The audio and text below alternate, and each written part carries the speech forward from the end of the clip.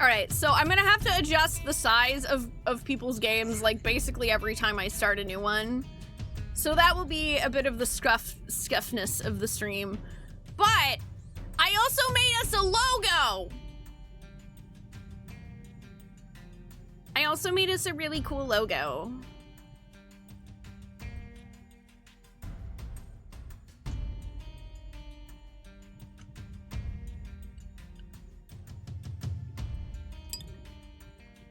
I didn't make a game, but Bard Wave. Oh, I was asking how many of you have daddies in your games? Because Rock's description for their game was just a small RPGMaker game about a bard and her daddies. And then half the people that made games raised their hands. And then also plenty of people raised their hand that had made a game, and I'm like, you know what, that's fine, I accept that too.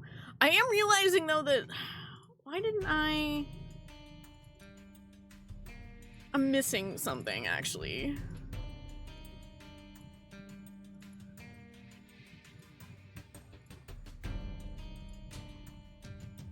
Hang on, I'm missing a thing. It was supposed to have a heckin' gradient so you could see that better. It was supposed to be a gradient!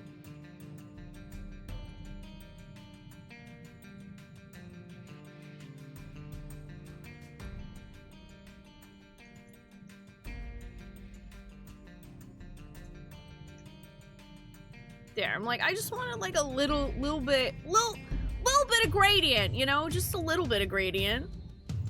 Just a little bit of gradient so you can see everything. Hi, Solar Cook! Tales from the chat! Oh, whoa! It's a For Funsies Novice Game Jam that I hosted, and today we're gonna be playing all 7 video games that were made by our wonderful community, and we're also doing that on front page, which is pretty swaggy.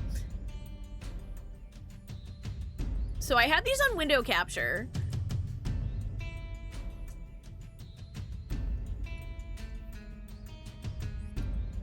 Let's see.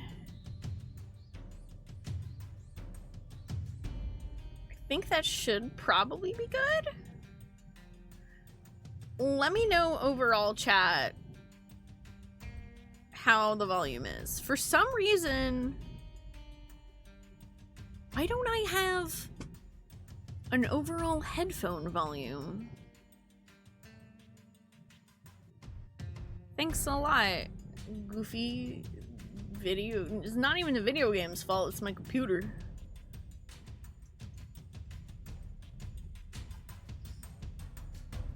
Also, I'm gonna turn off my AC while ads are playing.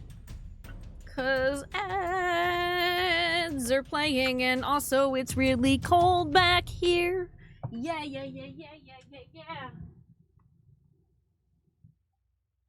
It's heckin' cold. You wanted to make a game once, but you reverse engineered Flappy Bird and that was hard enough. I mean, that still sounds cool.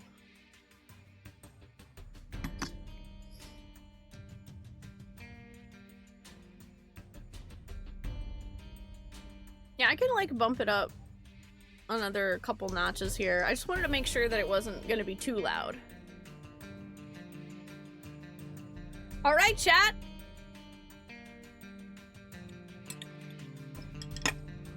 I do have a controller. I plugged in a controller because I figured that with some of these being made in RPGMaker, that would probably be easier. So I'm gonna take a look at the options. Ooh, always dash, absolutely.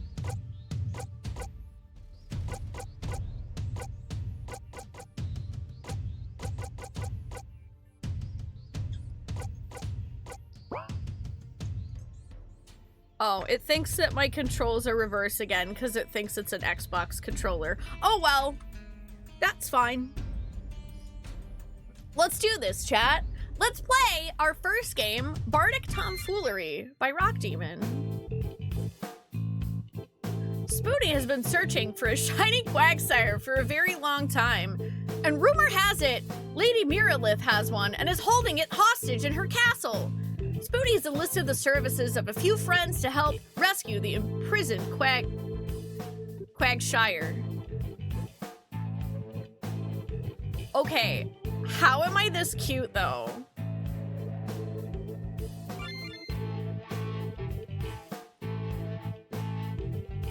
Ah.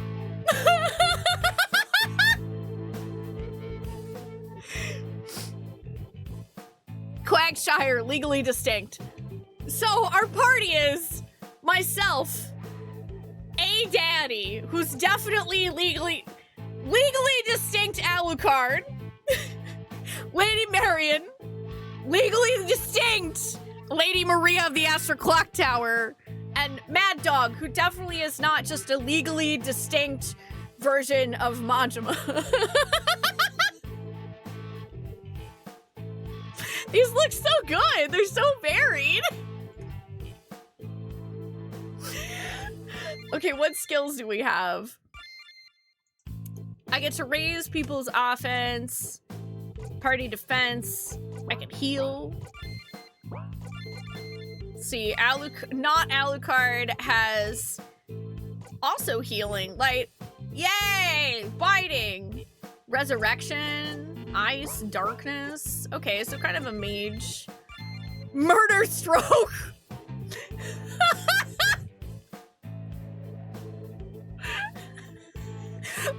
Legally distinct Lady Maria has murder stroke. An overhand blunt strike that ignores half defense with a small chance to confuse. Honestly, that's perfect. Confuse, as in, why am I into this?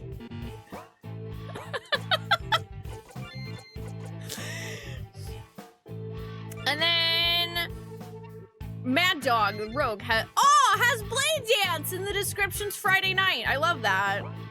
Hi, Berserker Shinobi. Oh, this is from RPGMaker. So tonight is something called Tales from the Chat. And it is a thing that I did. It's like a mini game jam, a mini novice game jam. And a bunch of people in our community made games in RPGMaker and other kind of like easy to access engines to celebrate 10 years of streaming. And now I'm playing them all today. I have a cute walk. Lamia. Hello.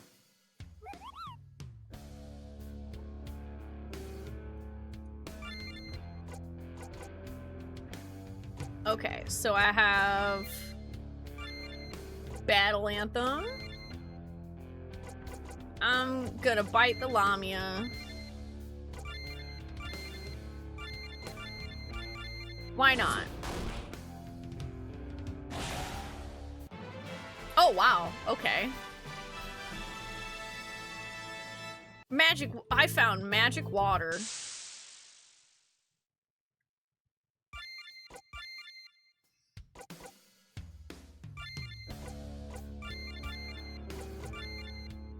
I wonder, you know what? I should probably be saving my MP or something. Mad Dog dances to Friday Night while slashing the enemy. Can't stop dancing all night. Oh. Yeah, I should probably save my MP. Seems like a good idea.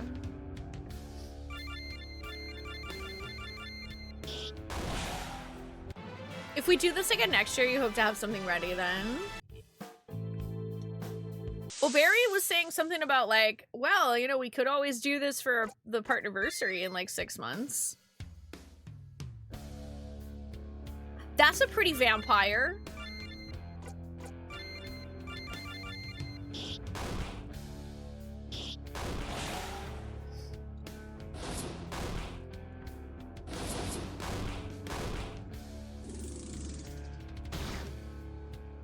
Darkness! No parents!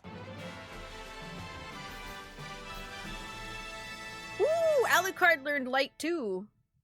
Death's sweet embrace! Hot diggity dog!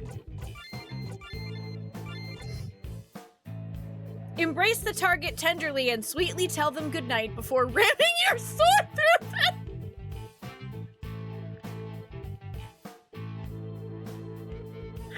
Hello, I'm gay.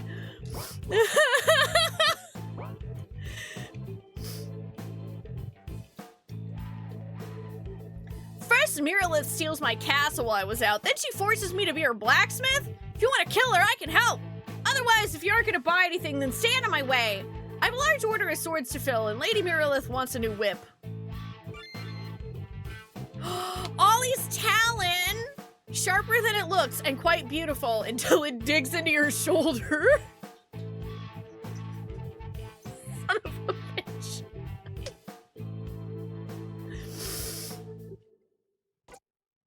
True Sword of the Dragon. An ancient family heirloom is finally home and fully restored thanks to Forky the blacksmith. The blacksmith is Forky?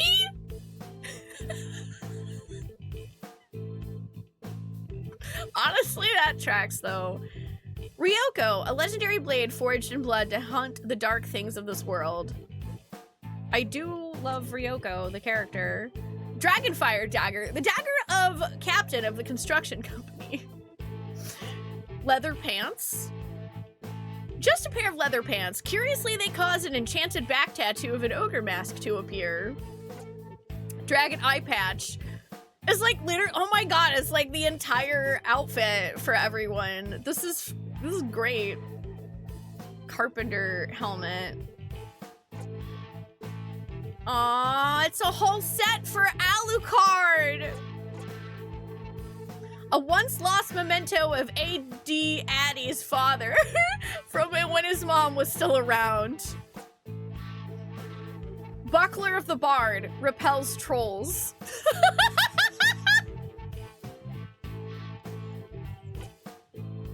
Barbuta of the Bard! Barbuta! Sold. Sold. Sold! Sold! Sold! Sold! Sold! Just a plain piece of upper body armor with the symbol. Oh no! I can't read what it says! What was the symbol supposed to be, Rock? Ooh, magic ocarina. Bloodhunter's tricorn. Dusty trench coat. Clock tower pendant. This is so cool that like there's an entire set of gear for all the characters. Oh, of a harp. I like it. Okay, I'm gonna buy a couple weapons, and then I don't have any more money, so I had to buy the Barbuda.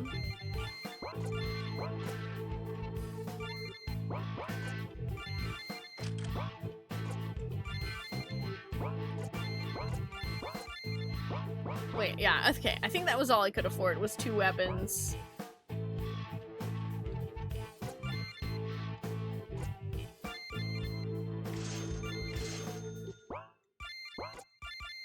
I'm gonna sell my old stuff. I don't know what the magic water does. Oh, MP, okay. Elixir has a chance to fail! Elixirs have a chance to fail! What kind of Dark Souls shit is this? What in the effing Dark Souls? Listen, I don't care that Forky is a palette swap. That's the way that's as the gods intended it, item. She also has devil horns, okay? She also has devil horns. Okay, Rock, I have a question. If I don't buy all this gear, am I boned?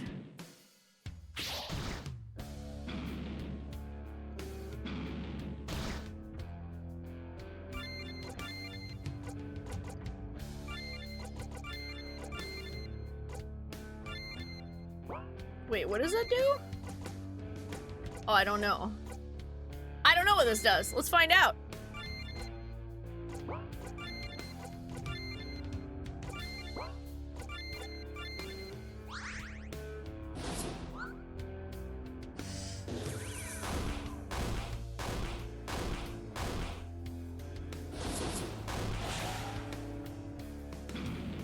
Final boss is tuned for all the gear. Okay. So, is this my only chance to buy a gear? That would be my other question.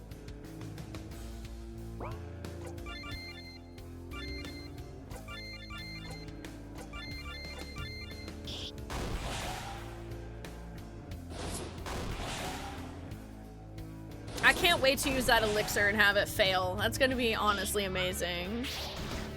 You read Leather Pants and you thought of Yu-Gi-Oh! Abridged? I haven't seen Yu-Gi-Oh! Abridged. Technically, I've only seen one episode of Yu-Gi-Oh! Ever. Many potion, very yes. Oh, you know, also saving is probably a good play. This is the only place to buy gear, but as long as I don't go through a certain door, I should be able to come back. Okay. I was trying to figure out if I should be, like, attempting to get all of the gear now or not. There's like a bug that's, like, flying in my face, and I didn't get it, but I really would like for it to go away.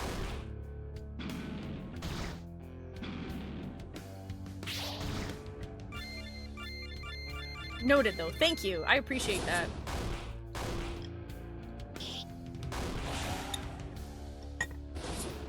I like that Ollie's talent is a flail, because honestly, that tracks.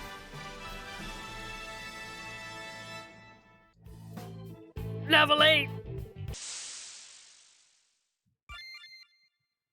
So many imp. Do I have...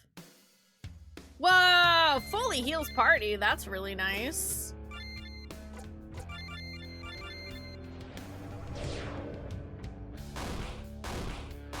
Hooray for AoE! I was literally sitting here thinking, like, is there an AoE spell? It was right in front of me.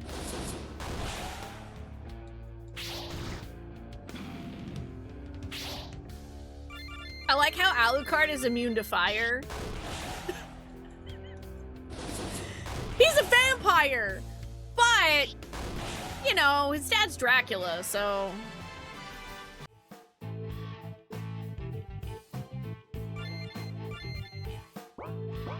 What's this on the ground?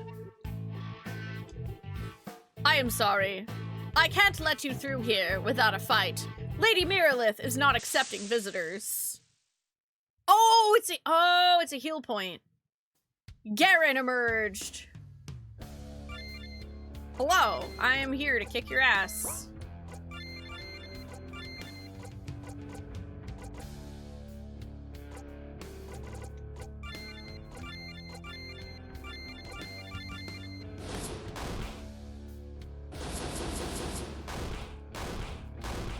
Man, Lady Maria being able to do 1,000 damage in one hit is kinda awesome.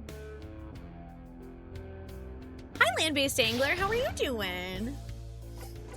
Ow, okay. That guy also hits kind of hard, though. Fair enough, fair enough, fair enough.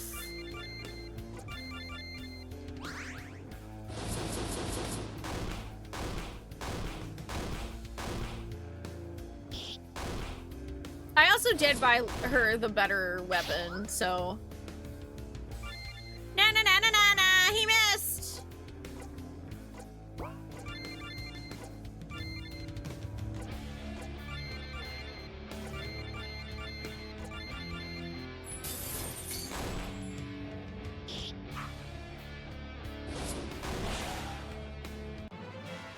Bye, Garen! Ooh, divine intervention. You have bested me in honorable combat! But don't think for a second you stand an imp's chance against Miralith, the Lady of Shadow and Flame. Oh, I gotta sneeze.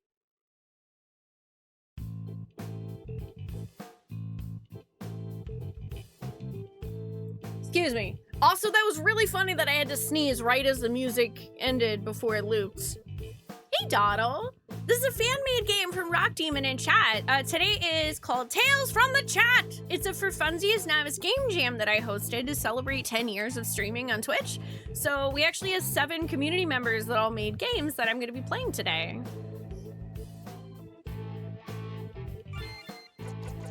Alright, I'm gonna save again. And, oh, I have like 3,000 gold, so I'm gonna go buy stuff. Thank you for the Gesundheits.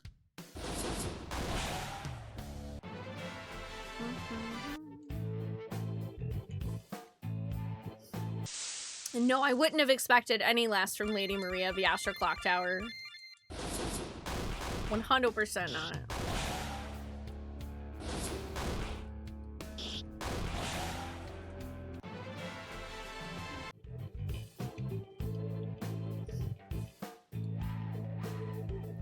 Hello, Forky. I would like to purchase equipment.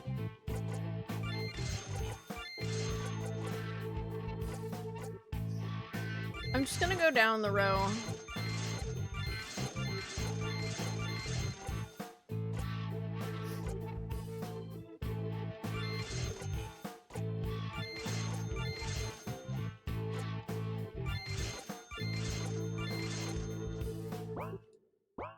Oh, well, cool. I have all this. Oh. Oh my god. I didn't realize Forky has a second dialogue. What do you mean I look like a palette swap of you? Can't you see my horns? I, Forky, am clearly superior! Now, did you need anything, or are you just here to annoy me?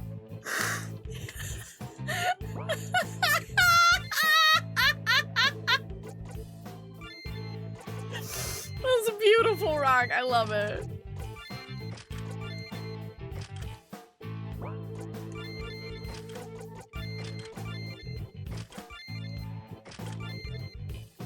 So,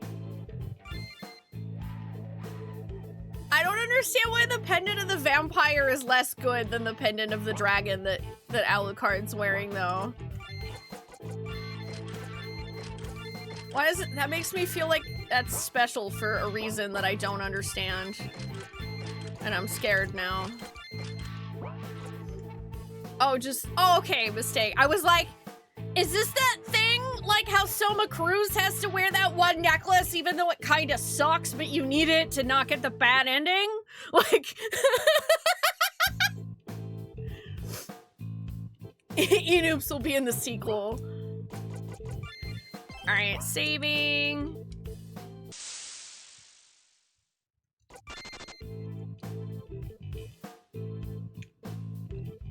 We're level 10. We got all the gear. I think we got this. Wizard! Wizard! Wizard! Wizard!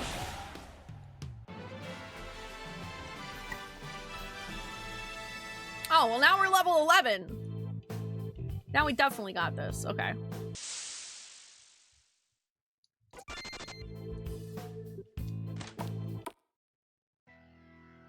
Spoonee and crew have fought through Miralith's demonic horde, searching every corner of the lair for the Quagshire, and now they stand in Miralith's throne room with the final chest sitting behind the throne, guarded by Miralith herself!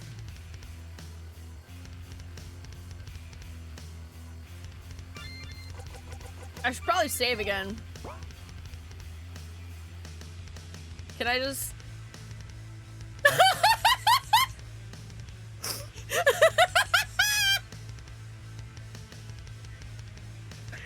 Rock, how did you know I was gonna do that? Just what do you think you're doing? Did you really think you could just walk around me without a fight? Yes! Yes, I did!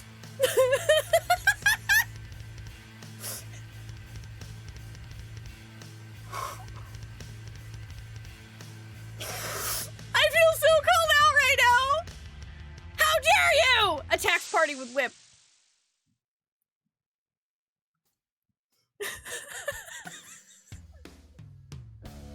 I sold you.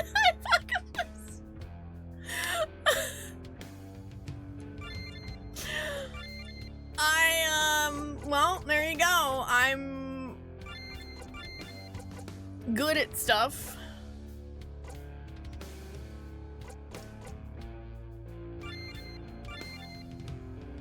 Oh, also, we're at half HP now.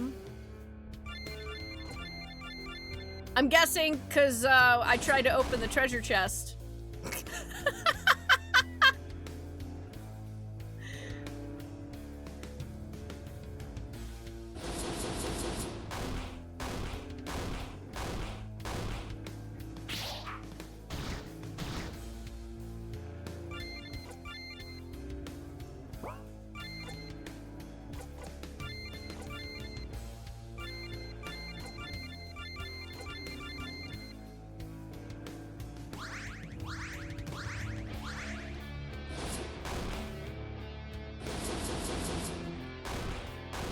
Whoa! Crit!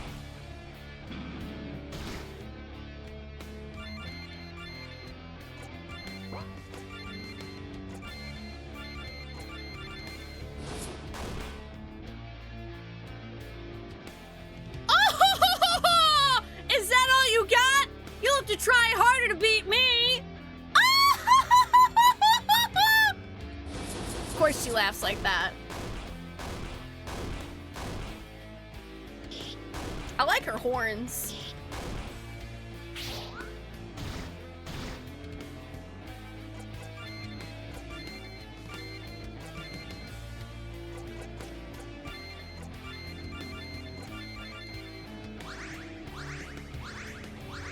Oh, well, definitely, Landis, 100%. I think it was just extra funny to me because I literally just was like, I didn't expect it to work. I expected to just not be able to open the treasure chest. I didn't expect there to be a dialogue box wherein the boss notices that I just walked around her and tried to loot the chest and then immediately started a fight with me and got basically a first attack.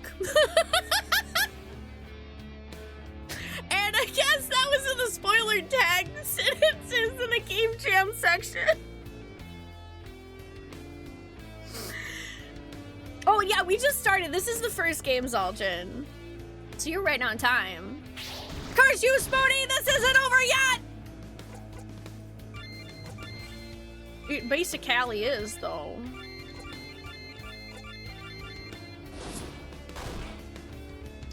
$4K, let's go.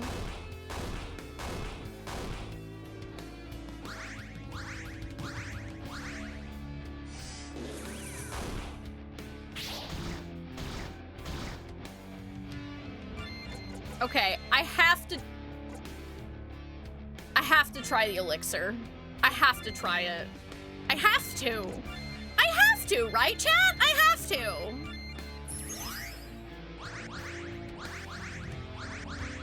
Oh, okay, it did not fail. I am surprised. I definitely expected that to fail.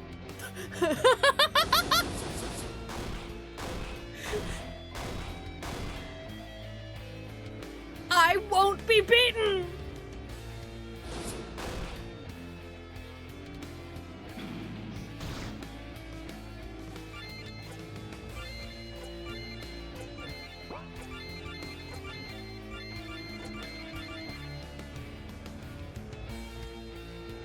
I kind of wanted to see what happened when it didn't work.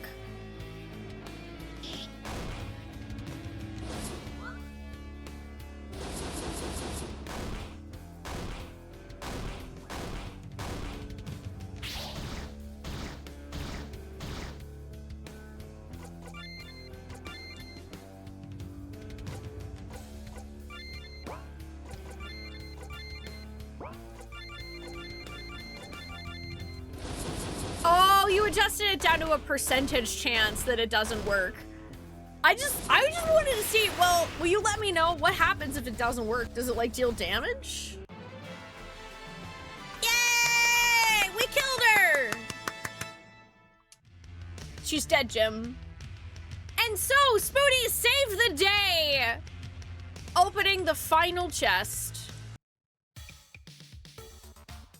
Spoonee was victorious over Lady Miralith and her army, but unfortunately her Quagshire is in another game. Damn it!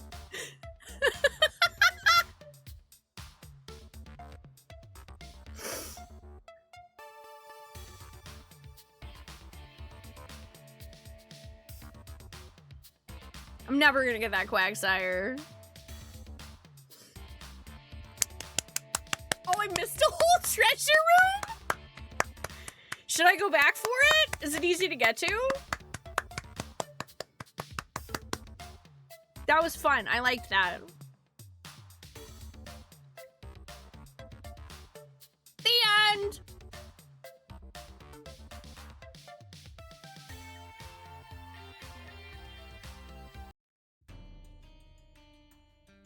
I don't know if it will let me go back from that room.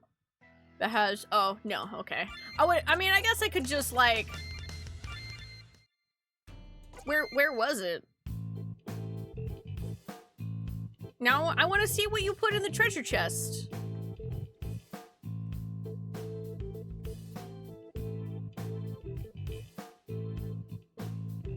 The wall with the obvious hole. Oh, literally that one that, yeah, that has an obvious. You fed it. Yeah, I just.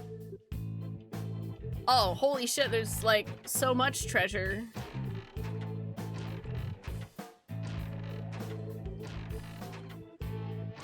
What? Why'd you put all of this in here? A guard? No.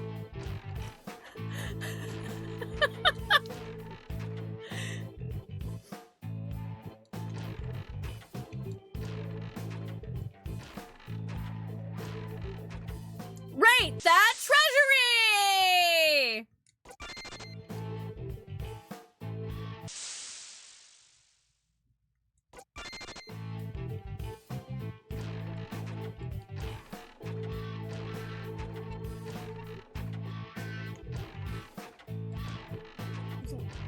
I just wanted to see what all- I have to check all of them. I have to check all of them. Also, thank you, Nuvari, for the free Enterprise reference. Yeah, the real question is, is there a chest that has something really cool in it? Or did Rock pull a me and they're all usable items? They're all usable items.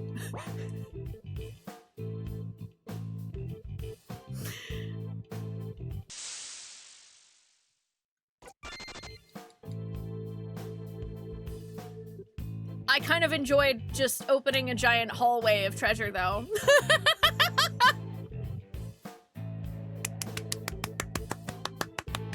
Thank you, Rock! That was lovely! I enjoyed it. I had a good time playing Bardic Tomfoolery. GG. It was good. I enjoyed it. Yeah, it's basically like a gachapon.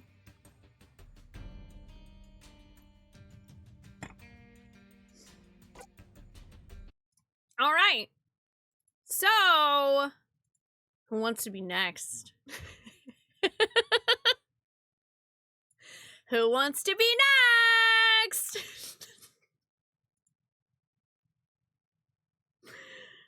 Let's see. Faye volunteered. Jason volunteered.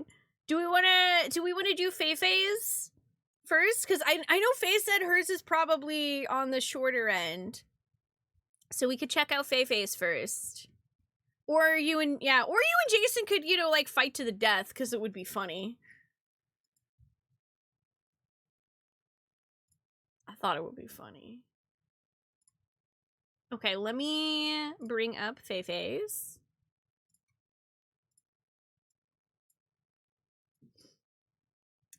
So,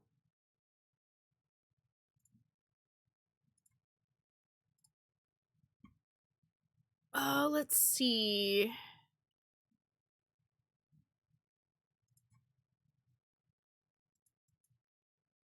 Is there a way to, like, bring this into full screen? I actually have no idea.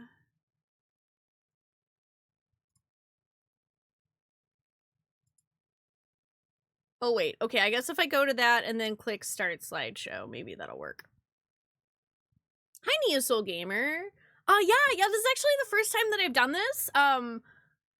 One of our community members mentioned, like, oh, it would be really fun to do, like, a thing where we make games that are, like, kind of like memes from the stream. And I thought, yeah, that does sound really fun. So, to celebrate 10 years of streaming on Twitch, I decided to host, like, a little mini game jam, just kind of for funsies.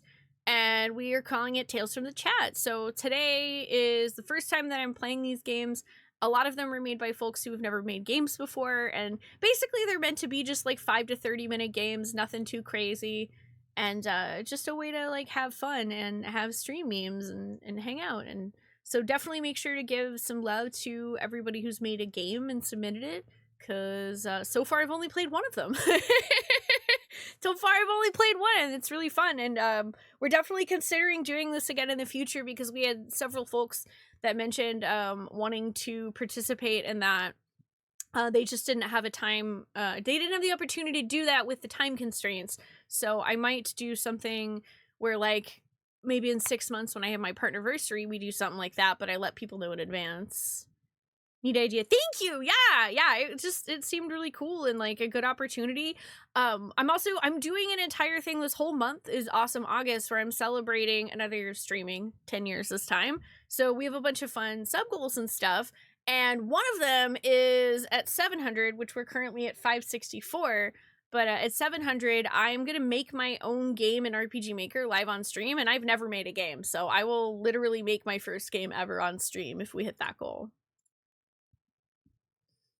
So what Feifei did, she mentioned to me that she didn't have a chance to, like, teach herself how to use a game engine, but Techie had this idea of, like, maybe instead of doing, like, a full game to make, like, a slideshow of the idea. So, what's kind of cool is Feifei took that and decided to actually make a game that's interactive inside of Google Slideshow. So that's what we're playing today. Oh, you use RPGMaker daily? You're making a little indie game of your own? Oh, that's super cool. Heck yeah. Heck yeah, absolutely. I had RPGMaker one time for my PlayStation 2 back in like 2002, and I couldn't figure out how to work it to save my life. So I'm hoping that if we hit the goal, I mean, I think I'll have a lot of fun trying to learn it. Hopefully I can make something pretty cool. It definitely won't be like a huge game, but I'm hoping it'll be cool. Oh, you had it too? Yes, it was so janky because, like, using a controller to move through the menus, like, made no sense to me, and it came with this gigantic manual. I don't even think I made it past, like, creating a tutorial. It was bad. It was really bad. I bought one of the RPGMakers on sale for, like, $3, so I do have one for if we hit the goal. If you wanted to make, like, an RTS, what engine would be good to start with? Asked Solar Cook. You tried Game Maker but didn't know where to start. Landis, are you out there, my friend? That sounds like maybe a question that you could answer well. Alright, Feifei, you said to maybe pull up, like, my own music or something. I guess I could just pull up, like, some of our regular, like, background music. If that works. Maybe Godot?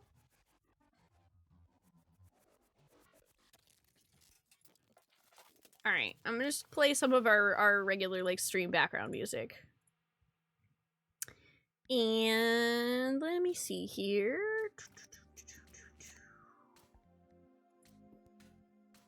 Slideshow!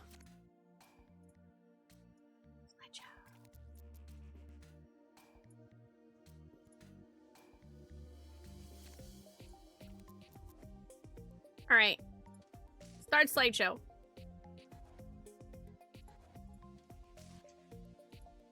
Here, I'm gonna do this. So it's a little less, here we go. That way you guys don't have to stare at my search bar.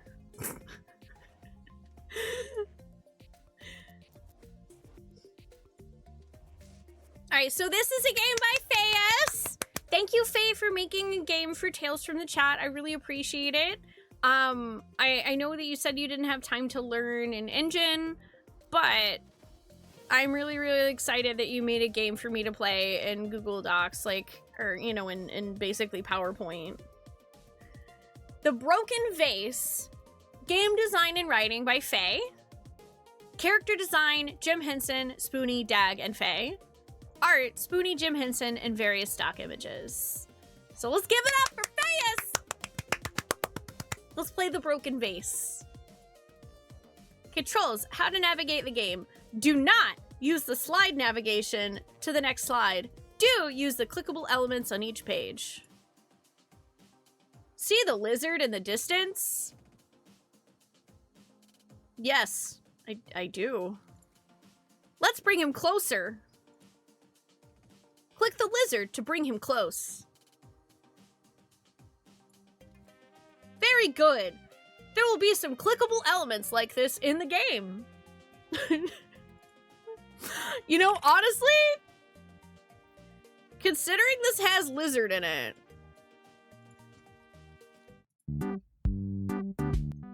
I feel like we need this song.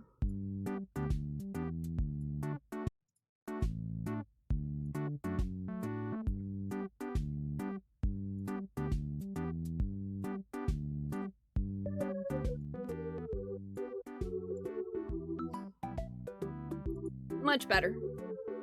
It's a tutorial! Ring, ring, ring! Ring, ring, ring! Answer the phone, Charlie! Ah! Oh, no! I tried to answer the phone! I went to slide! I went to slide to answer the phone!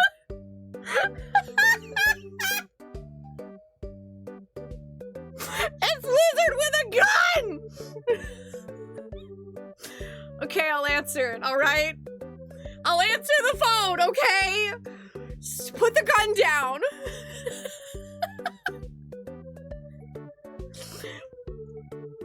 Hello? Ludo sad. No, Ludo, don't be sad. I love you. Why are you sad, Ludo? Vase broke. Not fault. I'll be right over. As you approach the address, you notice a nice home. With a not so nice looking lady outside tapping on her phone. Oh no! Chat! It's Karen! It's a Karen! Attack! She glances up at you and immediately shouts, "Excuse me! Excuse me! You can't go in! There's a crime!" ... Ignoring the obstacle, you still try to make your way in. "Excuse me! I said you can't go in!" Fine, what happened? "I was attending the seemingly well-to-do party when suddenly there was a clatter. Naturally, I ran over to see what it was. Only to find 4 guests around a mess of a shattered vase. Such a costly loss. Naturally, I've already called the police to arrest the culprit." What if it was an accident?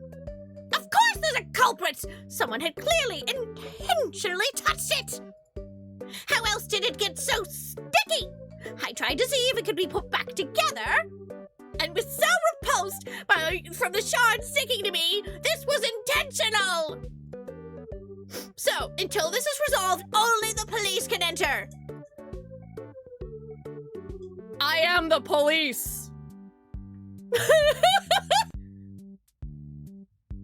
I am the police.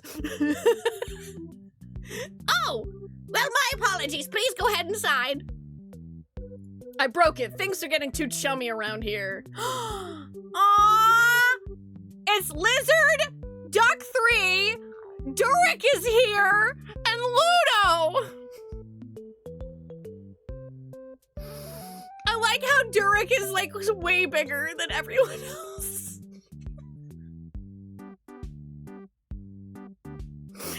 You enter the foyer to see 4 people around a broken vase. Some you might even recognize. Go ahead and click on them to learn more. A small green lizard keeps slamming his hand into a bowl of candy before licking the candy and their eye? Are they okay?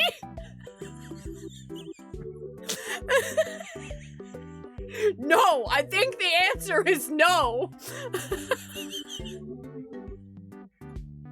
Lizard? What will you do? Alright, I want to meet everyone. Duck 3. Quack, quack. This small duck is covered in crumbs, with oil on its bill and feathers. A large red oni is nervously licking jam from his fingers as you approach. Oh sure, tiny vase is broken. So you think of the big red guy? I'm insulted. So, okay, Durek is the least likely to have actually broken the vase, though. That's the best part.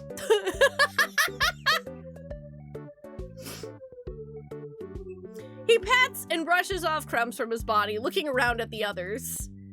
I guess no one else had the cherry jam tarts? He looks back at you, his face more serious. It really wasn't me. I believe you, Durek. You approach the friend who called you for your help. Friend came. Of course I came. What happened?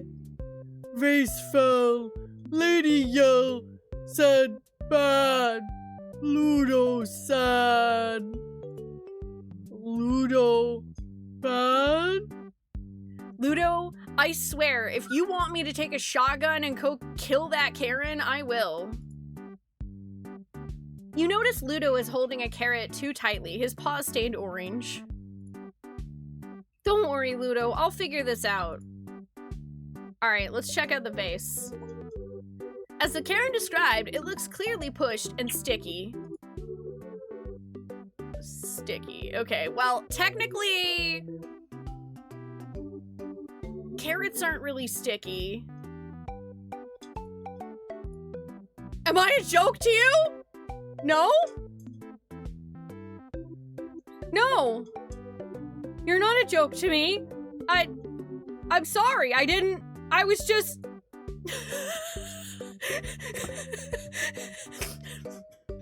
I don't know, Lizard keeps threatening me. I'm really suspicious of Lizard. I'm gonna accuse, you know what? I'm gonna accuse Lizard because he keeps threatening me. The sticky hand, the pushing motion. You have your man, Lizard. Just then, Karen walks in with two police officers. See, officers? Broken, like I said! As the only non-creature in the room, the officers look at you. I'm gonna tell on Lizard! Lizard did it! Taking your word, the officers interrogate the Lizard. Finding he is the owner of the house and vase, meaning there's no case. They both leave, shooting you and Karen annoyed looks. Why did you trust Karen's judgment of the situation? The end. Can I play again?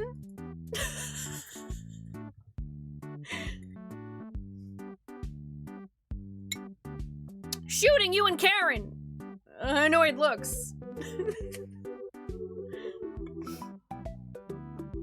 Yeah, Karen didn't even own the house. Let's see. Can I, like, go back to the beginning?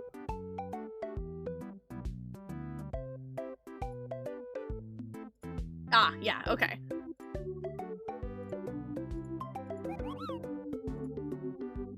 Yeah, why was Karen even here? I don't know. Who needs a punch? I will punch Karen in the face. But I'm gonna tell her I'm the police again so that, you know, she actually lets me inside. Sorry, Lizard. Okay. So what happens? Yeah, it looks clearly pushed and sticky. What will you do? I know who did it. It was Lizard. But this time I'm gonna try to I'm gonna not rat him out. Snitches get stitches. Despite knowing what likely happened, you decide to not get involved. After all, you barely know what's going on here past sticky fingers. Haha! Get it? The officers instead ask Karen, are you the owner pressing charges? I'm just being a good guest reporting the destruction of property. The officers, rolling their eyes, ask, is the owner present? Lizard. Would you like to press charges, Mr. Lizard? Lizard. An accident, I see. Do you need us for anything else? Lizard. Lizard. The officers turn towards Karen. Ma'am, the owner would like us to escort you off the property. But I was being a good guest! I'm the good guy here!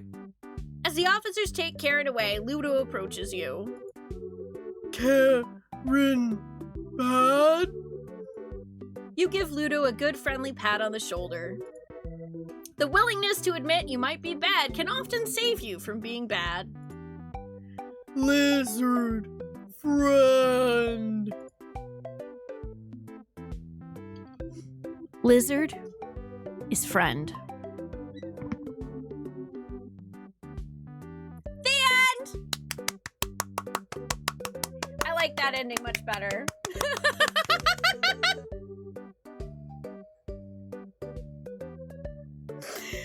That's beautiful, Faye! I love that if I accidentally clicked off of the actual clickable areas, the lizard would threaten me. That was beautiful, thank you. I loved it. Lizard is friend. Lizard is friend. Is there anything else from the game in particular that you would like for me to see, Faye, that I missed? I'm gonna try to make sure that I ask people that. Am I a joke to you? Hi,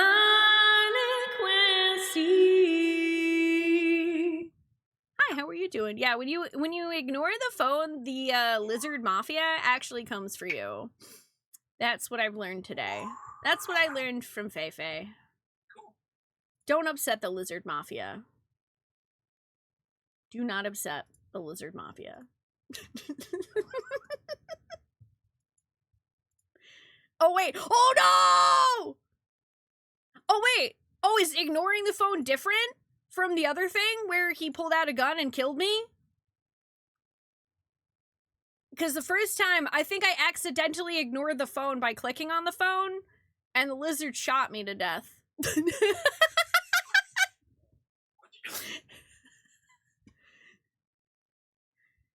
Oh, okay, there is something. Okay, hang on. I'll bring it back up. Oh, I see. If you keep clicking off of the clickable area, then lizard murders you. Oh, I didn't realize that. And now I know. Okay, let me, hang on.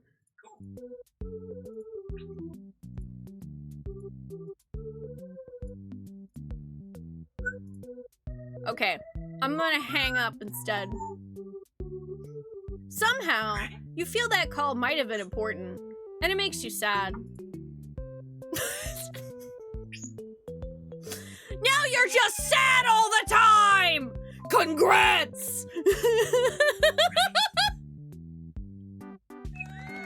Yay!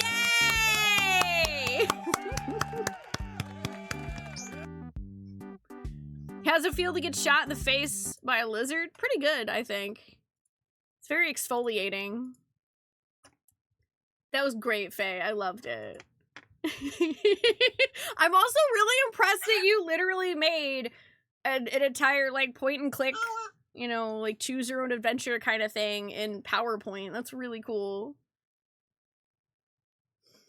All right.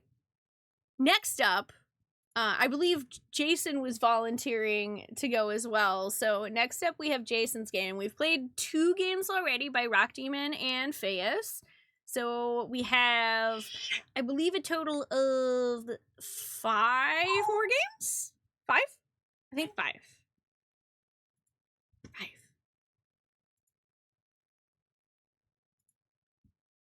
Lizard has gun 3. Duck 3 has, yeah, Duck 3 has guns. Am I a joke to you? All right, let me pull this one up for us.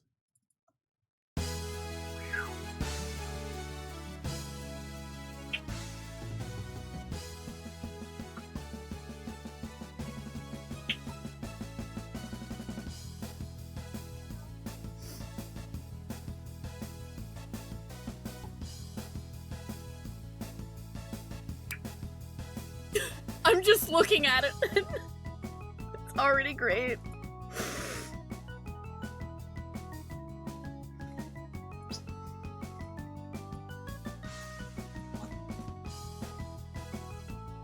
It's already great.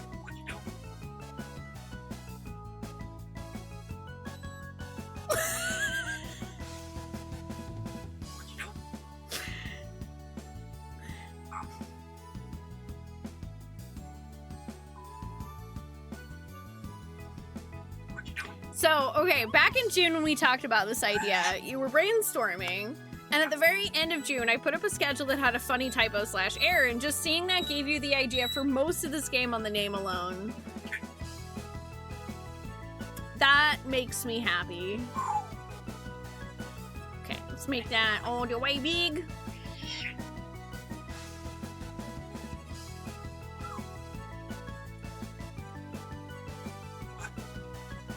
This is Chronicles of the World Friendship. I also love that you used that sticky note. I also feel slightly bad because I totally could have sent you a file of that sticky note. So I hope it wasn't too much of a pain to get. This is Chronicles of the World Friendship by Jason WFD. If we could get some clippity claps.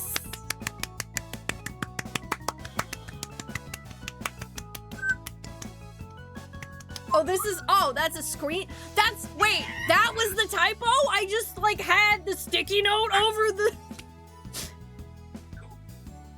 Oh my god, was that when I was playing that, like, Chronicles of the Wolf game?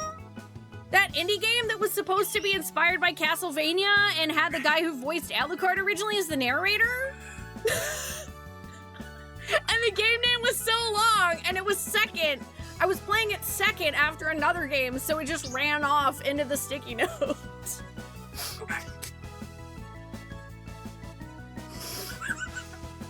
Excellent. I love it already.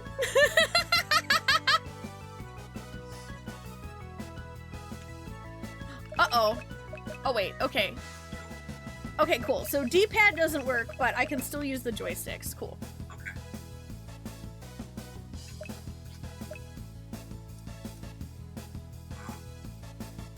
Let's play Chronicles of the World Friendship!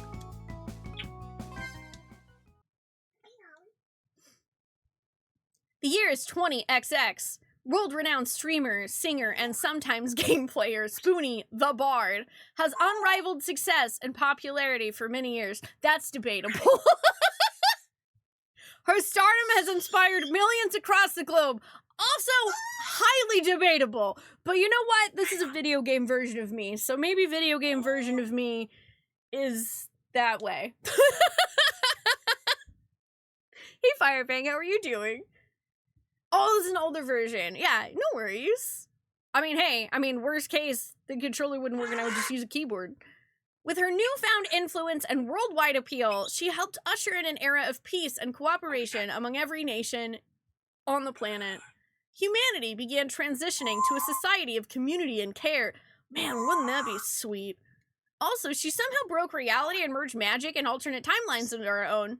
Not even she knows how it happened. Just Bard moded so hard she accidentally the universe. My bad. My bad, guys. Being a famous superstar was stressful, so Spoonee decided to take her family on a much-deserved vacation. She took her pets Luna and Ollie, her husband Angry Trees, and 2 of her other partners on a simple family camping excursion somewhere on the Pacific Northwest. Unbeknownst to them all, a new chapter in the saga of Spoonee was about to begin. Would you like to play the tutorial? Yes, no, hell no. What's a tutorial? Honestly, I should have expected What's a tutorial? I don't need no stinking tutorial! Spoonee yawns and stretches as she gets out of bed. Now I want to know what the other options said. Okay, Jason, I have a question. Is there any version of that would actually show me a tutorial? Or are they like, are you a doppelganger? Spoonee yawns and stretches as she gets out of bed. What wonderful start to our vacation. Fresh air, beautiful weather, being surrounded by the sounds of the forest. Isn't that right, Ollie? Ollie asks, "What you doing, Ollie?" from her perch in a corner. Luna does a big stretch in her cat bed. "Oh good, you're awake. Come outside, babe. I made us some breakfast. Got a fresh pot of coffee, too." Oh, dude, AT makes me breakfast and coffee in this? Hell yeah. Oh my god, yes, coffee! I'll be right out.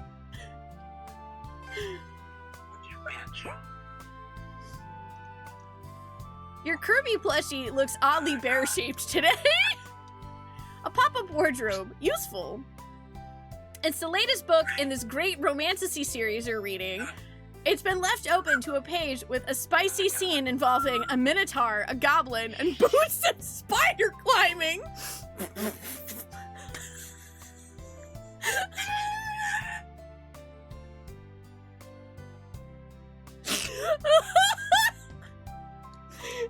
Jesus. There's a basket full of fruit. I'm gonna take a banana.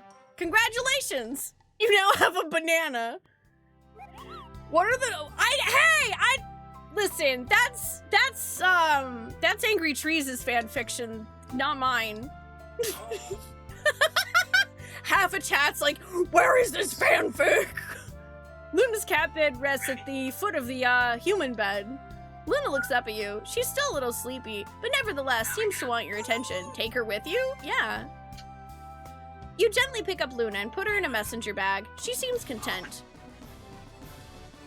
I have a Luna!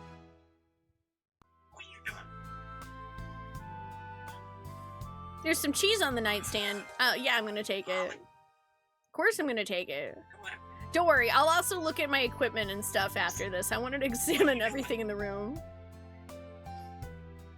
Hey, Avas, how are you doing? Why the boots?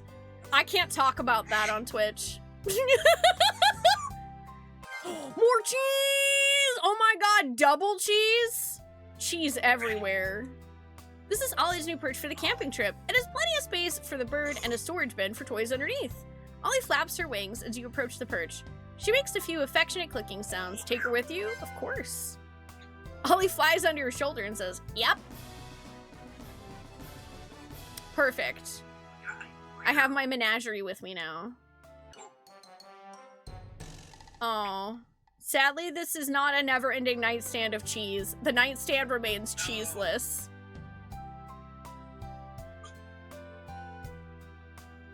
Now I'm sad! Does that one do it too? It does.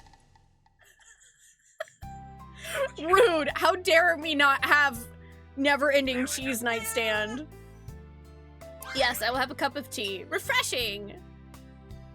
Fill up on pizza? Or you could try a little experiment with your banana and the pizza? Scarf pizza, leave, or commit sin. Is this from the other day when somebody was wondering whether or not banana would taste good on pizza?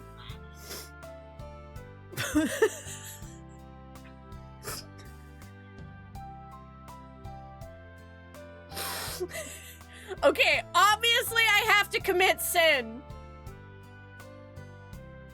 Commit sin! You blasphemously rip the banana into chunks and smoosh them onto the pizza. Marveling at your abomination, you pick it up and take it with you.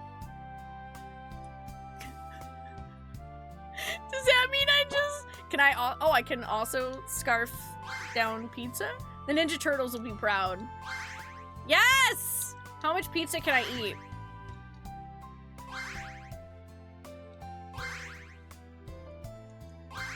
I see how it is. So I don't get infinite cheese, but I get infinite pizza? I'm okay with that. Potted flowers flank the entrance to the tent. A small stand with some flowers on it. You picked these yesterday, and they're still holding up well. Pizza simulator. Hell yeah. Alright, so we have 2 cheese. Recovers 500 HP. I have the key item, Ollie. Spoonee's beloved Congo African gray parrot who enjoys backing up. Luna. Spoonee's loyal, fluffy, purring companion. Enjoys naps and belly rubs. Sometimes. Banana pizza. Not sure why you did this, but it's a pizza covered in banana. It's a key item also, so I don't know what that... That's concerning that that's a key item. This inspires you to either play a game or make a game in RPGMaker MC. You should! You should go for it. Yeah, pizza has cheese on it, so we still kind of have infinite cheese. I have $69 US. Nice. Nice.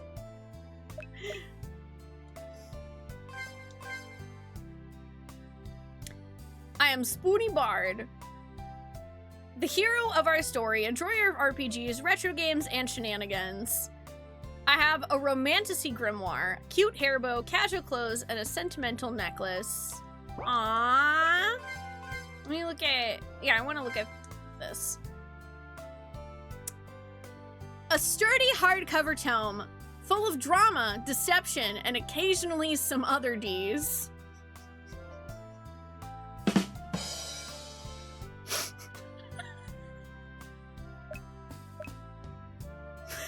Cute hairbow! A simple hairbow! Very cute.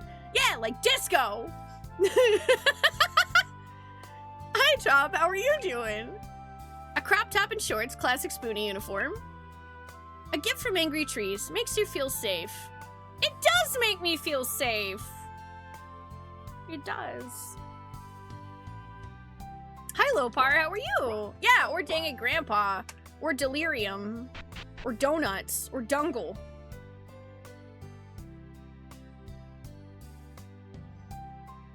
Good morning, my wonderful wife. I made your coffee just the way you like it. Aw, you're the best. Spoonee gained a coffee. So, once we're done with breakfast, what would you like to do today? We didn't get a chance to do any exploring yesterday, so I thought maybe we could... A sudden burst of ominous laughter echoes through the clearing, cutting off Angry Trees mid-sentence. Dracula! I like that Dracula just has a mustache. Dracula! Oh.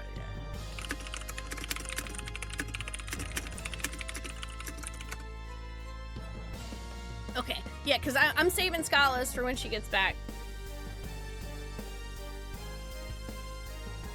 Yeah, that's true. He does have a mustache in Symphony of the Night. You can't fool me, Emmett Silk, with a mustache! Where's the sexy back? Why isn't it playing? My reputation precedes me. I trust your little holiday is going well. Get out of here, you big jerk! Whatever you're selling, we ain't buying! Can't an old man enjoy the wonders of nature? Partake in the simple pleasure of conversation? Appreciate the small things in life? No! No, you can't! You're right to mistrust him. It's Alucard! Begone, father. I know not what dark pact has brought you back once again. However, we will not play accomplice to your schemes. So yeah, so far, 2 of the games have had Alucard. Beautiful. It's like y'all know me. Dracula takes a deep sigh. Alucard, my son. I see your temperament has changed little since our last meeting. Very well. I'll make my purpose plain. You, the one they call Angry Trees, I require your assistance. Me? I've heard you're a very distinguished, talented man. That's true, he is. And you're exactly the right kind of man to help me with my recent experiment. If you would please come with me so that I might tell you more about this endeavor. A project so grand it could unlock the most hidden secrets of the universe. I swear if Dracula just wants someone to play chess with. Knowledge mortal man could scarcely dream of. I am on the precipice of a breakthrough, but I need your help. Come, make history with me. Well, Your words are as empty as your soul! Mankind ill needs a savior such as you! Dracula lets out another long, exasperated sigh. I somehow knew you'd say that.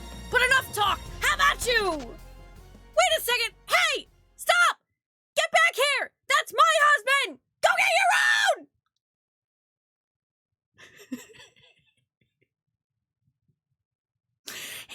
Dracula stole my husband!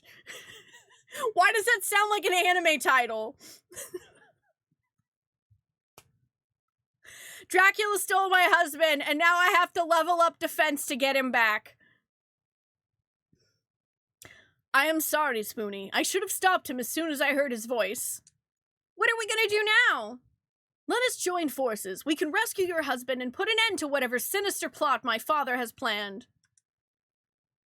Thank you, Alucard, but really, who just steals a husband? We should focus on the task at hand. Knowing my father, he likely summoned a mysterious castle somewhere nearby, and his minions will bar a path to. Of course!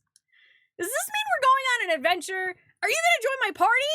Oh, wow, this is awesome! It's just like one of my JRPGs! Yes. I will now join your party, just like in your JRPGs.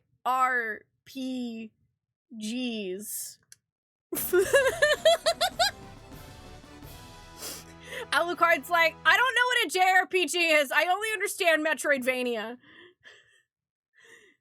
Yeah, I was on a camping holiday when Dracula stole my husband, the light novel. Or the Wattpad.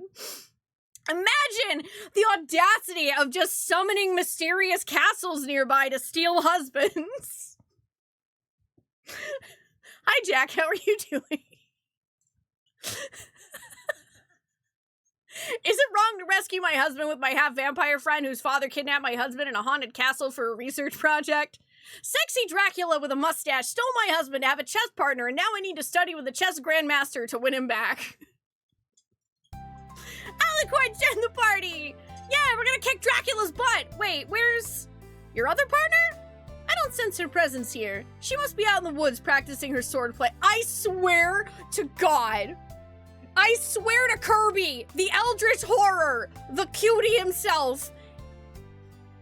If both Rock and Jason made my companion party members Alucard and Lady Maria of the Astral Clock Tower, let's be on to find her then. Can I go into Alucard's tent?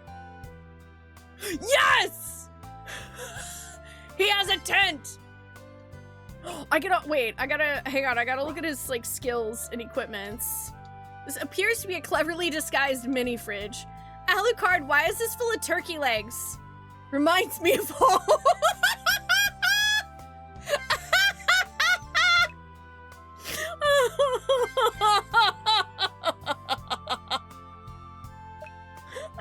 Good.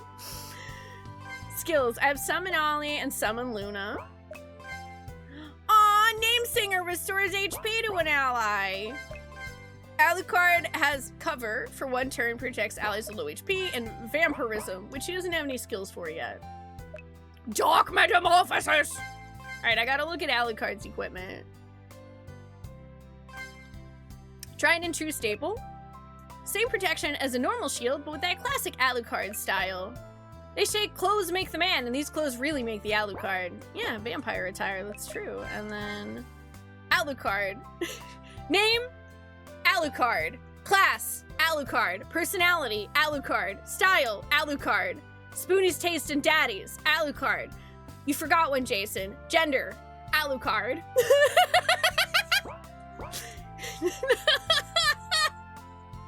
A small table. A spooky gothic chair. It's perfect though, I love it. You know, I thought you'd have a better looking bed than this. Very sorry, very tired. Oh, you hope to remove his big stuff to his new place? Well, I hope you can get some rest now. Did you treat yourself to some pizza or something? Hi, Chupon, how are you doing? I had used most of my decor budget on the fancy chair. Why? Looks better for dramatic brooding. You know what? That's a good point. A sword stand. It holds a spare sword. A spare shield lies here. I also definitely want to see Lady Maria's tent. The breakfast Angry Trees made for you is sitting here. Looks like a scramble of eggs, potatoes, and some of your favorite vegetables. Hell yeah, I want that breakfast.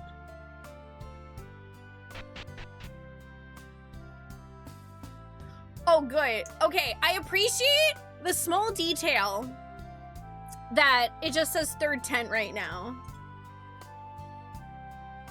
It's a good attention to detail. Oh, yay, and your fever's gone. Good, I'm glad to hear that, Jack. And chicken fingers and fries sound delicious.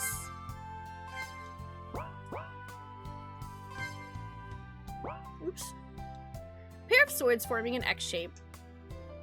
An anthology of poems examining hubris, death, and the folly of mankind. You know, just girly things. A notebook containing a series of notes about recent experiments. A pair of swords lie on the floor.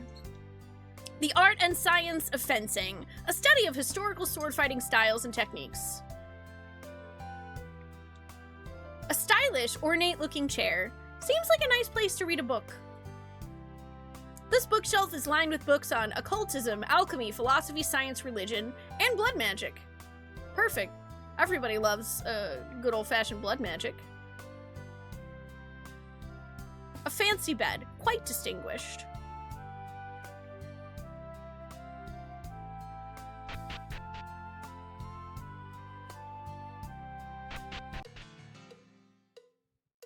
As expected, my father's minions block our path. Make sure you're prepared for battle. Hey, Alucard, is it just me? Or do those skeletons seem a little flimsy? Indeed, father must not be at full strength. These seem to be rather subpar servants. Ooh, how about fragile followers? Pathetic partisans. Sad, sorry skeletons. Weakling warriors. Terrible troops. Maligned mercenaries. Underperforming undead. Awful animated abominations. Bad bone guys! In any case, let us dispatch these minions and move on. I appreciate the idea that Alucard would just rattle off puns with me. You know, rattle like bones.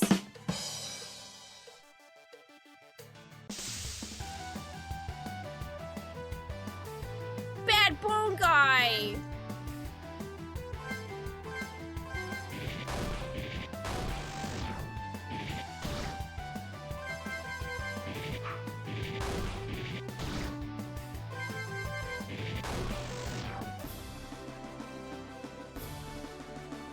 Ooh, I learned Battle Cry. So, question. Why do these skeletons explode into money when we destroy them? I've never studied the arts of creating undead. I do not know. Maybe the ritual requires cash to hold the bones together? Perhaps. Or maybe this is a metaphor about power dynamics and the relationship between employers and workers. Maybe we should just keep moving. You can't fool me, Dracula! I've consumed the soup of media literacy!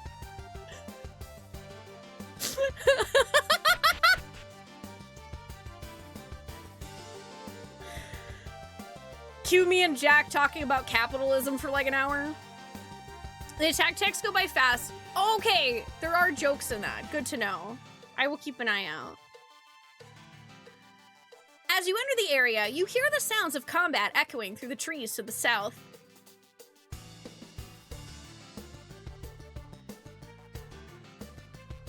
A group of monsters jumps out of the trees. It's an ambush! Social media slime ball emerged. Good. You know what? That is honestly how I feel about that.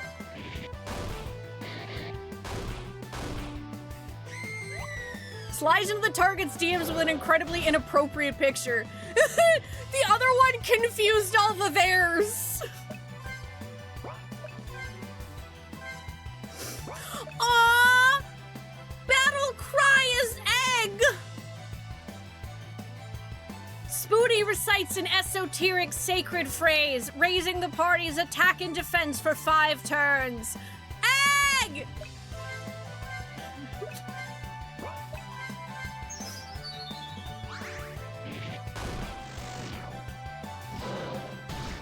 for all intensive purposes. Oh, that physically hurt me. Jason, that hurt me inside.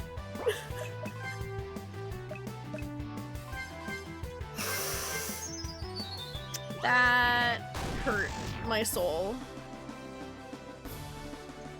Get up, learn. Majesty learned.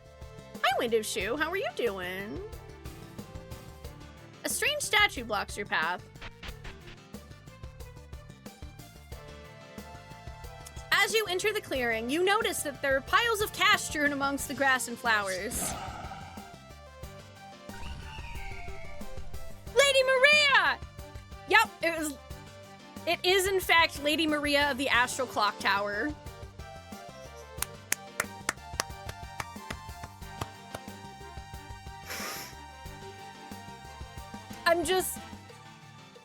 I'm so proud of you, chat. I'm so proud of you that 2 of your games have Alucard and Lady Maria as party members. Hi, Sigma. No, we're just beating up slimes. We're playing as me, Alucard, and Lady Maria of the Astral Clock Tower. How are you doing? Spoonee, Alucard. Oh, thank goodness you're safe. Not that you wouldn't be, because you're really skillful and smart and strong and talented and pretty and more coming. Be ready. What do you mean? I don't see any more monsters here. They came from the trees. I also appreciate that the skeletons are actually named Bad Bone Guy.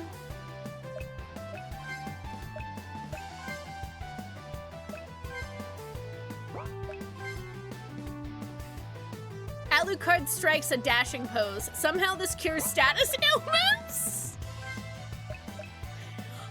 Gay blood magic? Lady Maria has attack skills and gay blood magic.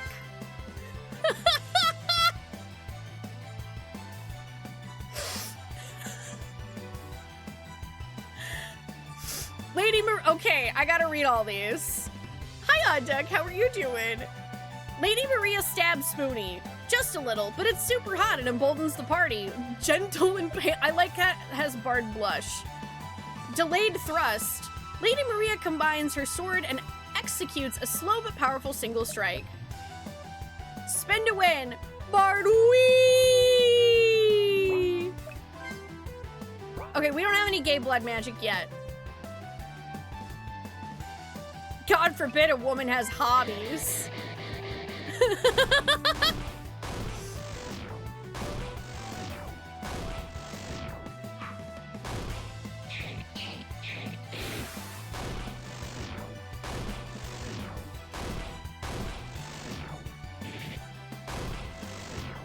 Nice.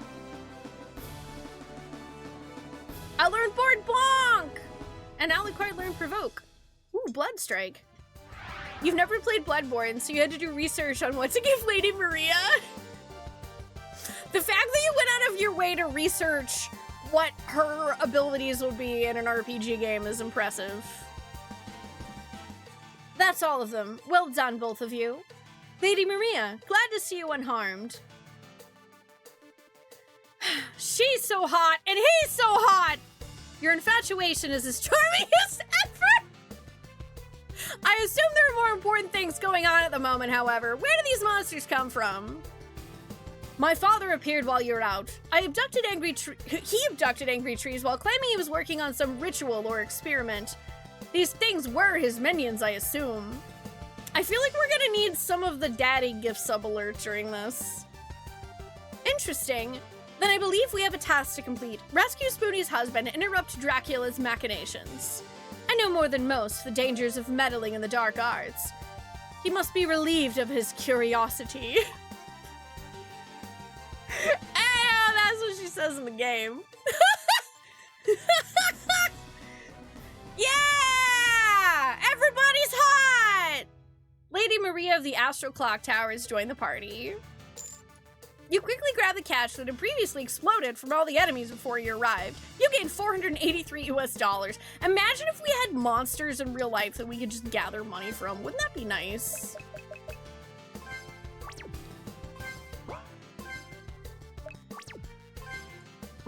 Oh, okay, that's the save sound. That was confusing. Hey, 9-star, how are you doing?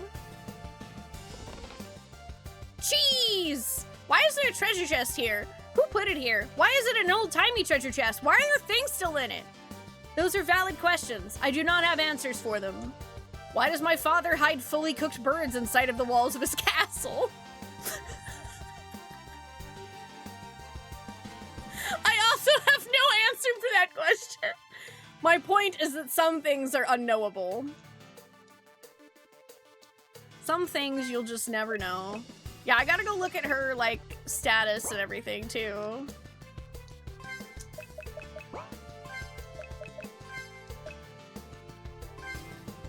Lady Maria, sword lesbian. Perfect. Lady Maria of the Astral Clock Tower. A mega hot swordswoman / researcher from another world. Gay!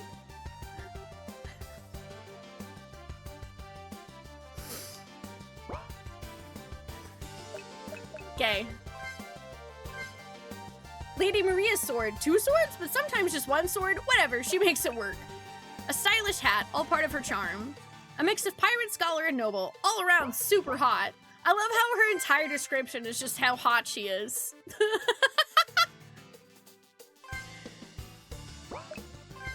Ooh, blood strike. Lady Maria taps into her blood powers to deliver 2 powerful strikes.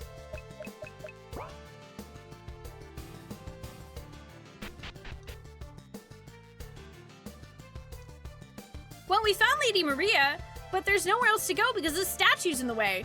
What are we gonna do? Stand back. As Spoonee and Alucard retreat a few paces, Lady Maria calls upon her blood to deliver a devastating attack that explodes the statue into pieces. Impressive.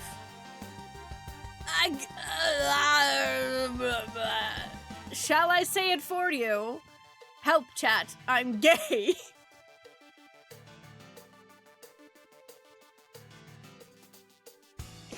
Anyway, so about this just being about roasting me for the entire time.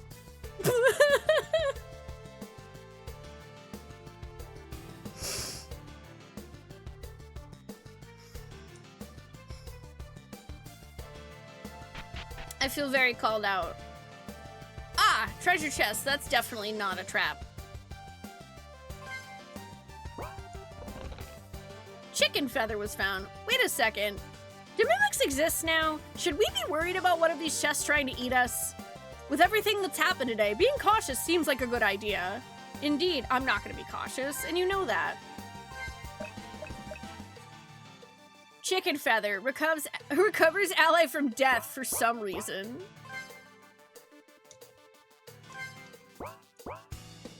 Oh, she was originally gonna stab me and deal damage? As Spoonee retrieves the item from inside, Lady Maria slowly moves to the side of the chest. She draws her sword and prods the treasure chest a few times. This one appears to be safe. Alucard, standing behind Spoonee, suddenly shouts, "Spoonee, watch out!" Spoonee whirls around. Wait, what's happening?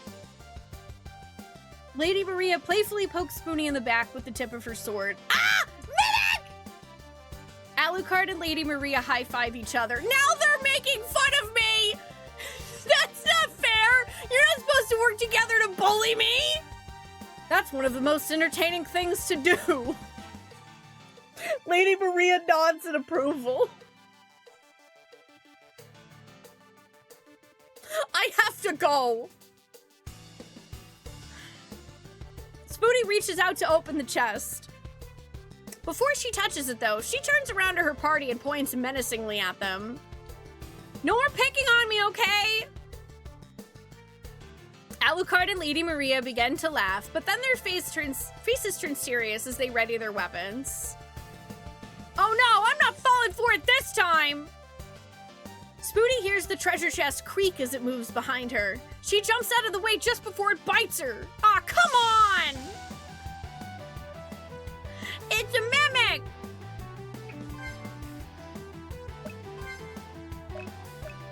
Bonk! Bonk, bonk, bonk, bonk.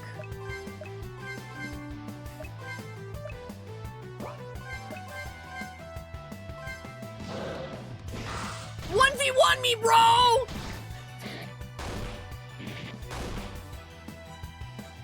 Alucard just yelled 1v1 me, bro, at a mimic. Get up! Spoonee revives a party member through sheer force of will and stubbornness. As I want to do.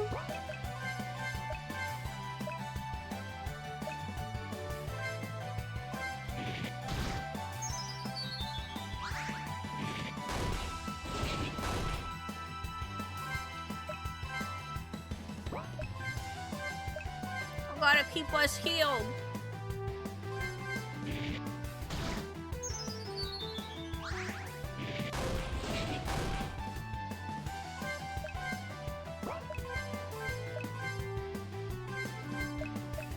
Oh yeah, I wanted to try a blood strike too.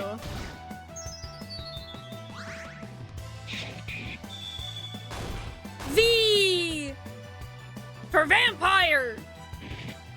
She does lose some health, which makes sense, because that's how that works in Bloodborne, too. That's great. Also, I think I heard my kitty cat.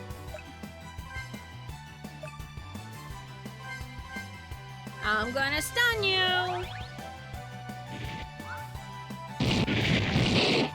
Hits the target with Banhammer! Didn't deal any damage or stun him. Oh well.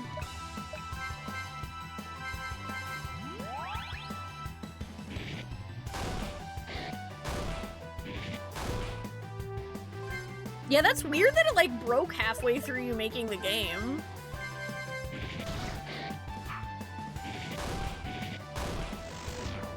That mimic was beefy. But he had 690 US dollars! Ooh, group name singer. Hellfire! And Bloodspin. I really don't like those things. But hey, one of them had cheese, so... Could have been worse.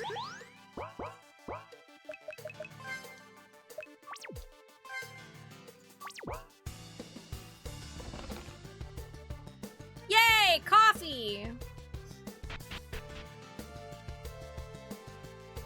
Hey, check out those skeletons over there. They look a lot sturdier than the other ones. That's true. They'll put up a tougher fight. Be ready. They also appear to be wielding firearms. What? Those skeletons have guns? That's not fair! I'm weak to bullets! Aren't we all?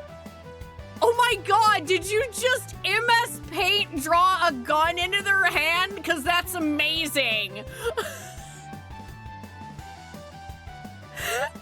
I love it! I love it! That's perfect. It's everything I could have wanted.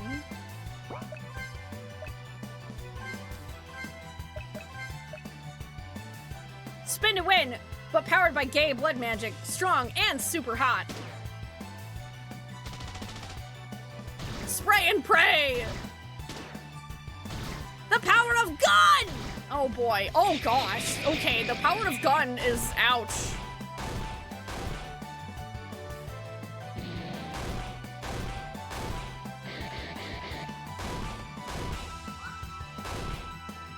Oh my god, none of them... Oh geez, they're all still alive.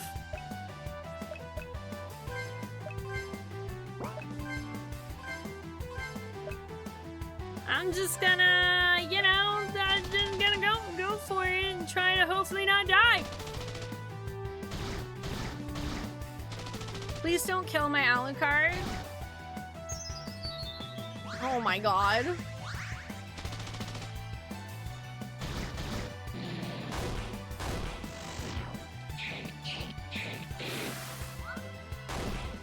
I like the flower petals at the end of that, by the way.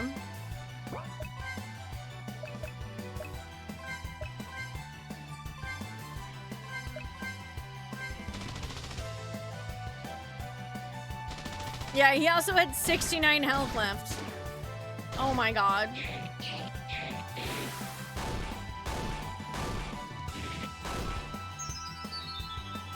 Bro, why does everything have so much health? Hi, Luna. turn my pocket in this game.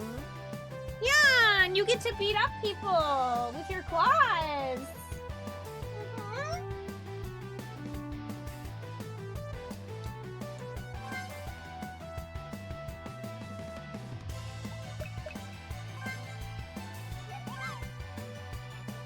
Peachy. All right.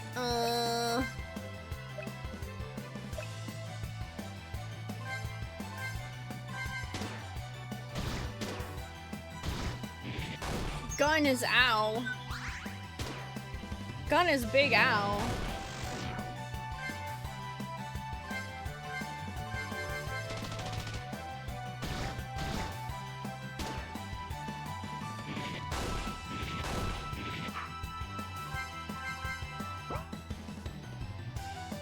Don't mind me just giving Luna some attention.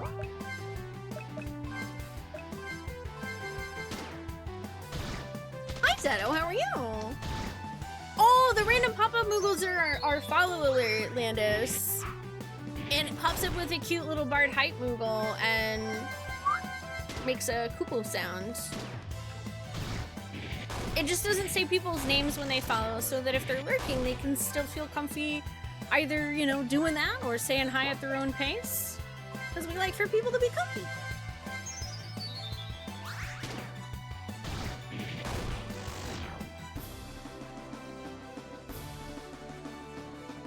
Oh, nice! Life draining. Sword gun!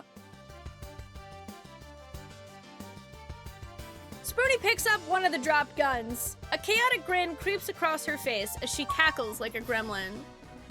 Yeah! I get a gun!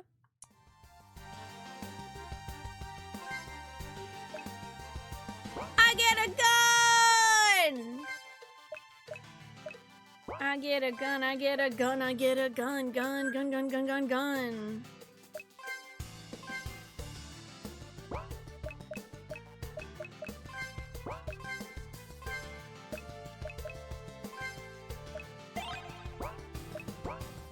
I'm gonna do some of that, and let's heal us up. And I'm gonna save.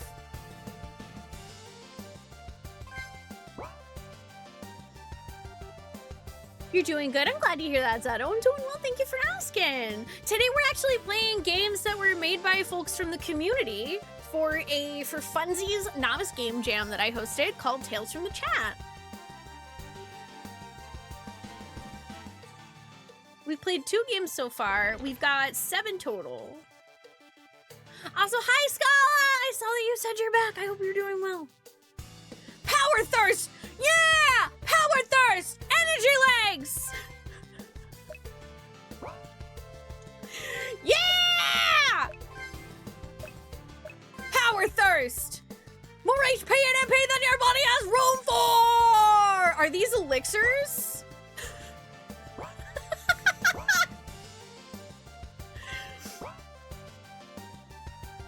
Oh, the starting tent has an N. Okay, that's good to know. Suddenly you hear rustling from the bushes. A bat! RPG jerk bats!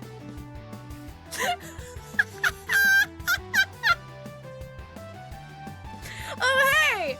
These are flying enemies. That means they're probably weak to ranged attacks. How do you know that? That's how it works in some RPGs, so that's gotta be true here, right? Interesting. Let's test that theory. Seems to me you just want an excuse to use that gun you found. Shut up! You're right, but shh. What do you have? A gun! No!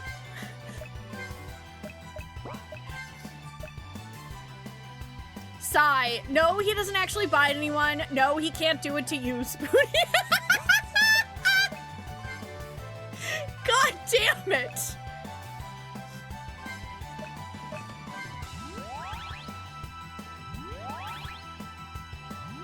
Me MP nice. Lady Maria shoots her gun. Chat, isn't she so hot? Spoonee uses the power of friendship in this gun she found. Okay, Bard gun is like really good.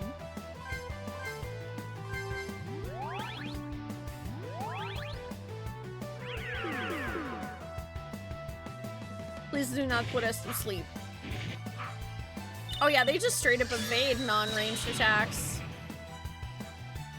What? I used a gun and it didn't deal any damage. That was rude. That was pretty freaking rude.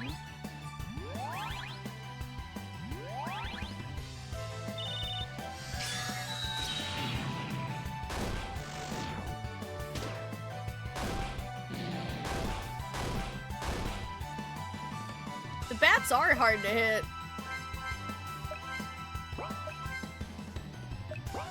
Are they, like... Are they even targetable by non-ranged weapons? I actually don't know.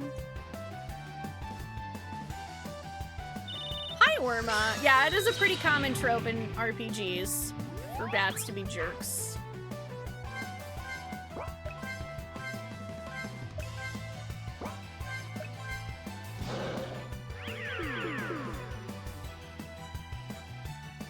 Oh, uh-oh, I'm asleep now.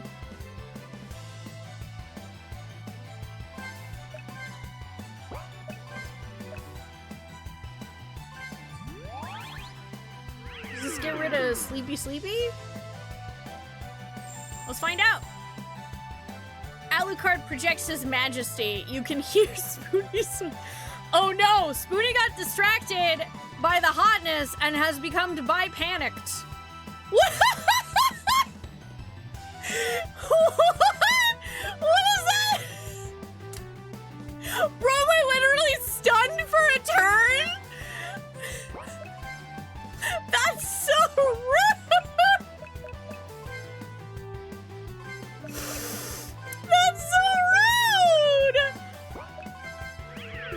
I can't believe you would roast me like this on my own stream. How red am I in the face right now?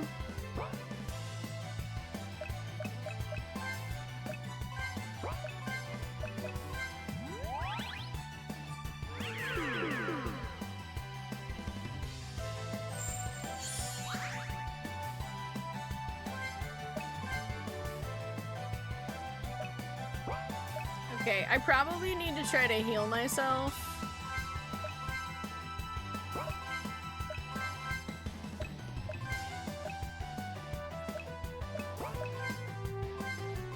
Sword gun! That reminds you of the Darkest Dungeon edit that has, oh, when it says madness, instead it says, oh boy. You know, considering some of the mods that are available for Darkest Dungeon, I can't say I'm surprised, Solar.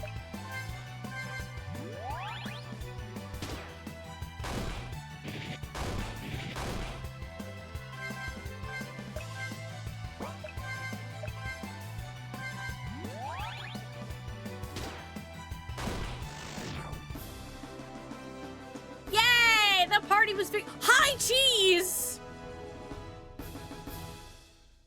There's something better than regular cheese?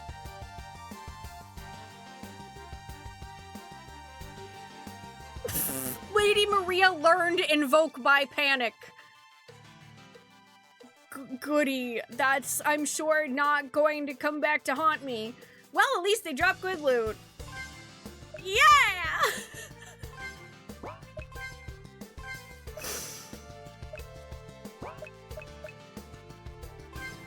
A gun!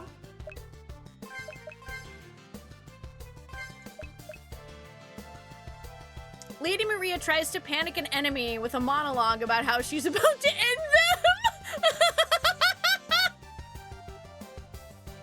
That's so good! Fast healing. Oh, nice! Heal over time, and then Bard Love is attempt to use Streamer Charm. Might convince the target into attacking their friends. Cute. Alright, I'm gonna go to the inn.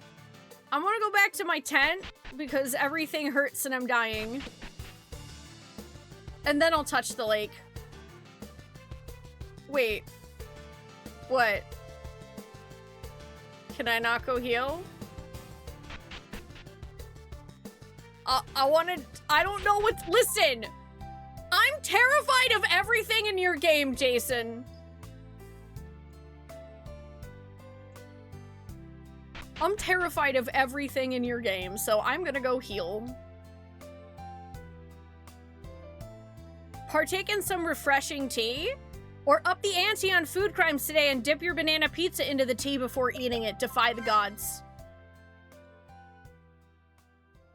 Your hands shake as sweat drips down your forehead.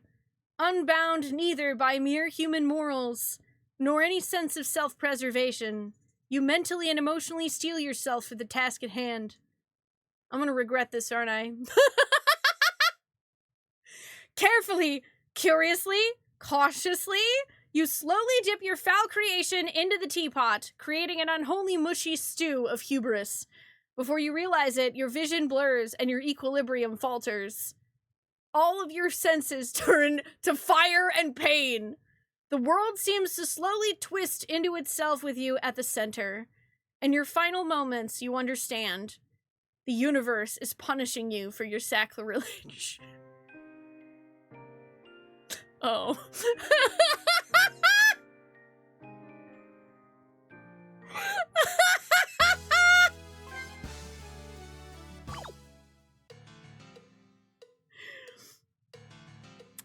Listen, I lost progress for that, but it was worth it.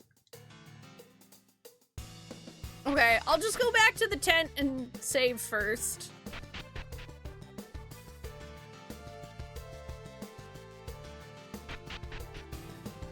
Turns out, 2 food crimes is 1 too many.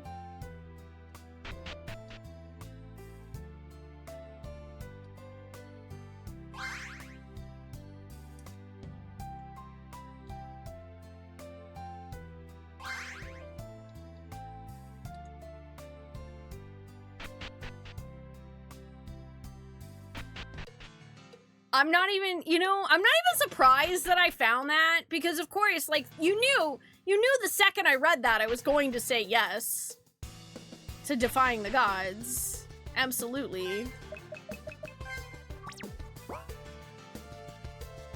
The pond water looks refreshing. Stop for a drink? Sure, this won't go well. I mean, wrong in any way. You take a break to relax and drink some water. Oh no! The water must have had some awful bacteria in it. You become terribly sick. Spoonee has died of dysentery. Just kidding. The water's totally fine. This isn't the Oregon Trail.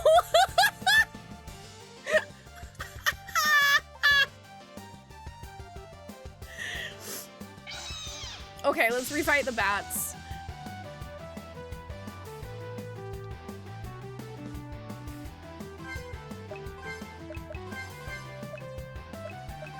Which should go better now that I actually can use multiple guns.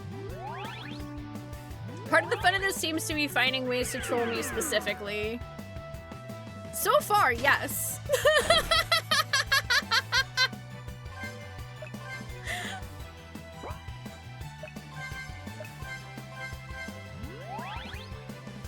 Done. Aw, heck. Bro, everyone's asleep!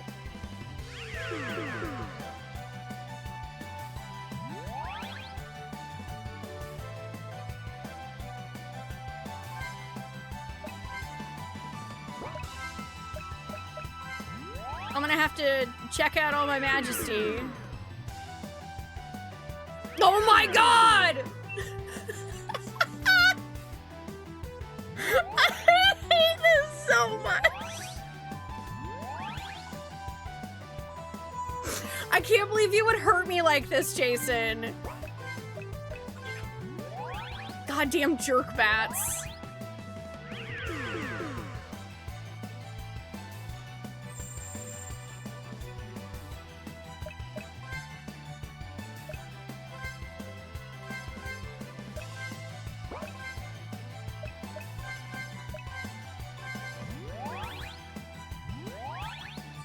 Frickin' Gen 1 Zubat over here.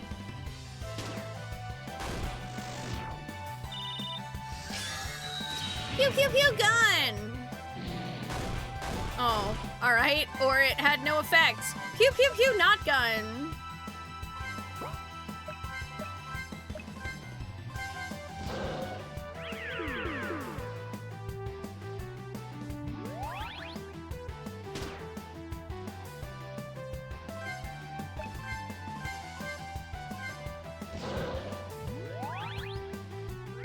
Wait, if you listen during the animation of Barred Gun, you can hear me screaming?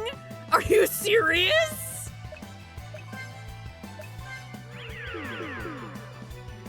Okay, I'll have to look for it.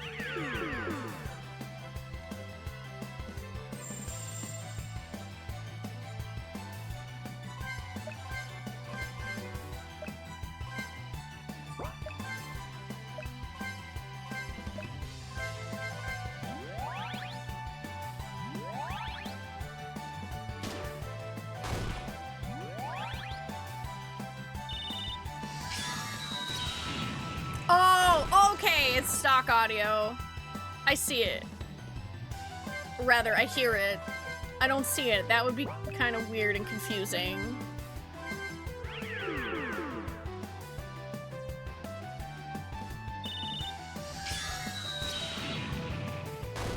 Pew, pew, pew! Okay, I'm just gonna hope that okay, well, alright, I'm just gonna sleep, I guess. I'm gonna just take a little nappy nap. Just a little sleepy time. A little sleepy time.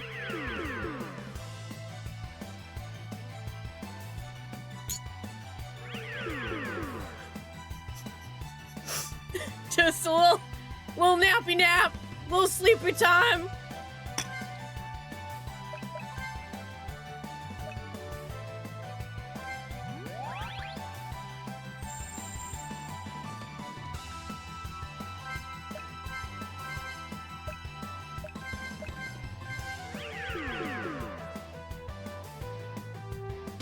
Bro. That was so bad! I'm gonna have some more pond water. And I'm gonna save so I never have to fight those jerkbacks again. There's a guard ahead. Yeah, but it doesn't seem aggressive? Looks like some sort of fiendish creation or demon from the underworld. But you're right. They don't appear hostile. Oh, they're waving at us! Let's go say hello! Can I buy stuff from you? Hey, folks, what'll it be? Hi. So just to be clear, you're not trying to kill us or anything, right? What? No, not at all. Look, I ain't working for that deadbeat Dracula no more. He's always late on payday and working conditions are terrible. Oh, well, okay then. In that case, hi, I'm Spoonee. Nice to meet you, Spoonee. The big man used to call me, you worthless piece of trash, but you can call me Frank. Okay then, Frank. So if you're not working for Dracula anymore, what are you doing here? Trying to make some cash. I got a bunch of stuff for sale here, and I can enhance your swords to make them better. Oh yeah, also check out this cool machine I got over there. I think humans call it a crane game machine or a claw game or something. I put a bunch of neat prizes in it. Give it a shot. Gotcha pong, gotcha pong, gotcha, gotcha, gotcha pong!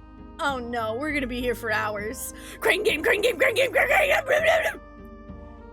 Spoonee, we can look to see if there's anything useful in the crane game or in Frank's shop, but we mustn't linger too long. Angry Trees needs us. You're right, Alucard. We'll get what we need here. And maybe play a little crane game. All right, folks, what'll it be? I like how these are all 69 monies. Howard, there's extra cute hair bow. Magic shield. High-end combat suit. Please stop drooling, Spoonee. We have a quest to complete. Better protection, still hot. Lesbian armor. Yeah, shout out to lesbians. Maria's iconic outfit, but layered with hidden ceramic plates.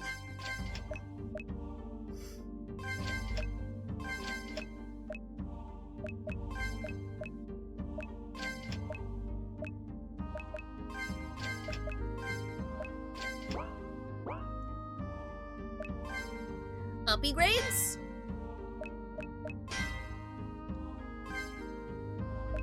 Oh, okay. Alright, okay. Can only upgrade once. Frank? Can I ask you a question? Why are most things here priced at $69? Ha! 'Cause it's funny!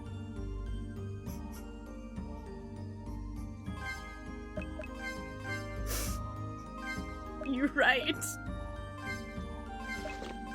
You're right. It is funny.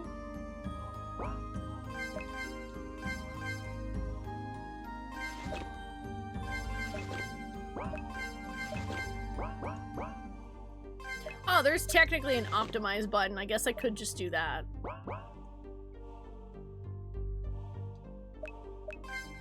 Can I sell you my old stuff? No. Okay. I mean, I guess I might as well buy, like, more cheese and stuff, right?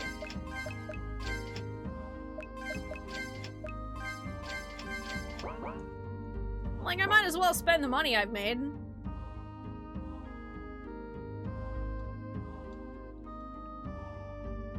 Where's the crane game?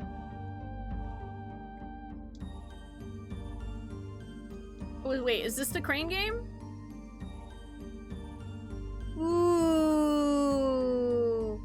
This appears to be a crane game built inside an old decorative stone pillar.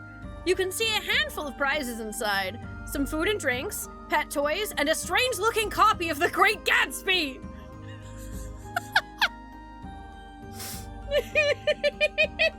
The crane game stands before you. The pull of its siren song is powerful. The lever and button demand your attention. A slot labeled $2 pulses with a faint magical glow. Give it a try. Hang on, I'm gonna save first. Hold on, I'm gonna save first. Crane game, crane game, crane game. I will, Great Gatsby. Give me the Great Gatsby. Your attempt to win the prize fails, damn it! I'm going for the Great Gatsby again. The Great Gatsby! Yeah! You acquired the greatest Gatsby! Ooh, ooh, ooh. Yeah! Oh my god. Okay, the reason why I was like, we're going for the Great Gatsby, that sounds like it's probably a weapon for me. Pet toys, bird toy, cat toy. All right, we want to go for these two for sure. Those sound like uppy grades.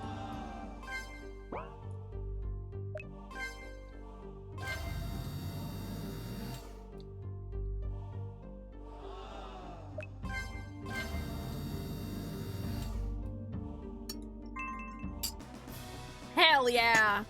You acquired a new toy for Ollie. The new toy fills Ollie with determination! Ooh. I love that these are upgrades for my character. Also, I'm really impressed you found a way to put a crane game in this. Hell yeah! You acquired a new toy for Luna. The new toy fills Luna with determination.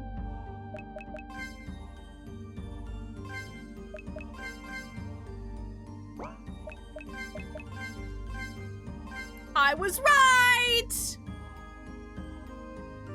The most powerful copy of The Great Gatsby, magically marinated in media literacy. Soup!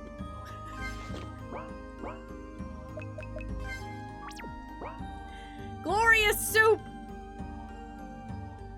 What's this? It kind of looks like... Spoonee bends down to examine the object lying on the ground. This is my husband's hoodie! Spoonee grabs the hoodie and stands up. She holds it in front of her, looking at it with a mix of bewilderment and concern. Tears start to well up in her eyes. Lady Maria places a gentle, reassuring hand on Spoonee's arm. The hoodie appears to be undamaged. There's no sign of a struggle here. It's safe to assume your husband is inside and in fair condition. You really think so? I know so. Alucard calmly but firmly puts a hand on her shoulder. Spoonee, Angry Trees is smart. That's true. He must have left this here as a way to let you know you're on the right track. My guess is he found a moment when his captor was distracted and put this here for you to find. Lady Maria nods in agreement. Please tell me this is going to be a piece of armor for me. We'll get your husband back safe and sound. And we'll make Dracula atone for his sins. Alucard, Lady Maria, thank you. The three of them merge into a group hug with AT's hoodie in the center. Suddenly, the hoodie begins to faintly glow. Ooh. The three separate. Spoonee holds the hoodie with outstretched arms, unsure of what is happening. The glow turns pink. The brightness intensifies, and it starts to feel warm to the touch. Instinctually, Spoonee brings her husband's hoodie close and hugs it tightly. The warm pink light flows out of the hoodie and into the necklace Spoonee's wearing. The necklace absorbs the pink light, feeling warm briefly before the light and warmth fade. Spoonee feels the deep, tenacious, powerful bond of love now emanating from the necklace. Yeah! You found AT's hoodie! Sentimental necklace has become empowered by the bonds of love! Okay, that is so adorable. And I can wear the hoodie! You found the hoodie Angry Trees left behind! It's imbued with the powers of science and chess! The power of love and chess fill this memento with enhanced energy. I love that. I love that so much. I was literally just wearing his hoodie on stream yesterday. Ah, so you finally arrived. Welcome to our humble estate. With luck, visitors! I'd been growing so bored. Don't be swayed, Spoonee. Aw, come now. This need not be an unpleasant encounter. I'm sure you'll find our desires quite compatible. Look, okay, you're both super hot, but I really just want my husband back. Oh, I don't blame you, darling. He looks delicious. And we'd love to reunite you with him. Won't you join us? I'm sure by now your husband's seen the wisdom of Lord Dracula's vision for the future. He's realized that we can all be friends. Wouldn't that be much nicer? It would be a pleasure to get to know you all more intimately. I bet we can have a lot of fun together. I'm not playing chess with you! They're lying. They'll try to tell you what you want to hear. Don't listen to them. Spoonee tilts her head down towards the floor. Give me back my husband. If you would... I said... Spoonee's hand clenches into a fist. Give me back my husband!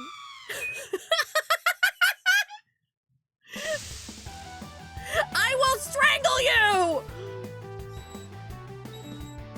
I'm sorry, but when it comes to vampires, they're still not as good as an Angry Trees.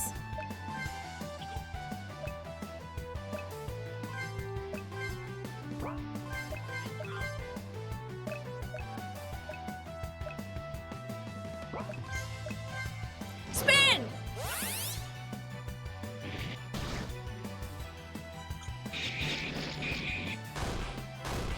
Also rude.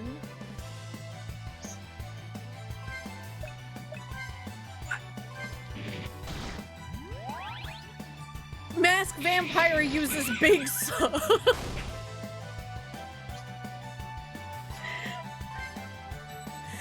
Literally, me and Alucard both immediately get just straight up bi-panicked. Yeah, well, I'm gonna bi-panic you!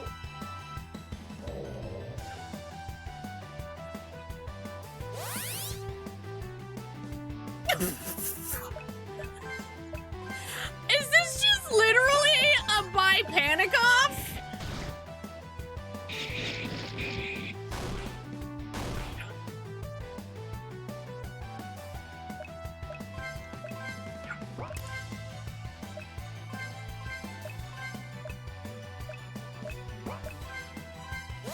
Spin!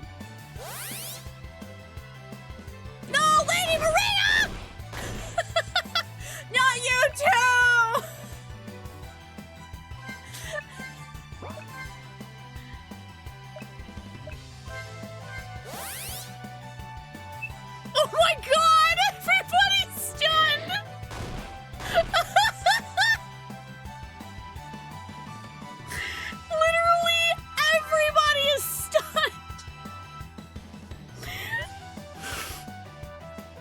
BT was straw that one time. You're right. Those are good times. God damn it! My entire party is by panicking!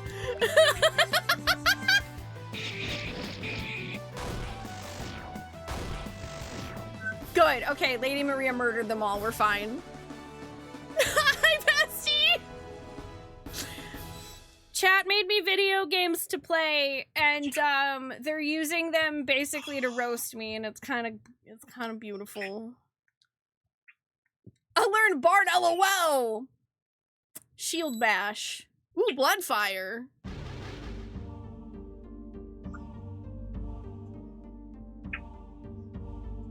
Let's go.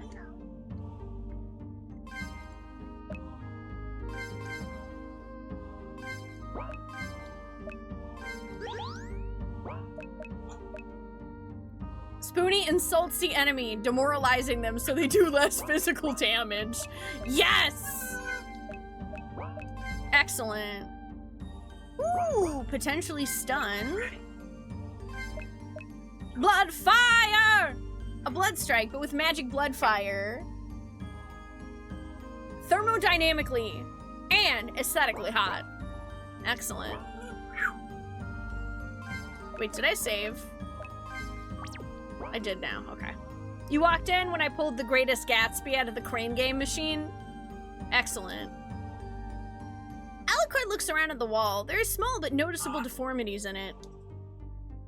Of course. He strikes the wall, which crumbles to reveal a small secret area containing a fully cooked turkey. This must be some strange hobby. There's no other reason why my father continues to do this. Consume the wall meat! Yes!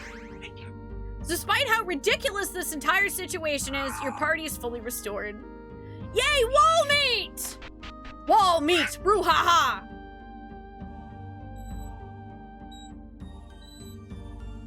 Do you hear that? Hear what? It sounds like...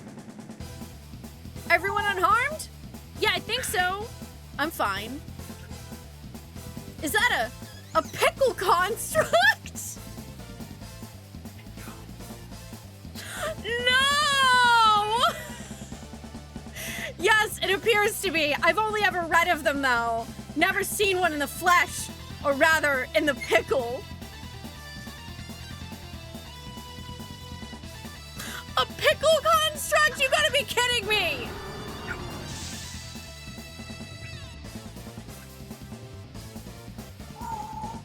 It's a pickle. Stand back, says Mosh! I got this! Luna, kill the pickles, please.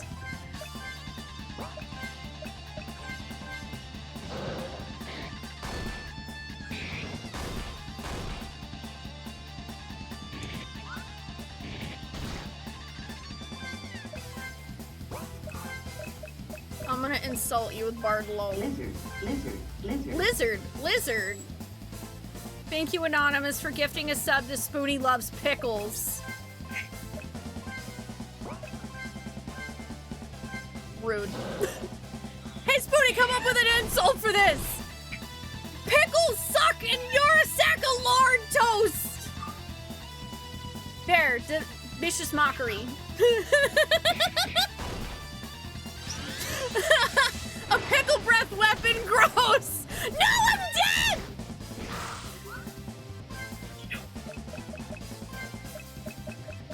May the power of chicken feathers bring me back!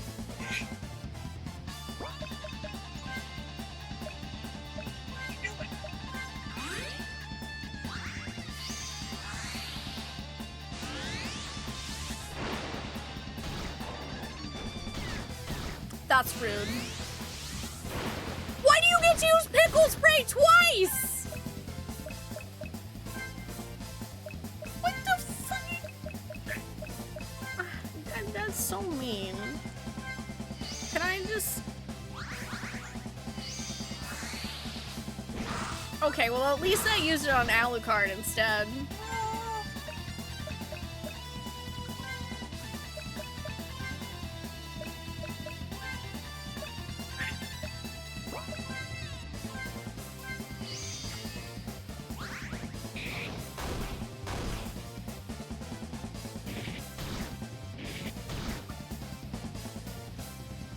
Oh, good. Okay, we regained balance. That's good.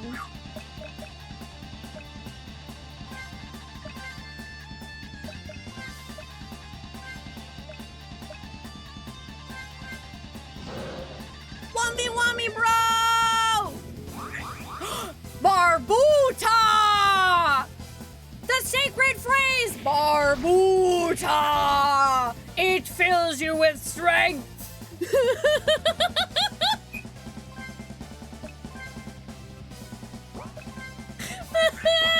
good.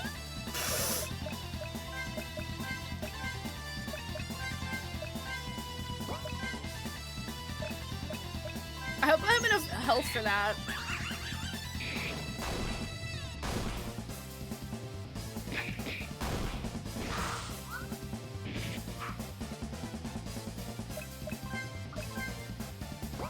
Alright, let's insult him again.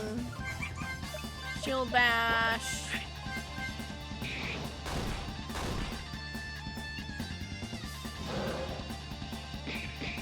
I mean, I'm using the same insult for that. Does that count? Do I have to come up with another one?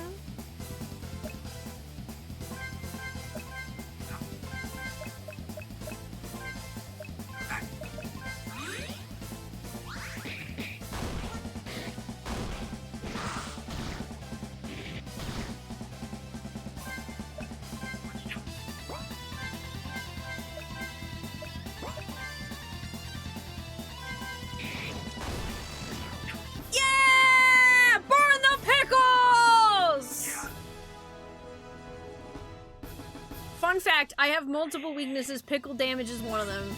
So guns and pickle damage. Hey! I'm level 10. I learned Uno Reverse and Streamer Luck.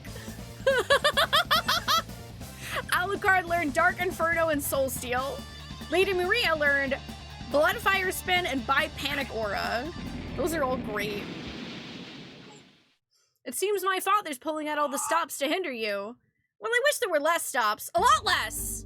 What are you doing? Can I go back and use this? Is there more wall chicken? No. None more wall chicken. Sadness. But wait, actually I can go back out and buy more stuff anyway.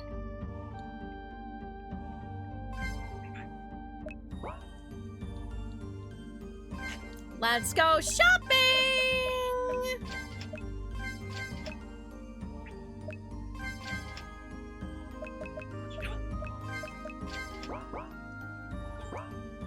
Yeah, and the lake's here too. Oh.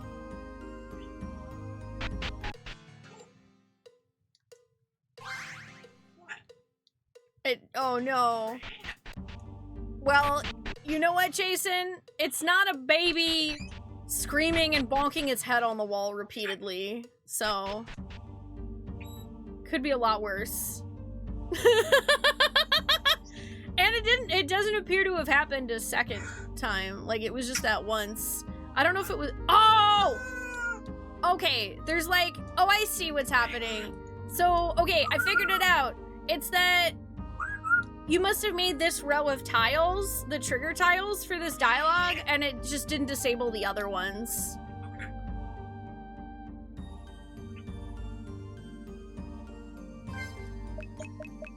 Me has never made a game. Also, me still for some reason understands how triggers work.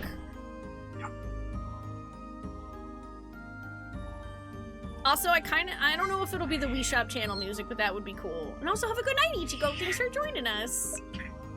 Hi, cheese, and bye, cheese. But wait, there's more!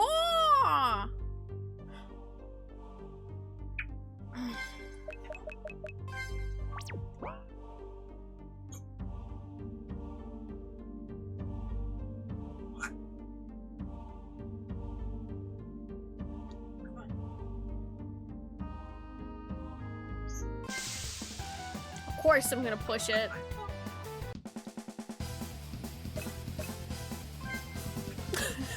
Of course I'm going to push it! It's a red button! Why wouldn't I, like, literally, why would I not have done that?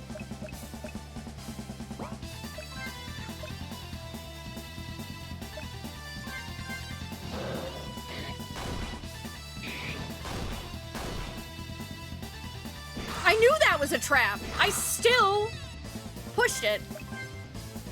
I still pushed it, and I would push it every single time. Streamer luck.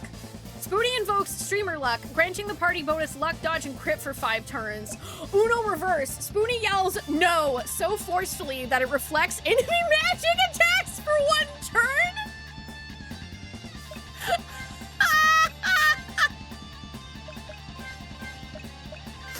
God, I wish that actually worked in RPGs. Spoonee abuses her streamer luck. Yeah!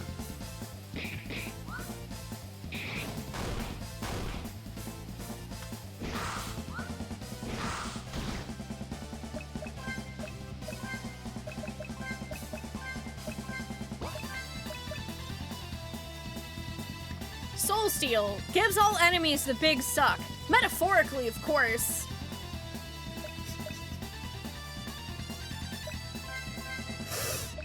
Of course.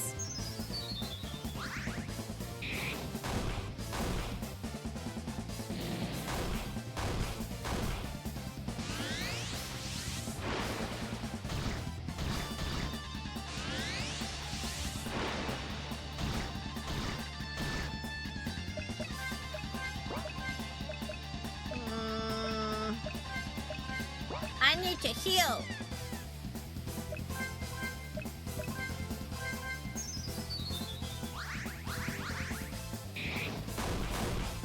Bard sippies.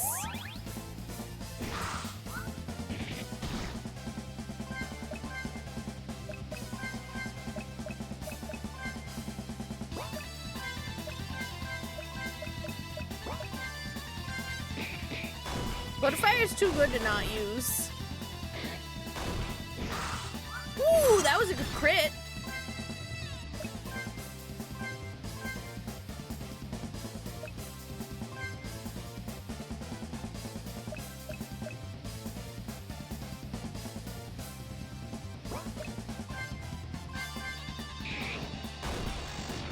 Yeah! Eat it, Stanley! Aw. Alright, I have to know.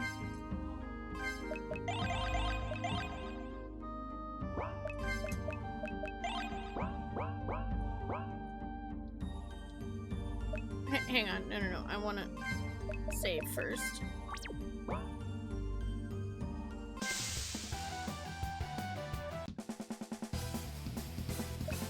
Infinite pickle. That's an infinite pickle fight button. Got it. A sign says random monster generator. That won't stop me, Jason, because I can't read!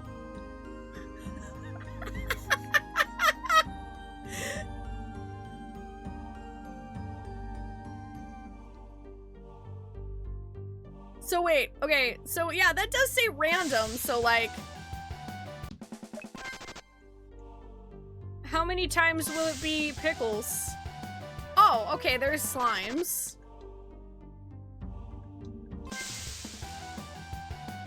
Slimes. Okay, so it does work in the sense of there are other things other than pickle. I was just curious. Whoa, that's a lot of dudes. Well, look what we have here. A floor full of low-rank goons trying to keep me from their boss. What is this, a Yakuza game? I am done with all this. I'm supposed to be on vacation with my family. Instead, I've had my husband kidnapped, I've been attacked by a bunch of things, I've been shot at, I've been panicked what feels like 1,000,000 times already today, I'm tired, I'm frustrated, I'm hungry, I'm angry, I'm freaked out, and I'm drenched in pickle juice! I just wanted my husband back, but no! You assholes had to pull all this evil villain bullshit, and I'm sick of it! So if you want to fight, guess what? Today's your lucky day, mother. I'll take you all on. Let's go. Ollie backs you up. by sounding like a truck backing up.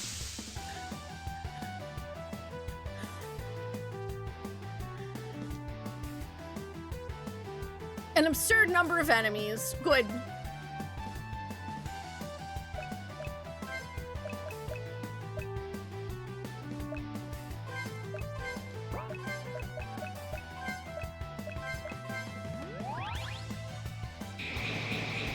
Pew, pew, pew, pew, pew. Spoonee's a great vocal fit for Spoonee.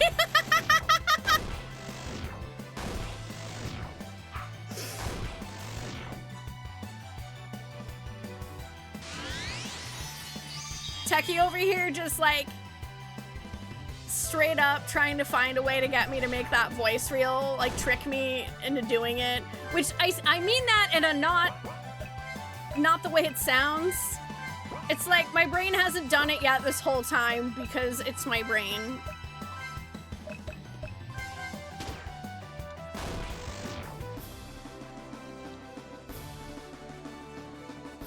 Hi, cheese. Hi, Shadow Reaver. Yeah, that's Alucard and Lady Maria of the Astral Clock Tower.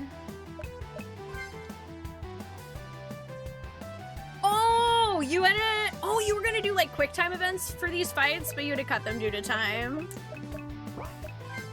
Understandable. I mean, yo, for what it's worth, there's so much content in this.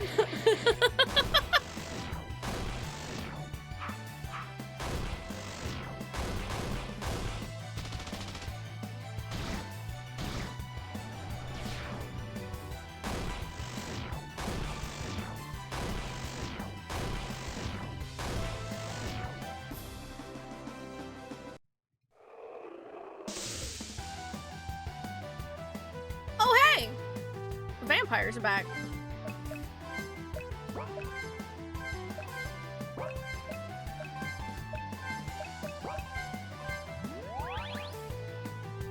$666 damage from Alucard.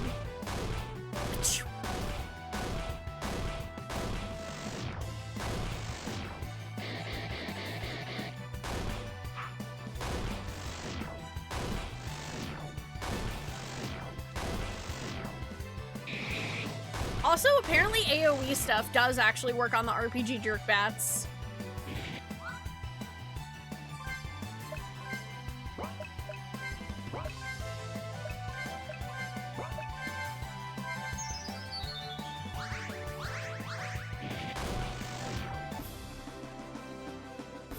Ooh, a power thirst. Panda Express is a little too prescient. Fortune Cookie reads, your place in life is the driver's seat. Buckle up. Bruh, Panda Express out here just somehow knowing that you drive a taxi? What? Get out of here with that! Get out of here, Panda. Also, damn it, we have bisexual panic again.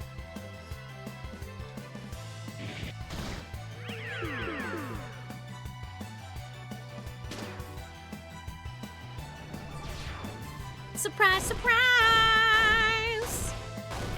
Surprise, surprise!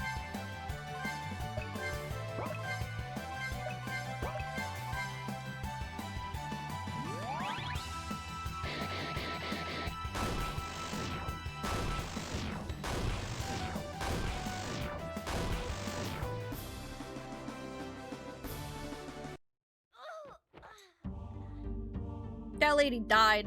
Do we do it? Is that the last of them? I believe so. Spoonee loses her strength for a moment and nearly topples over in exhaustion, but Alucard catches her. You were magnificent. Takes one to know one. Wait, that doesn't make sense, me! Alucard helps Spoonee regain her balance. Majima would have loved this. I wish he was here. What poor timing. His skills would have certainly been useful. Shout out to the fact that Rock's exact party that he made for RPG was Alucard, Lady Maria, and Majima.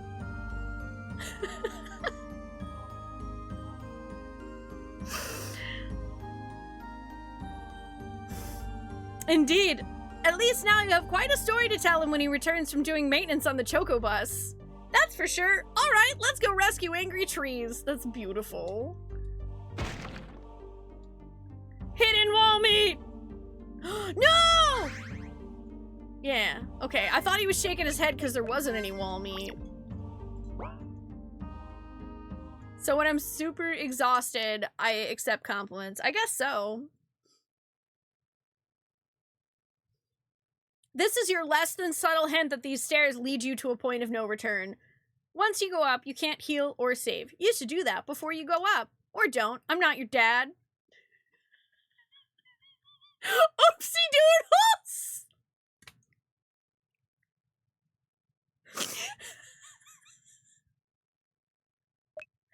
Let's end this shit! I know you're here, Dracula!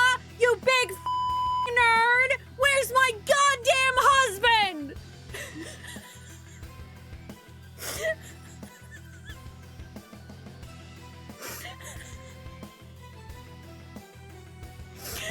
I love the fucking Moon Knight meme!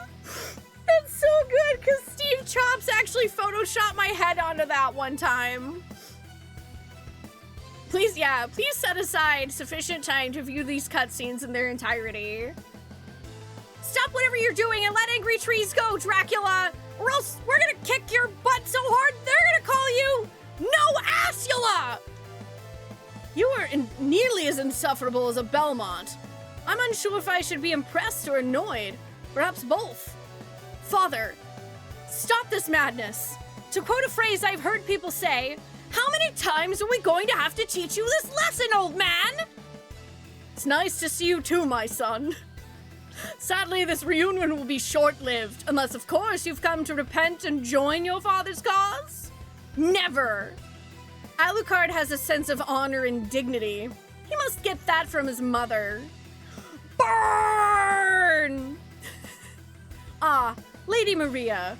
A pleasure to finally make your acquaintance. I had thought someone with your history would better appreciate my efforts. I'm here to stop you precisely because of the mistakes I've made in the past. And how is it you look so similar to my son, Alucard? Are you a gender-swapped doppelganger? A long-lost twin?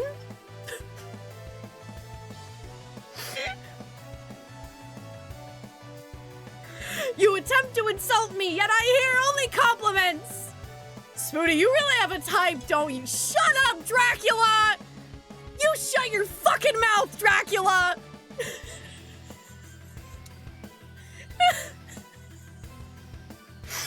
He does have a point, Spoonee. It is a little uncanny. Okay, have you seen how hot you two are? Like, how could I not... Wait, why are we talking about this? We didn't come here to discuss my taste in partners. Wait a moment. Are you only attracted to me because I resemble Alucard? What? No, Lady Maria, of course not. I love you because you're you. Both you and your chat frequently joke about how you have an affinity for people that are Alucard-shaped. You guys got like a window I could jump out of?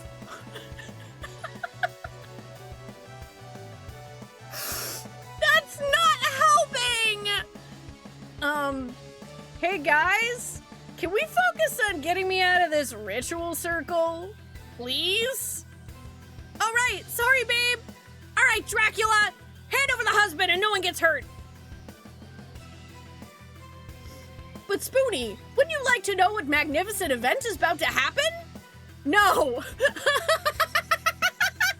No! No! What if I told you I was turning your beloved husband into a vampire? I'm listening!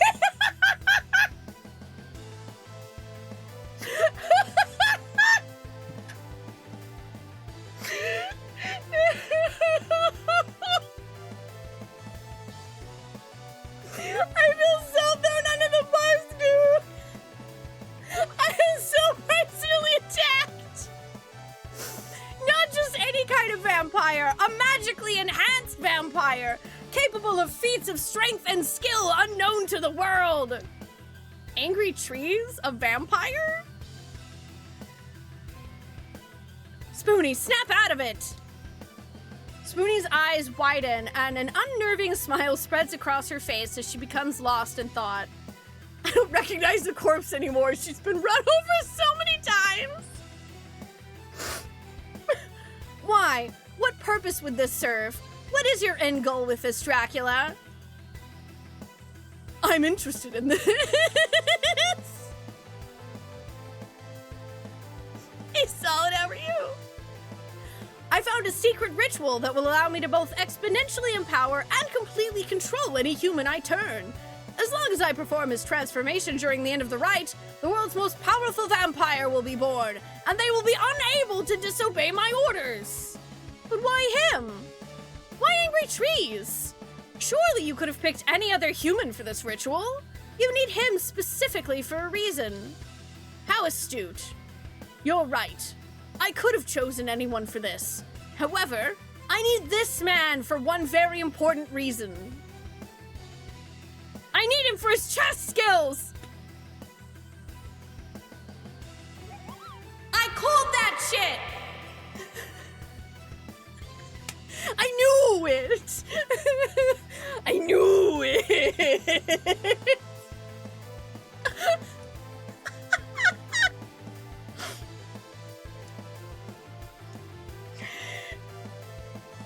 Spoonee's still zoning out, don't worry about her. Would you care to elaborate?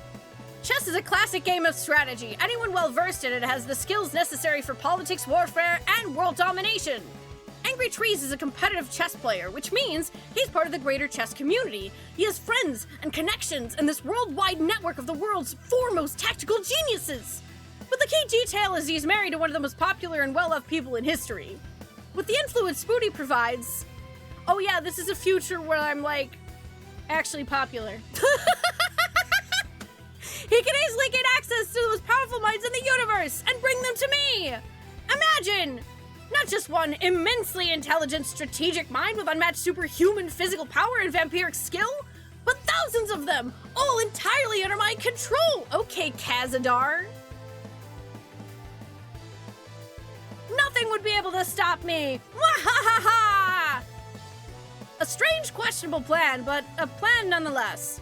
A plan we're going to stop. Right, Spoonee? Spoonee, you cannot allow Dracula to turn Angry Trees into the most powerful vampire to ever exist. Why not? Spoonee, did you hear the part about how I'll have to do whatever he says? Well, what if he says I have to work forever and can't come home to cuddle? Then I will beat the shit out of Dracula. I will literally rip out his teeth myself. No cuddles! Unacceptable!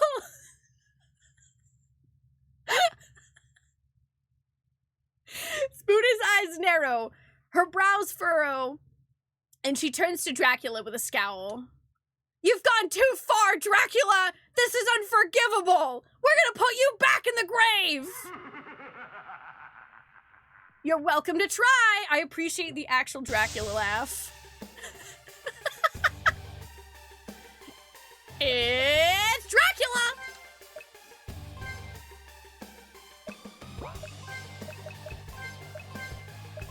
Yeah, nobody takes away my Angry Trees cuddles.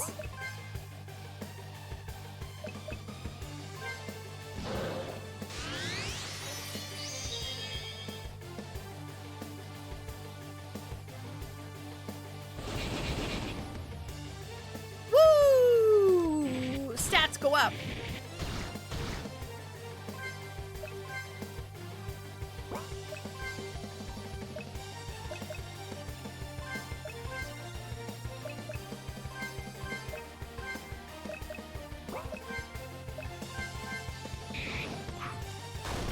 Aw, Dracula evading! Rude. Barbuta. I don't know if these stack, but...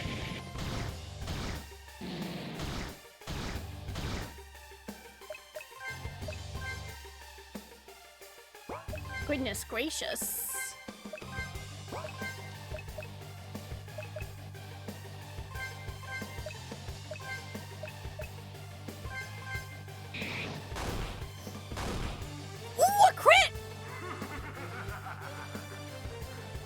Well done. Now let's see how you handle the full power of a true vampire lord.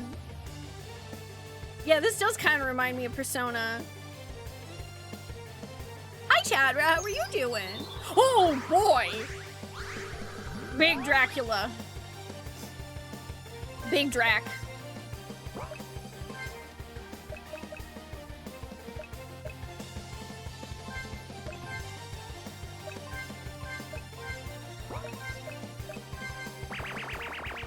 No!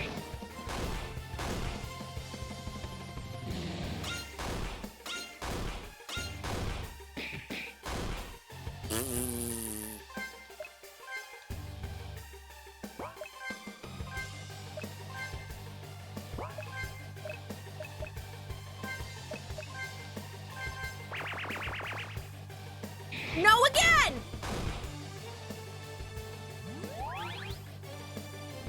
Oh, okay, that does not work on Big Suck.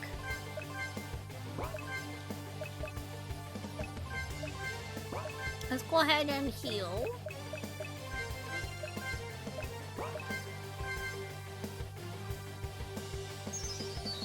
Oh, alright, that apparently had no effect on me.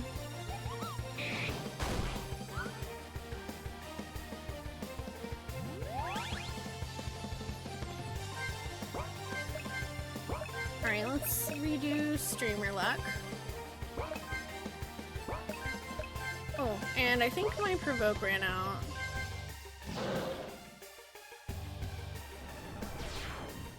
Uh-oh. Ow, my all of me.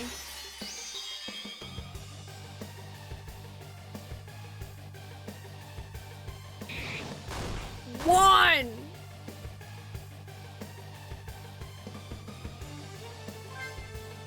Wait, did that actually take her health?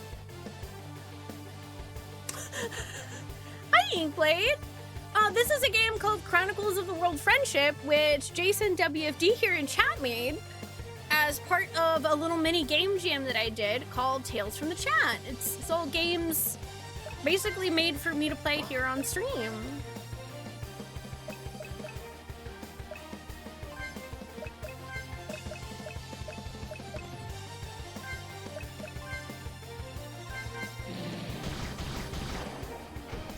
That not good.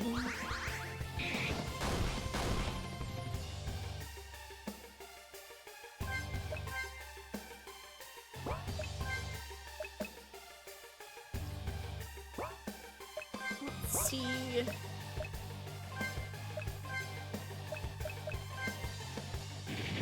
Actually, no, I did not mean to hit guard. You're not allowed to die yet!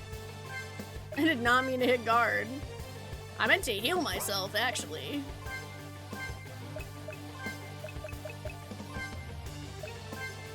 Gotta use the power of Power Thirst.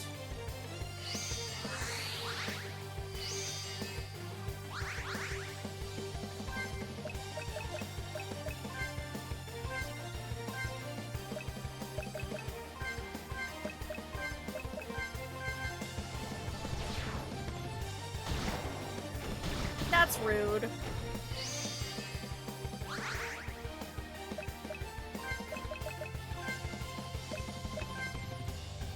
How dare.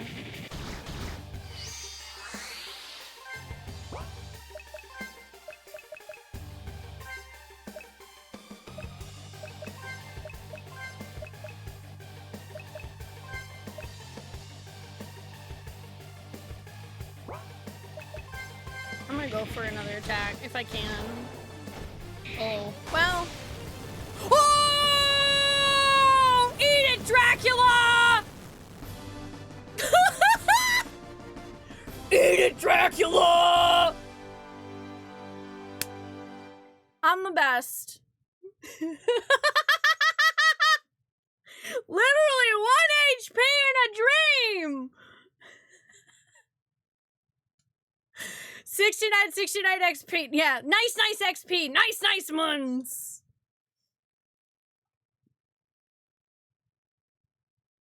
No, my ugh! Dracula falls to the floor in his human form, unable to move and barely conscious. Spoonee dives into AT's arms. The two hug tightly and gently cry in relief. No, but they told me. Told you? Who told you what? They lied. How dare they? I cannot. Not yet. No! Let him go for now. We are in no condition to give chase, Lady Maria says, being the only member of our party who's not currently technically unconscious. I love that there's a sequel hook. Our priority should be to escort Angry Trees back to camp and recover. You're correct as usual. But what was he talking about? Was there someone else behind the scenes manipulating this? That's a question for another day. Spoonee, Angry Trees, are you hurt? Can you walk? Yes, I'm fine. Thank you, Lady Maria, Alucard, for helping Spoonee rescue me. Think nothing of it. Family helps each other, after all. Lady Maria nods in agreement. Luna meows at Angry Trees and purrs. Ollie says, "What you doing, Ollie?" at Angry Trees. And thank you, love. I couldn't be happier knowing that if I ever get abducted by a megalomaniac elder vampire with plans to use me for world domination, again, that the coolest bard ever will come to save me. I would literally attack and dethrone God for Angry Trees, so yes. I'm just so glad you're safe. If anything happened to you, I don't know what I would do. Are you upset I didn't turn into a vampire? I mean, a little, but that's okay. I love you. All of you. Just the way you are. I'm happy to have my family back. Besides, who needs world domination when you can have world friendship? No. That's why. Well, Angry Trees is my husband, Inkblade. We've been together for 16 years, so yeah, I would bury some bodies for that man.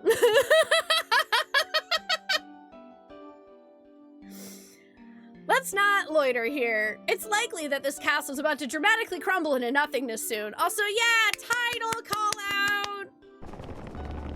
Impeccable timing. All right, let's get out of here. Spoonee, when did you get a gun?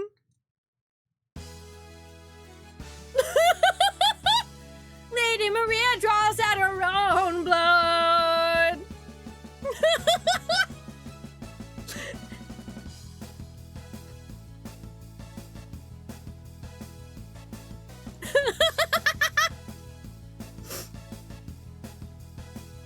Hey!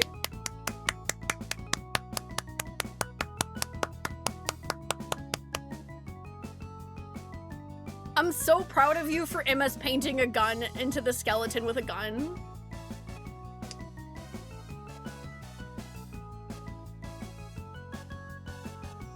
Aww. I've only been around for a couple of years, but Spoonee's stream and community have become a stabilizing part of my life and a piece of my regular daily routine I look forward to. I made this game as a way of showing my appreciation and as a thank you for many moments of happiness you've given me. So thank you, chat. Thank you, Spoonee. It's been an honor and a pleasure to laugh, cry, and shitpost with you all. I hope this game made you smile as much as I smile when I see the Twitch going live notification on my phone. Happy 10 years of streaming. Here's to many more. That's so sweet, Jason. Thank you.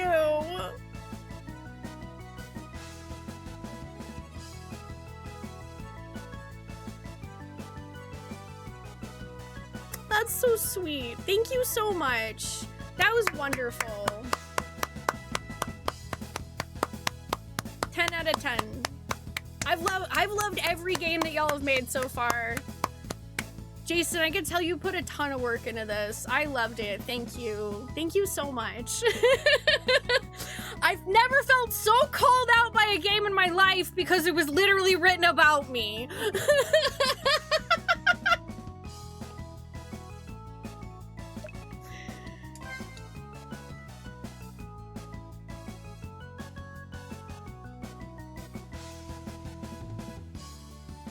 High cheese out of 10. Okay, so we have now officially finished 3 out of the 7 games for Tales from the Chat. I am gonna take a small break here, because I've been live for almost 4 hours and I have not actually taken a break. So, I'm going to go get a snack and refill my coffee. I'm gonna stretch my legs. And then when I come back, we're gonna play more awesome, wonderful games made by you, our lovely community, for Tales from the Chat. Thank you all so much for joining me so far. I appreciate it. If you're coming in from front page, welcome. Hi, I'm Spoonee. I play a lot of retro games and RPGs most of the time. This is a for funsies game jam that we had for our community to build a 5 to 30 minute game. Could be any genre. You know, pretty much anything goes as long as it's not against Twitch TOS or doesn't make people uncomfortable. And it's just an excuse to have a good time and apparently make games to roast me.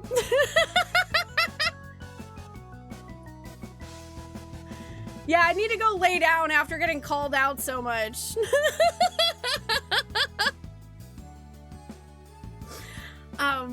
Seriously, thank you all so much. Hi, Dom. Yeah, I didn't realize this was gonna be an IRL documentary about me. While I'm gone, hey chat, raise your hand if you haven't seen the awesome August trailer, the infomercial. Raise your hand if you haven't seen the infomercial.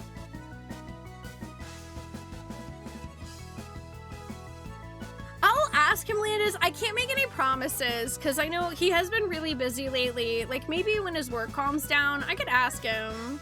I'm definitely gonna tell him all about these. He was excited, like as excited as I am.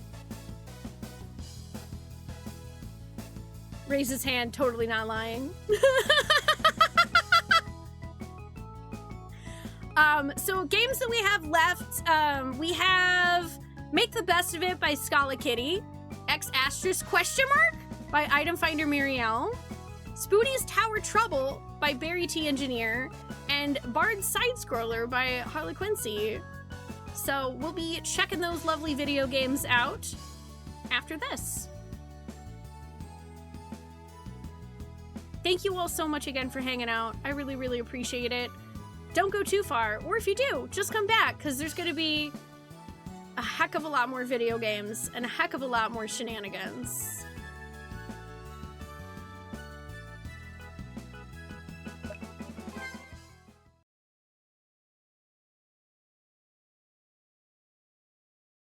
Welcome to Super Spoon, where our soup is the super duper soupiest. My name is Spoonee, and I'm here to tell you all about Spoonee, our awesome August 2025 specials. So many coffees. At 25 subs, Spoonee, that's Spoonee, is gonna play Pineapple on Pizza. It's a 10-minute game, not actually with pineapple or pizza. Okay, I'm sorry, there's no pizza. Please don't set my restaurant on fire. Fuck. For 50 subs, I'm gonna raid day 1 of Final Fantasy XIV's Sandoria, the Second Walk. I'm just thinking about Pre-Shay. For 75 subs, I'm going to draw chat, that's you, an emote by Madlibs. Basically, you chat are gonna give me words for a Madlibs story, and then I'm gonna emote vibes based on what drawing that story gives me. I'm sure that you won't give me any really, really complex, lengthy words. Like chat, that's you. At 100 subs, we're gonna do a stream singles, cause we love cheese. We're gonna play Thank Goodness You're Here, because thank goodness you're here at our restaurant. It's a game where we do a series of tasks for little to no pay. At 125 subs, we add 3 hours onto the Spoonee-thon. That's at the end of the month. At 150 subs, we've got Totally Accurate Battle Simulator. At 175 subs, we're gonna watch the Strong Bad Emails. You know, actually, I prefer Homestar.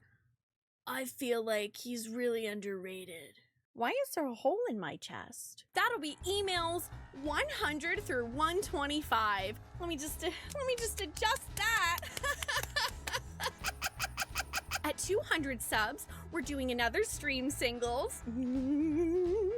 Murder of Sonic the Hedgehog. Who murdered Sonic?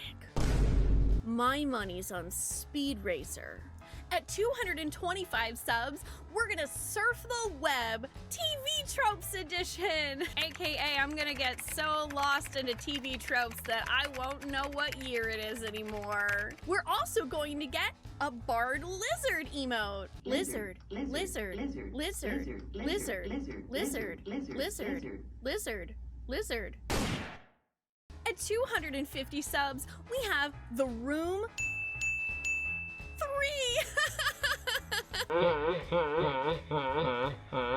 Are there 3 rooms though?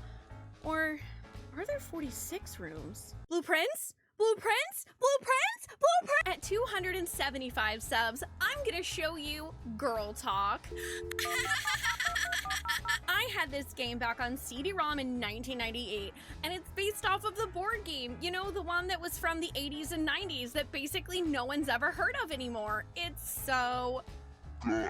At 300 subs, Backseat Buddy the 4th. Give me all your money. What game will Backseat Buddy tell us how to play next, intern me? I don't know, okay? They don't pay me enough to know. She doesn't get paid. At 325 subs, we add another 3 hours to the Spoonee-thon. At 350 subs, we've got ourselves a Final Fantasy Adventure first playthrough. It's an adventure, but it's not Final Fantasy. Is that right? Is it not actually Final Fantasy? I don't know, okay? They don't pay me enough to know. Hello? Have you ever looked at your reflection in a spoon and wondered why you see yourself so differently? At 375 subs, we've got Bad/Weird Game Night number 11, Halloween edition. Scary. At 400 subs, I'm gonna try La Mulana, which will either be a genius move that we here at Super Spoon will admire for centuries to come, or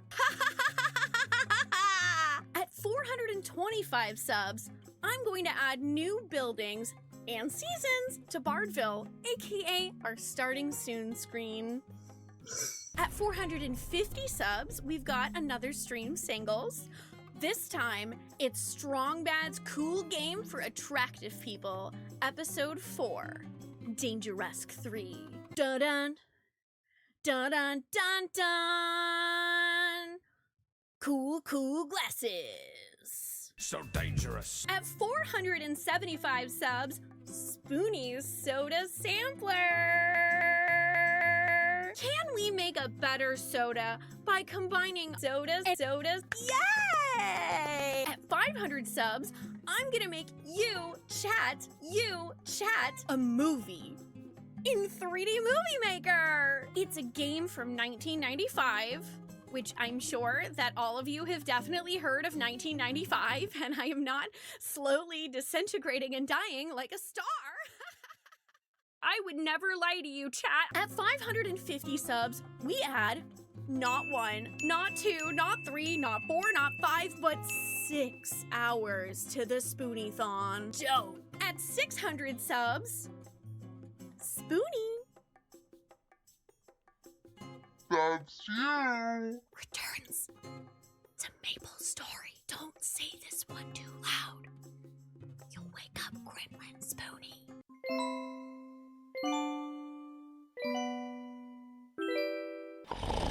At 650 subs, we've got a Final Fantasy 13 playthrough. It has lesbians. My name tag fell off thinking about the lesbians. I found it. Lesbians! At 700 subs, I'm gonna make you chat, that's me of course, a video game, an RPG Maker, live on stream. You know, in case you've ever wanted to see what the culmination of the absolute void my of very chaos, enigmatic mind. encompasses my very if it had access.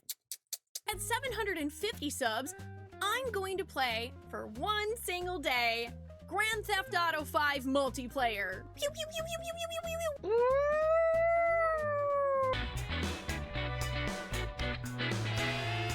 At 800 subs, I'm going to do an Animal Crossing Lego building stream. Wah! I have a small amount of coffee. I'm gonna drink it. Lesbian. At 850 subs, I'm gonna make you a movie. But wait for it. It's different than before. Wah! This time, I'm gonna make you a short documentary. This morning, she ponders why the Quagsire never shows up. At 900 subs, I'm gonna finally give Metal Gear Solid another shot. Metal Gear Solid Triangle Snake Eater. I'm a snake. I'm a snake. At 950 subs, I'm gonna learn a new speedrun. Final Fantasy VII PC any percent. Finally, at 1,000 subs, I'm going to run a one-shot Dungeons & Dragons campaign. Chat will be the player characters. Also, chat will get to do what players do best. Torment their DM. The Pathfinder is better than the strawberry ones. I've actually never DM'd a campaign before, so this would be my first time. But wait! We do have one extra special. The extra super duper duper at 5,000 sub points. We do a Bat and Kaidos 100% playthrough. This meme will never, ever, ever die.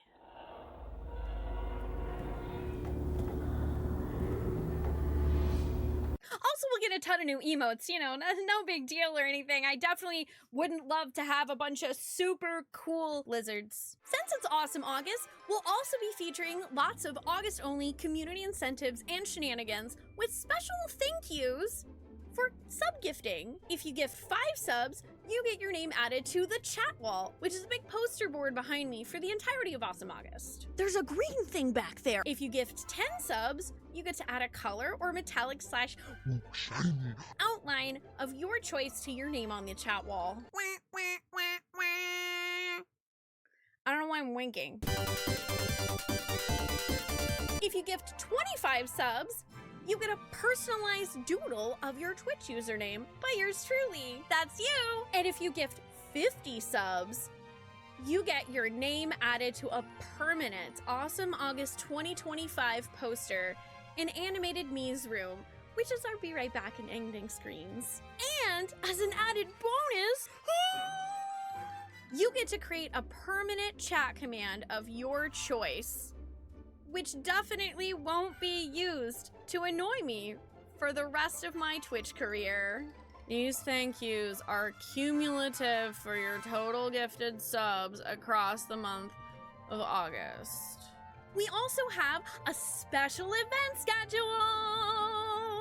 Take it away, intern me.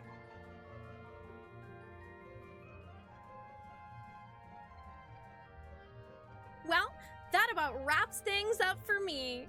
Thank you so much for choosing Super Spoon, and we hope that you have a very awesome August. Bye!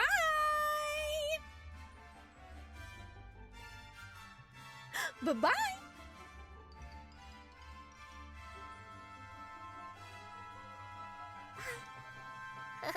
Goodbye! Goodbye! Bye! Okay, well, that's it. My name tag fell off. Bye-bye!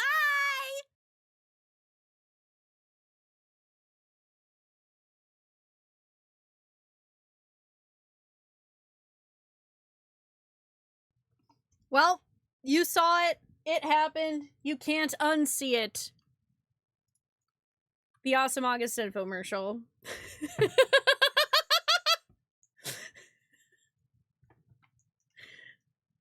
You're welcome! I'm not sorry. I'm not sorry at all. In what universe would I ever be sorry? In what universe would I ever be sorry?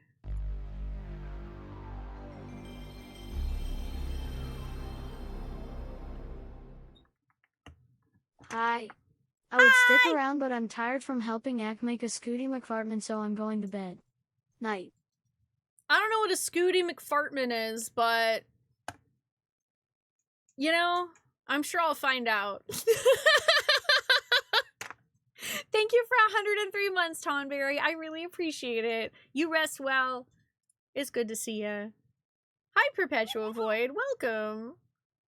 Hi, your Uncle Nick. I love the PS1 boot up sound. That's literally my new sub and resub alert because I have big nostalgia for it. Hi, I'm Spoonee. I play mostly retro games and RPGs. I'm really into Final Fantasy specifically, but I play other stuff too. And today we are on front page because A, I'm celebrating streaming on Twitch for 10 years, and B, we're doing this fun thing called Tales from the Chat, which is sort of a for funsies novice game jam that I hosted for my community to make games that are 5 to 30 minutes long, somehow relevant to stream, and you know, just like no stuff that's gonna get me canned off of this website. So we've played 3 games so far. We have 7 total, so we've got 4 more games to check out. All of them have been fantastic so far. This is the first time that I've done anything like this, and I mean, honestly, like, I could see myself doing this again. This has been super fun. Welcome! You literally float around the zones, Ack, like you're riding a lightning Roomba, throwing out lightning bolts. Oh, is this in Path of Exile? Or, oh, Last Epoch. Oh, in Last Epoch. I see. That makes a lot of sense. That makes a lot of sense. Retro stuff, I'm already your fave. Ah, welcome! You need to get back into retro gaming. Helldivers 2 is taking so much of your time as well as getting gaming stuff updated. Okay, to be fair, I've heard Helldivers is really fun. I've heard it's really fun. Lately, my off-stream game that I've been really getting back into again is Baldur's Gate 3. I'm replaying it. But, let's see, this year, okay, the last game, actually earlier this month, I did a Final Fantasy 1 playthrough, the NES version. There's an improved vanilla patch that fixes some of the stuff. So I played that, and I did an all-black mage party run, because 8 years ago, I did an all-white mage party run as my first playthrough, because I'm really smart. For some reason, I've been really into doing weird challenge runs this year. I did a No Sphere Grid playthrough of Final Fantasy X. I did an Excalibur 2 run of Final Fantasy 9, but, like, actually on the PS1, so, and without the thing to skip the cutscenes because I wanted to watch them. Yeah! BG3 is really fun. I know, like, I know it doesn't end up being everybody's cup of tea because it is 5th edition D&D, but, like, there's so much stuff you can do, and it pays some good homages, I feel like, to Baldur's Gate 1 and 2 as well, and it's just, I don't know, it's just really fun. Yeah, squashing bugs and shredding bolts going down for some reason makes the neurons go berserk. Brain goes brrr. Have a good night, Tonberry! Thank you for stopping by, I really appreciate it! Oh yeah, I also did my first on-content extreme in FF14, totally, yeah, I definitely have done that, and, not just Item trying to convince me to do that, which, I mean, I probably will eventually. Okay. Hey chat, if you made a game, raise your hand if I have not played your game and you are currently here.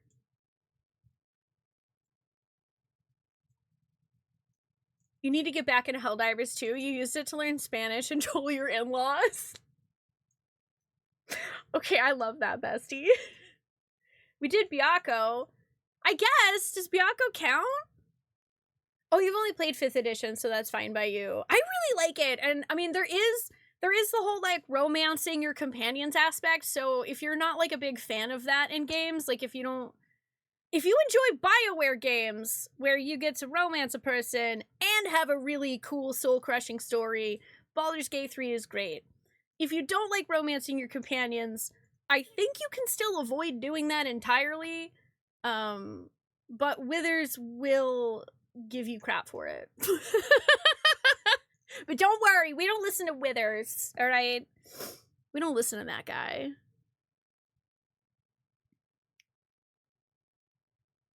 You want to romance every single character in the game, assuming their age, of course. All of the companions are of legal age. So, that's good. I mean, it'd be kind of weird if they weren't. Everyone's of legal consent! Oh, also, a recommendation. If you do want to romance everyone, like, actually, there are mods for Baldur's Gate. There is a polyamory mod. Because by default, there's only one character who's cool with that, and the others are monogamous. So if you do want to romance them all and see all of that in the same playthrough, I've heard the polyamory mod's really good. You might accidentally end up with Will. I like Will! It's just like, there are other characters that I enjoy so much more that I feel like he gets, like, bumped down the ranks, but he is a good character with a good story. Hi, Brawley. How are you doing? Oh, you lost your Undertale progress? Oh man, really? It didn't Steam Cloud save it? Dude, that sucks, Nick. I'm so sorry. Okay, it looks like we have Scala, Item, and Harley here. So, I feel like, am I thinking of this correctly? Harley, are you East Coast? Should I play your game next? Because I also want to make sure that I play games in an order where I don't wait so long to play someone so that they have to go to bed or they otherwise have other things to do. Better Will than Gale. Oof. Oof. Minority. I know Gale's got that whole, like, divorced dad rock thing going on. It's not my cup of tea, but some people like him. I'm an Astarian girly, but also Karlak. Okay, you're East Coast Scala.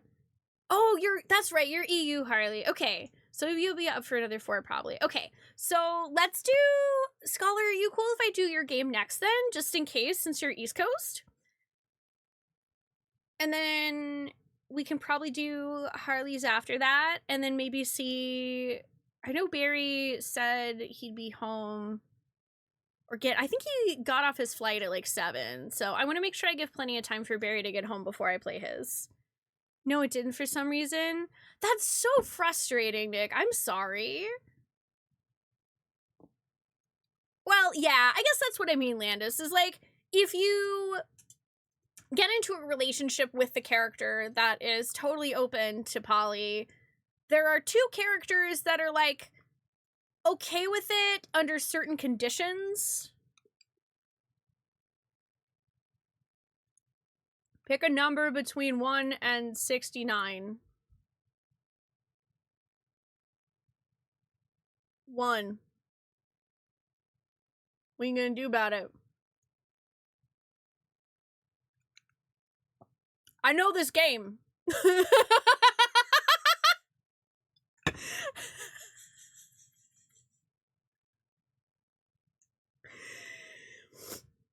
Do you have to ask?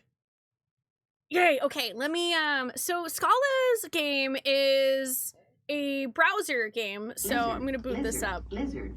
God damn.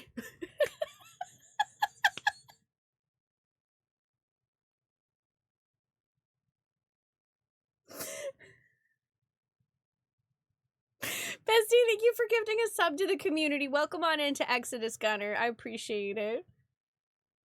You know, yeah, you know what's funnier than 24? 25. Your game has... Oh, okay, your game has no sound. Is there a certain type of music that might be fitting? Let me know, and yeah, I can pull something up for us.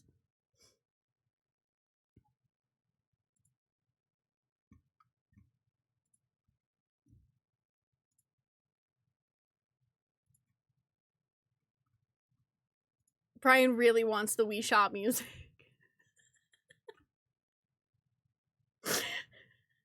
Also, I'm sorry,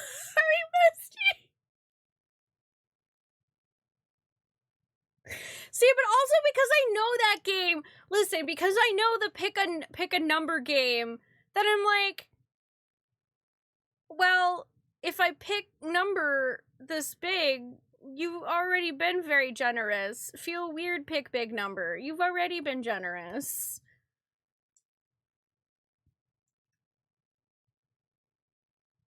Wii Shop music would be a vibe? Okay. Cool beans. You got it. You're just thinking of fun things to try, but of course you have to flesh out the characters and give them romantic preference. Oh yeah, I mean, they still have, like, preference. Like, I think everybody in Baldur's Gate is basically, like, bi. But... Lizard. Oh my god, it's that. Oh. I guess Super Eat It because, Lizard. Twitch did that thing where it got the alerts in backwards, so we get to hear lizard 24 times. While that's playing Lizard 24 times, we also have an ad break coming out. I snoozed it a couple of times, but I'll go ahead and let the ads play while we are spamming Lizard, and I am bringing up some music for Scala's game. That way y'all don't miss any of the video game. Lizard.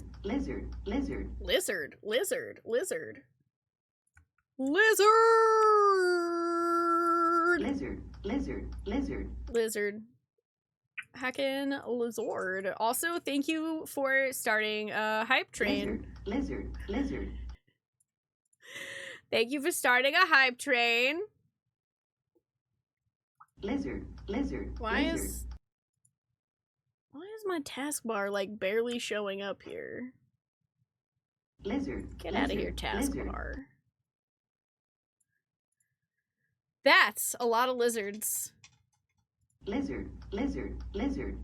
Oh, okay, it's the blue text box. I wasn't sure, so I can absolutely do that. Lizard. I just wanted to make sure I didn't miss any of it. Okay, I'll do that so that we can be bigger. Lizard. Lizard.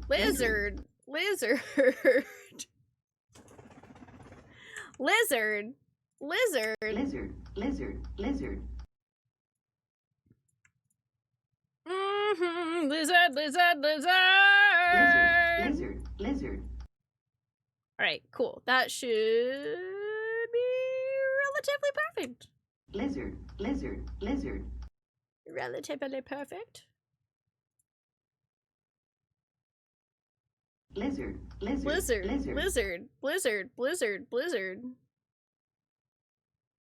Oh, it will scroll for length. Oh. Okay, so, like, is that something where I'll need to scroll Scala? Or, like, should I go ahead and make it the full height?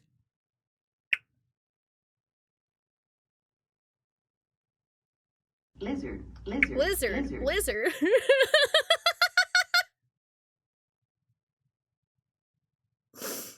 Oh, thank you, Perpetual Void. Her name's Ollie. She's kind of like our mascot here. She's a Congo African gray parrot. Lizard. I don't know what's happening. How many lizards? Lizard. Thank you, Bestie, for gifting 24 subs to the community. Welcome on in. To Ichi, Flabby, Zombie Kitty, Conquer Hayabusa, Snow Turtle, The Phantom Reuploader, SOS Daffy, Ed Park, Bring Burritos.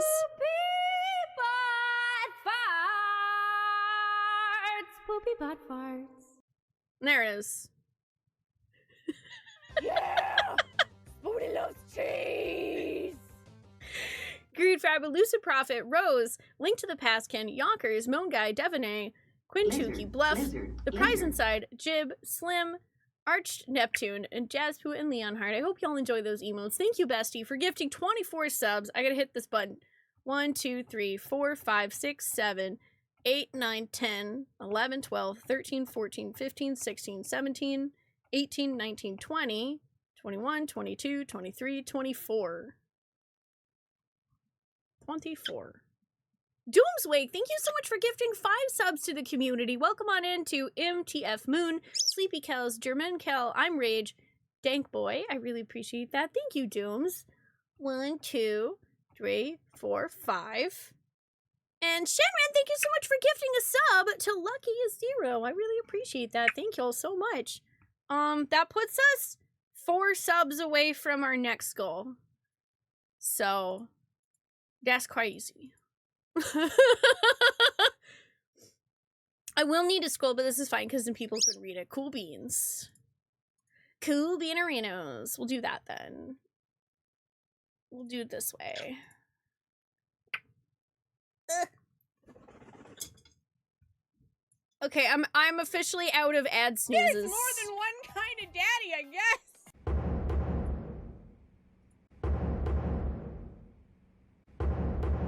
Alucard. Lady Maria of the Astro Clock Tower.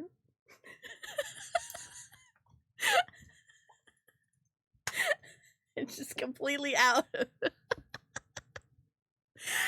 thank you for gifting 4 subs to the community. Welcome on in to Soonrumi, Kevin Chan, Maz, and Nigo. I hope y'all enjoy those lovely, lovely emotes. I really appreciate that. Thank you so much. Yeah, a Yarnum Consortium. Wait, why are we saying 999? Yeah! 1, 2, 3, 4. There's that. It's more than one kind of daddy. There's been many daddies. Brian C, thank you for gifting 5 subs to the community. Welcome on in to Spocktick, Acheron, Quarthnut, Hypoot, and It's McCurdy. I really appreciate that. Thank you so much, Brian C. Thank you. 1, 2, 3, 4, 5. That's all right. Well, we've officially passed that goal now. That's... Oh! That was 999 gift subs, Zach! 999 gift subs on the wall. 999 gift subs. Take one down, pass it around.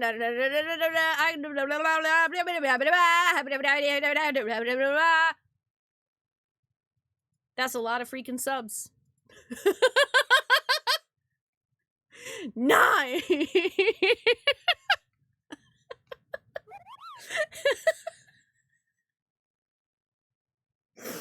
So anyway, if you like what you see, this is how I am pretty much all the time. Welcome.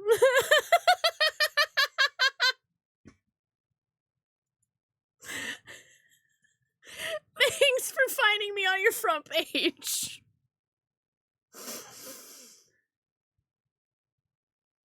Lizard. Scala, thank you so much for gifting a sub to the community. Welcome on into the Big Hoss. I appreciate that. We do have a hype train going on right now for some crazy reason. Thank y'all. I really appreciate it. It's a level 8 hype train right now. So I believe you can get a chance to win a Gritty Goose emote if you contribute to that train. I'm pretty sure you can maybe have a chance of getting the cool goose emote. Lizard. You know what? That is the most fitting 1000th gift sub you could possibly have done, Ack. Thank you for gifting a sub to Jack Mango. Because Jack's great. How do I know he's great? He literally has a #1 by his Twitch username. Oh. Well, hello there. Jason! Speaking of #1s, thank you for the 1-year resub. Lizard. And the lizards. I really appreciate that. Thank you so much. Israel, thank you for gifting a sub to Ryanator. I appreciate that greatly. Thank you. Jack is great. He approved your game for tonight. Oh, did he get to proofread your game? Wait, hang on. I'm gonna hide this for half a second because I need to bring up something on this monitor and I'm using display capture for that. So, we have like a little less than 2 minutes left on the hype train. If any of y'all do want to grab a shot at maybe getting Gritty Goose. And, you know, you also get to support this really weird person that's in the corner here. Yeah. You get to support this weirdo. And also, right now, because it's awesome August, celebrating 10 years of me streaming on this website, we do have sub-goal incentives. There's a lot of cool stuff. We actually just unlocked the one at 600, which is Spoonee Returns to MapleStory. I haven't played the original MapleStory in such a long time. I was so addicted to that game. You guys don't know. You don't know. You know, it's like EverQuest up in here. You're gonna basically get EverQuest Gremlin, Spoonee. Next on, have mercy on my soul. The Perpetual Void, thank you so much for subscribing. I really appreciate that. Welcome on into the quest for fun. And also, we have bird emotes. We have bird emotes. They're pretty cool. I think so. It's pretty cool. I like them. Alright, so let's see here. I have an update to our goals page so that I can mark that we met the stream singles for Spoonee Returns to MapleStory. Coming up at 650, which is coming up in 41 more subs. That's newer gifted subs. They all count. 41 more of those, and we're gonna have ourselves a Final Fantasy 13 playthrough on stream, which, by the way, I love Final Fantasy 13, and I've actually never streamed it. That's the only mainline Final Fantasy that I've never streamed. Which is still kind of wild to me that I've somehow gone this entire time without having streamed it, but here we are.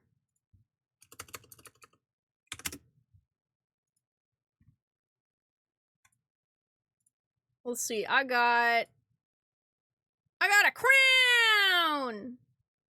I got a queen emote. I got some queens. You're trying to get your dad addicted to EQ again, Dooms?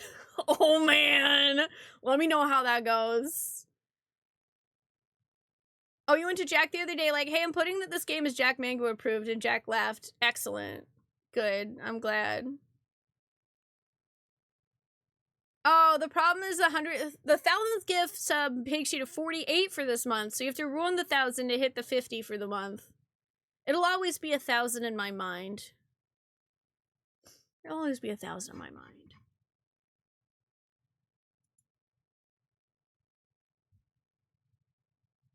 No, I feel like mood is perfect.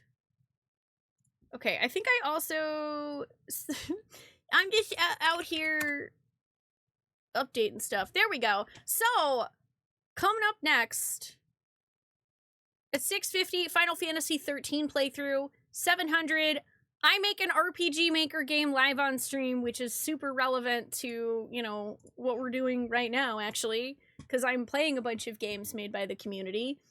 At 750, I'm going to be playing Grand Theft Auto 5 multiplayer, either with my husband, or if he's not around for that, then, I don't know, maybe I'll just, like, see if I can get onto an RP server and be a menace in a friendly way.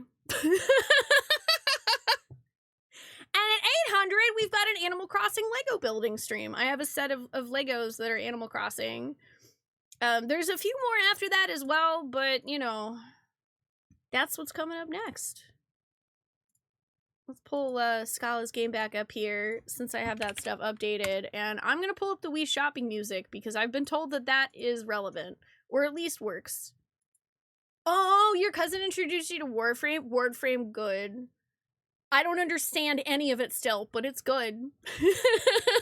Ash has been really into Warframe lately.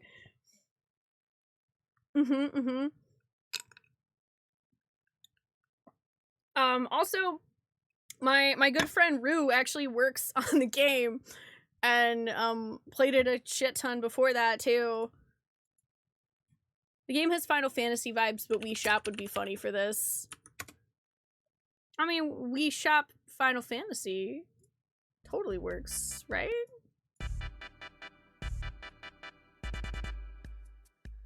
I know, bring me back to my days when I used to do Destiny 2 raiding with my bestie, Avalon Star, here in chat, and when we would take breaks, I would play this song for my Be Right Back, and I would have like a shitty MS Paint thing that went over my screen so I could get up and go get a snack.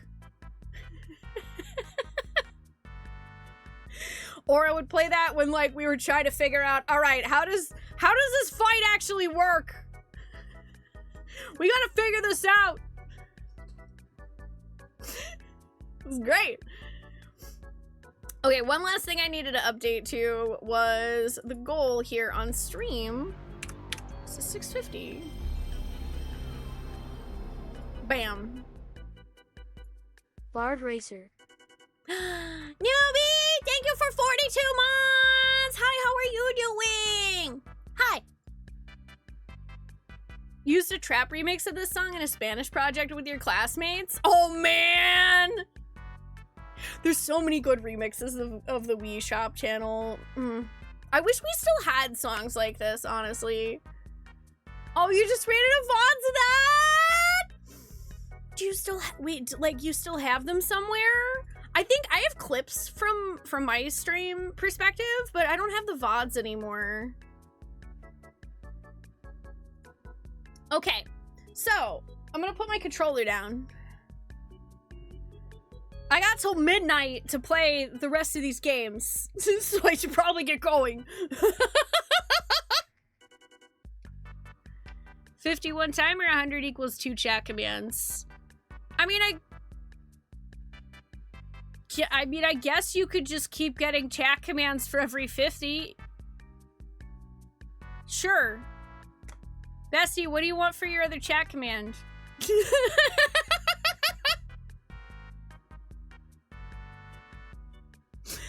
You can think on it. You don't have to decide right now. Sorry, I didn't mean to put you on the spot. Okay, this is Make the Best of It.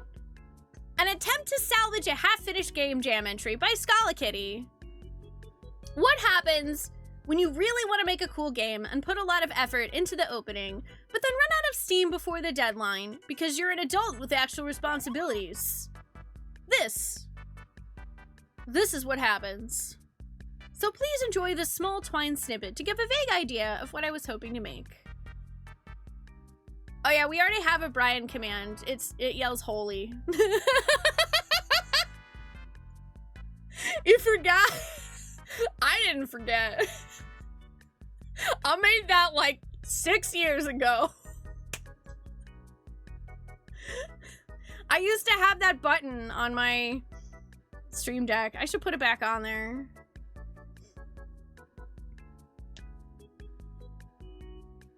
But yeah, you can just let me know in the future. No rush. Also, Bards, can we get some love and applause in the chat for Scala-Kitty? Because, as the description said, Scala wanted to like put together a cool game, but then like ran out of steam before the deadline because actual adult things to do, but then still submitted a game anyway. Submitted what they had, and I am looking forward to playing it. Stop throwing Brian down holes. If this is a common thing on the channel, you might have to whip something stupid up in C++ for old time's sake. This is actually the first time I've ever done this, the Perpetual Void. Jason here in chat, Jason WFD, randomly mentioned one day in like June the idea of doing like a stream where people make me RPGs in RPGMaker, and I thought, yeah, actually that sounds kind of hilarious. So I decided, you know what, we're celebrating 10 years of streaming. Why don't I do that during Awesome August this year? But people, like, folks seem to really be enjoying it. I know we had several folks that wanted to submit a game, but just ran out of time or got busy. So we might do this again in the future. Like, maybe we'll do it for my partiversary, which is in January. Oh yeah, Ak has found a way to make complete abominations out of chat commands. It's great. Yeah, I think it was maybe related to a game that we played in UFO 50 or something. Let's check out Make the Best of It. Let's make the best of it! Come forth, young Moogle. The Grand Mog's voice creaks in time with his rocking chair, one paw absent-mindedly stroking through his magnificent fluffy beard. Eyes squinting ever smaller, he prompts, can't say that I recall your name, though. I can remember the coronation of good King Moggle the 12th like it was yesterday, but names? Pfft, those are impossible to keep track of, Kupo. After an awkward pause, he prompts directly, so what was your name again? Aw, Moglin, that's cute. I'll be Spoonee, that's me.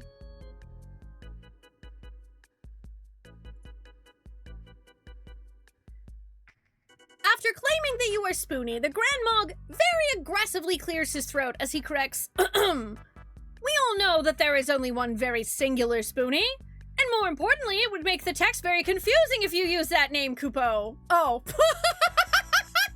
Anyway, I'm fairly certain that your name is something else. Something that would not cause confusion. So that means it shouldn't be Ollie either. Okay.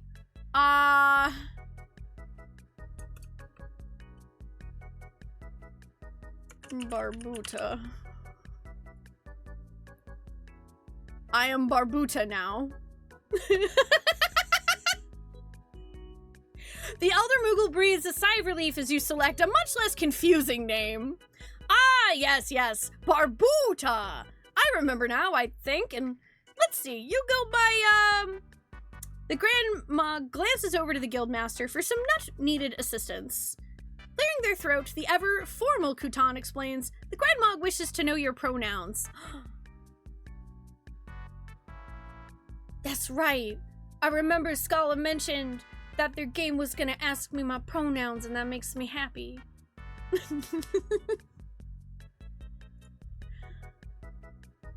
Oh, there's a pick one at random button!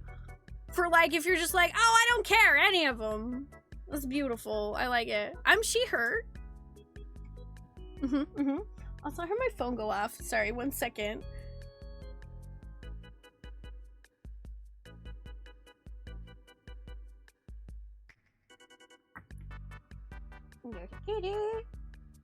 Yes, she has come here to embark on her first quest. Isn't that right, Kupo? The Grand Mog states mainly for himself, emphasizing the pronouns a little harder than need be, as if willing them to stay in his memory. With a long-suffering sigh, Kutan confirms, that is correct, Grand Mog. And now, Barbuta, before starting your quest, you must make a very important decision. With a suitably dramatic flourish, they cast a spell and 3 suitably mystical items appear on the table before them. You must select a job class. The first item is an impressively pointy hat with a wide brim, all in a bright shade of yellow. The Black Mages are renowned for their magical prowess. Even with only a scant few spells to start, you would still have a variety of options open to you. Kutan notes with a wave of their paw. The next item is a long, flowing scarf as green as the rolling hills. Kutan lifts the scarf up as they explain, thieves are masters of misdirection and quick thinking. Keep your mind sharp and your knife sharper if you wish to earn your spoils. That just reminds me of the... I have a knife, Kupo.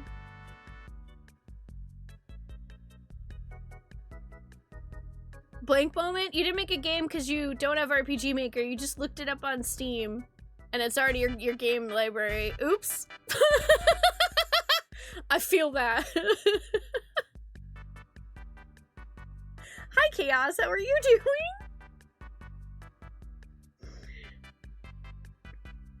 You have a chat command? Alright. Hit us up.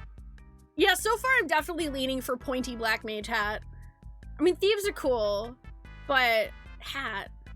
Also, Barbuda is a kind of hat, so... Well, a helmet specifically. And finally, at the end of the table sits a pair of massive, stompy boots. The black leather polished to a mirror shine.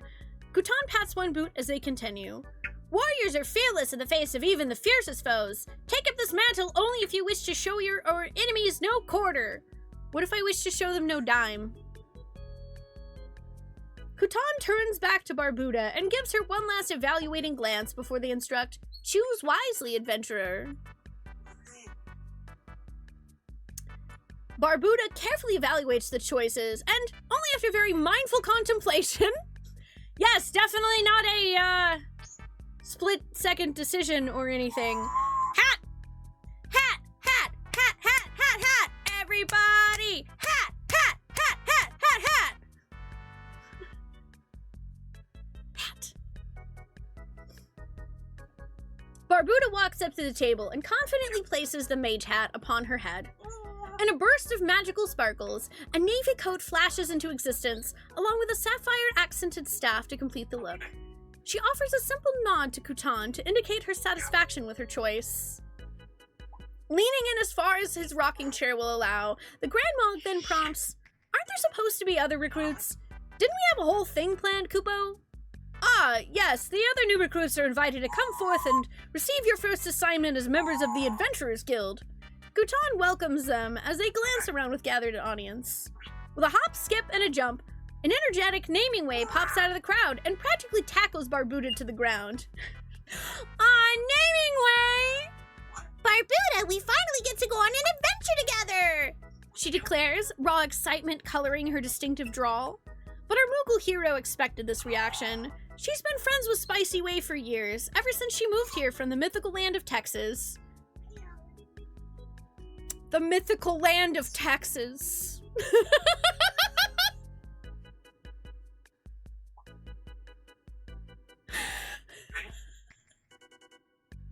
And has since grown accustomed to her mix of good cheer and questionable life choices. Good. Good. Beautiful. It's Shalani. I see that I've been very well matched for my first party members. A charming voice cuts through the air, followed by an equally dashing figure. Yes, no one could possibly mistake that majestic pose as anything other than a cactuar. Tipping his incredibly fancy feathered red hat, he introduces himself by tossing off a magical flower. Saguaro, at your service. I love that we have a red mage that's a cactuar. Oh my god, bestie. Before I visited Bardville, my village did not know the wonders of lizards. We often used sticks, bricks, or cousin Barbuta's thick forehead to mount our copies of The Great Gatsby. Spoonee came through with intense bouts of bi-panic to deliver copious amounts of polyamorous lizards to me and all my friends and loved ones. Thank you, Spoonee!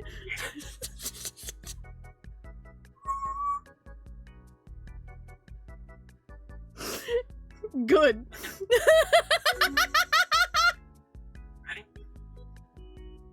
Before I visited Bardville, my village did not know the wonders of lizards.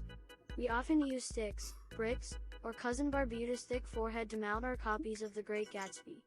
Spoonee came through with intense bouts of bi-panic to deliver copious amounts of polyamorous lizards to me and to all my friends and loved ones. Thank you, Spoonee. You're welcome. I love that this is the same copy pasta that I still have saved on my desktop, but for you and Hammers. That's still on my desktop!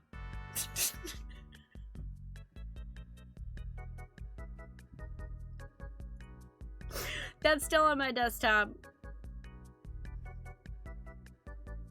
Hang on, now I gotta go find it. 1 second.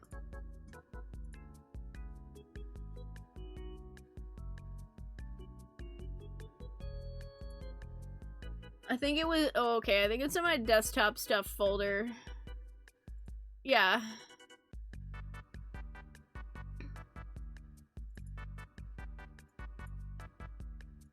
I still have that.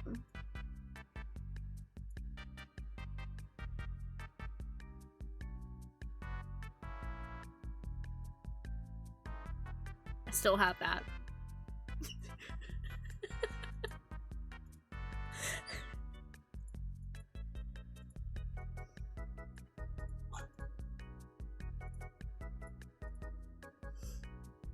Lizard brain. Yeah, earlier, when I played Jason's game Perpetual Void, both Rock Demon and Jason's RPGs they made for me both had parties that included Alucard from Castlevania Symphony of the Night, Lady Maria of the Astral Clock Tower from Bloodborne, and then Rock also had Majima from Yakuza. Cause that's me. I'm full of bi panic.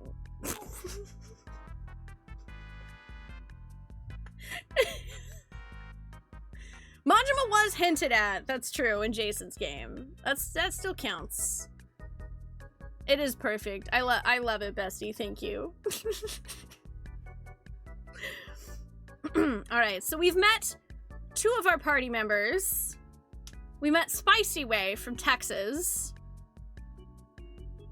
And we met the Cactuar Saguaro. Finally, the group hears a quiet waddle slowly approaching from behind. "Oh hi, I'm here too," comes a nervous mumble as the newest member shuffles into place. The young Tonberry wears an Argyle sweater vest over their robe and holds a book along with their lantern. Shyly hiding their gaze beneath a pair of thick spectacles, they offer, "I'm Sten. You might have seen me around the guild archives. Hopefully I can join too?" Barbuda gives a hearty nod and then guides Sten to join the rest of the group. The 4 would-be adventurers are at last assembled and stand ready to receive their first assignment. I love the Tonberry scholar, that's cute. Yeah, nobody even, you guys just, completely separately did that.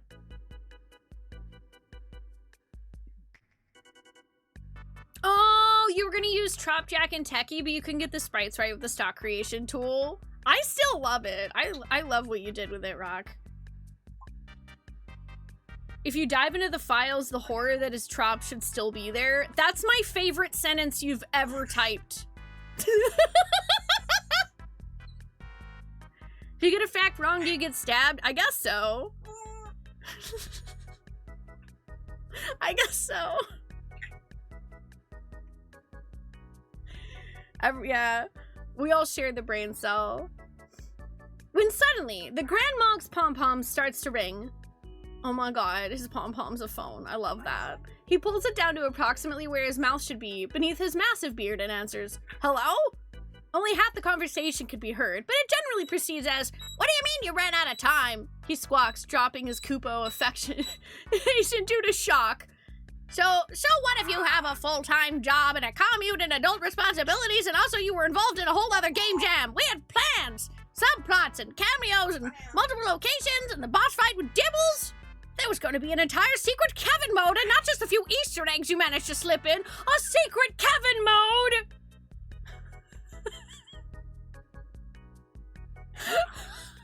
And in quieter voice, the Grand Mog laments, "What are we gonna do now?" Our heroes share concerned glances, but they do not interrupt this clearly very important phone call. "We can't just have me sit here on a chair and explain everything. We don't have Xenogears Cloud here."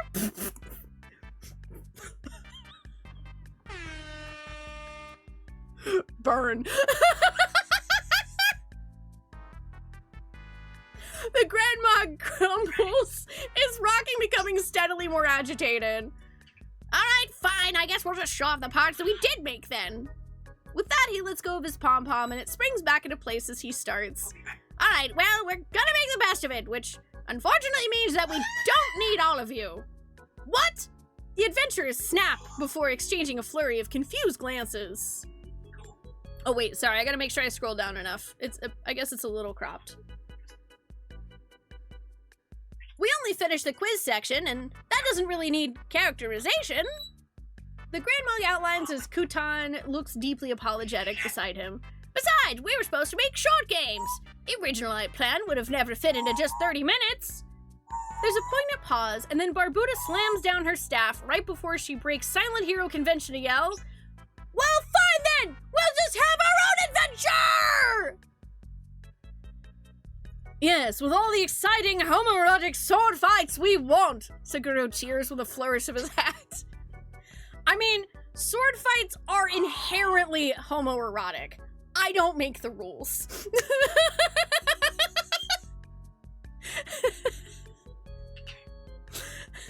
I don't make the rules. Scala gets it.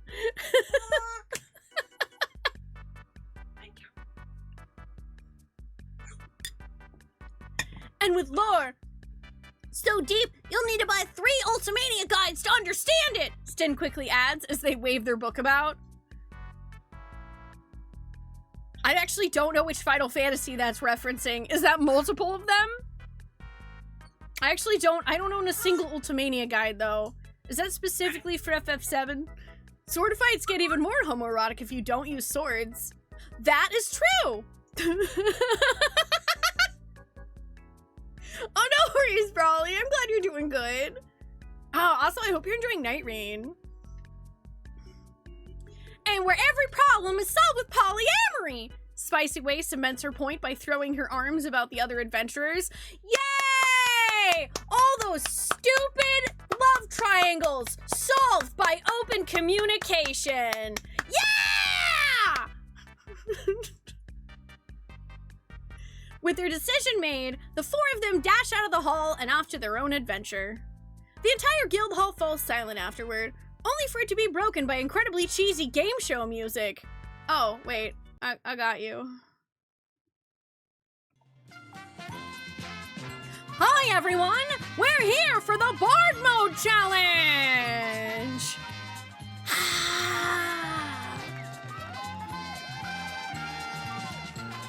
A Moogle in a flashy suit introduces as he does a little floaty dance. Which then falls flat as he notices the lack of participants. Yo, Grandmog, what gives? Murray, the suspiciously car salesman-like Moogle, mutters as his coat continues to sparkle to an excessive degree. The big boss mate told me to come do the quiz thing because it's the only thing we could do, apparently? A heavy sigh escapes the Grandmog as he waves off. Let's just get to the one thing we managed to finish. Hey, Murdyark, welcome. This is a game made by Scala Kitty called Make the Best of It. It's part of our Tales from the Chat, which is a For Funsies Novice Game Jam that I hosted celebrating 10 years of streaming. It's all short games made by lovely folks from chat. Welcome.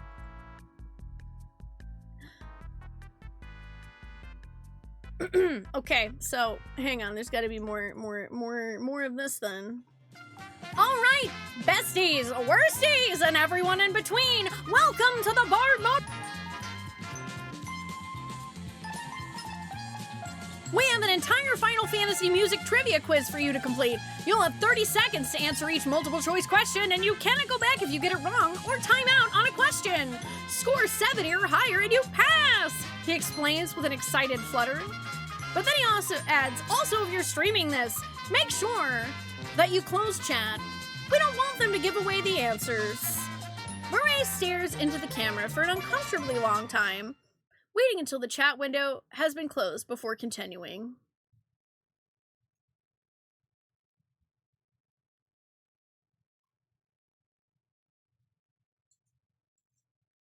But I don't want to close my chat.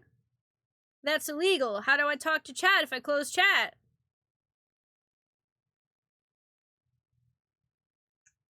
I'm not closing chat.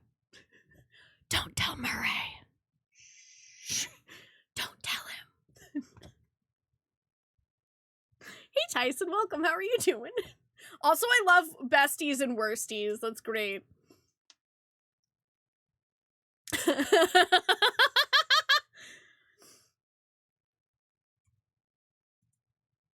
I mean, we can emote only mode if you'd like, Scala. If that's part of it. We can do that. No problem. I only get 30 seconds. I mean, you know me, I don't pay attention anyway. And also, Gru's probably... Listen, if anybody guesses, I'm just gonna have Gru eat you, so...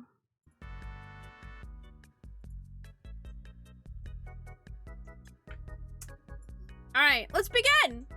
Let's start with a warm-up. What's the very first phrase of Aria de Mezzo Caratari? Oh, oh my hero!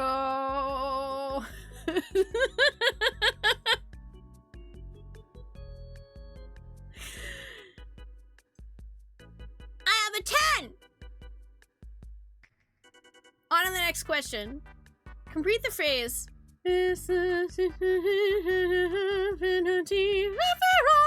Bum bum bum bum bum bum bum bum. Sephiroth! Bum bum bum bum bum bum bum bum. What happened to the maid of cheese? Where's the maid of cheese part of One Winged Angel? On to the next question! True or false? Theme of Love from Final Fantasy IV has been included in official music textbooks in Japan. I have no idea. I'm gonna say true because that sounds like it would be fun. It is true! That's really cool, actually. In 2005, Japanese music textbooks featured Theme of Love as part of the curriculum.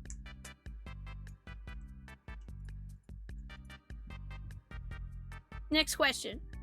What are the last lines in the first chorus of Eyes on Me?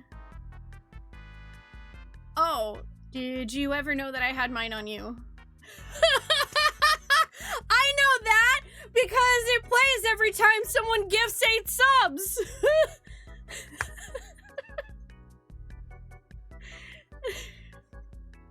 That I had mine on you.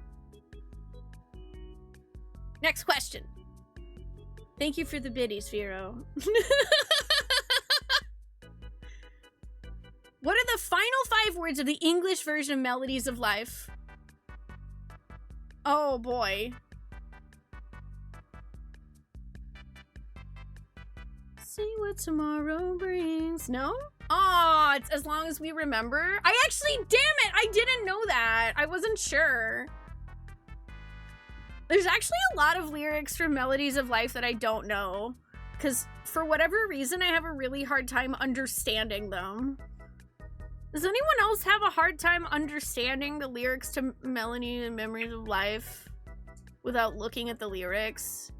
Because I feel like the lady in her singing, though very beautiful, gets a little bit lost in the music. Maybe that's just my hearing issues. Maybe that's part of my auditory processing issues, though. Damn it! I was getting them all right! I'm sad. I was like, dude, I got this. I'm gonna get them all right. I'm gonna be the real Final Fantasy fan. Damn it. Okay, next question. Which of these characters has a song named after them on the Final Fantasy VI official soundtrack?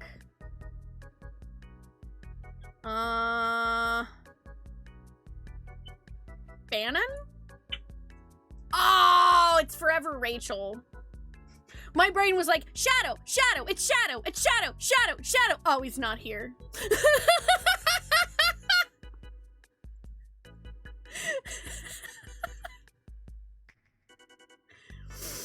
Okay, so apparently it's local streamer, just, you know, looks like an idiot in front of chat and uses it now. It's fine.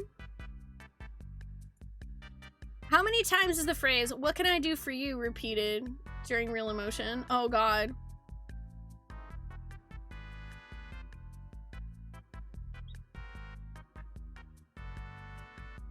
I don't know, like 20 times? 25?! How am I supposed to know that, Scala?! I can't, listen, I can't fast forward through the entirety of Real Emotion in my head in 30 seconds. Dude, at this rate, I'm not even gonna pass!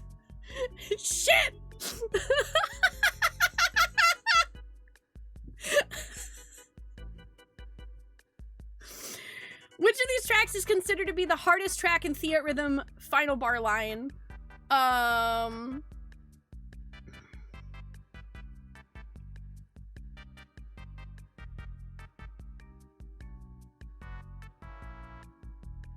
Battle at the Big Bridge? Yeah!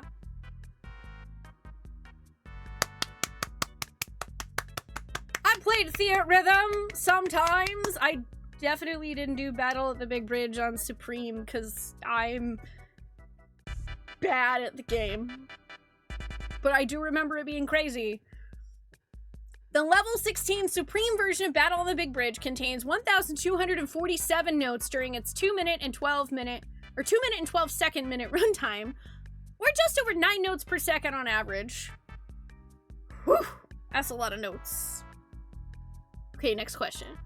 Which of the following artists have not been featured on a Final Fantasy soundtrack? Ariana Grande? Wait, what? While they've contributed theme songs to multiple Kingdom Hearts games, Hikaru Utada has yet to appear on a Final Fantasy soundtrack. Wait, what?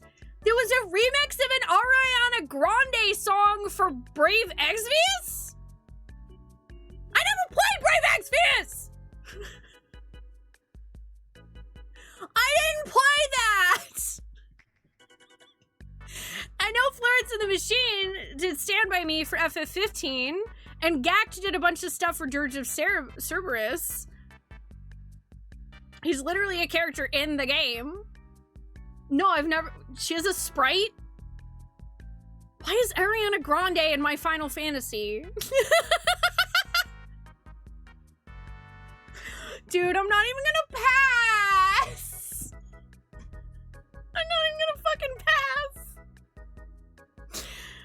This is a lot. You'll get 45 seconds. Which following composers have worked on a Final Fantasy soundtrack?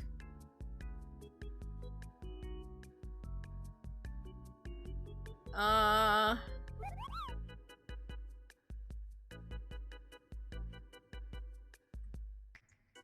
gonna go with, I'm gonna just say I'm mad Soken's not on the list. I'm like, all those names are familiar. There's no Soken though.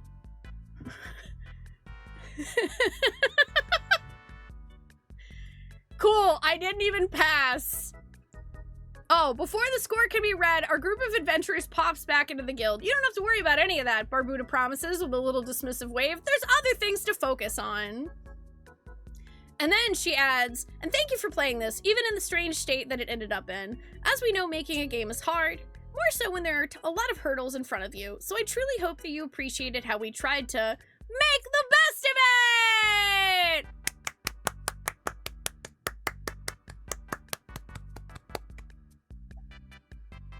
I am definitely not as brushed up on my Final Fantasy music history as you, Scala. I don't know why I forgot that 6 has Forever Rachel. There's a way to unlock the start of Secret Kevin mode. I want to play Secret Kevin mode. Oh, I know you wrote the quiz to be a little trolly. That is completely okay. That is completely okay. Oh, is it if I name myself Kevin? Oh no!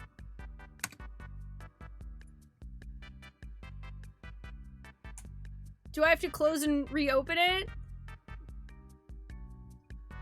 Yep, Advent Children One Winged Angel has different lyrics.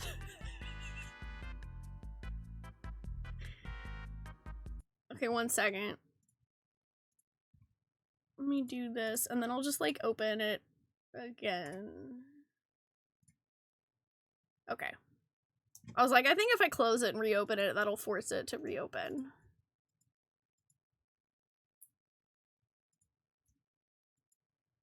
That life was nightmare fuel. Thank you. Thank you. I've been perfecting it for years. Would you like to hear my Titus from Final Fantasy X laugh? It will scar you for life and you'll never be able to sleep again, but you'll get a lot done. Promise.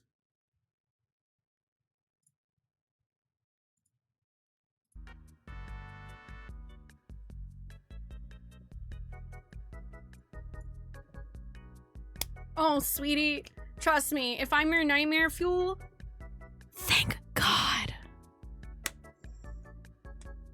I'm doing it right.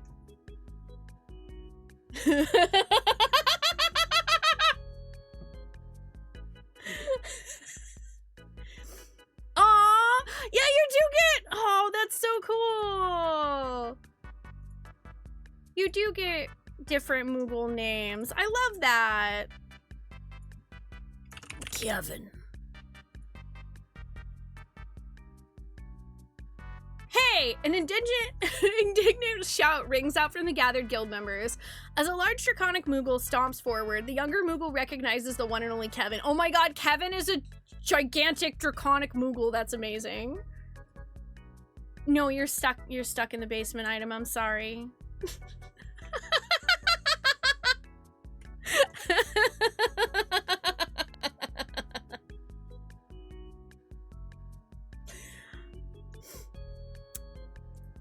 So, chat, I have a confession. I need you guys to scoot in, alright? Lock in. I have a confession.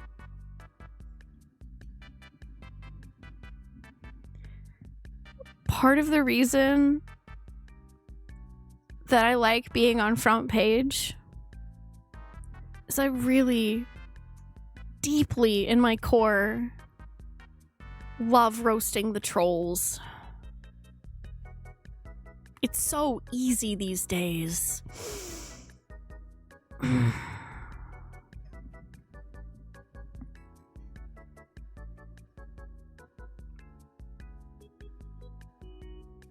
It's not even hard. Free serotonin.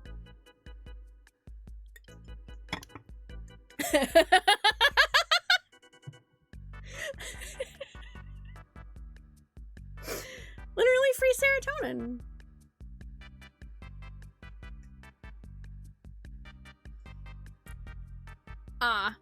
Kevin pokes an accusing paw right into the other's fluff as he declares, "You can't just take my name like that! It's rude, Kupo!" With surprising haste, he scribbles out a name tag and slaps it onto our hero's pom-pom. "Here, you could be Kevin 2 instead!" Yay, I'm Kevin 2!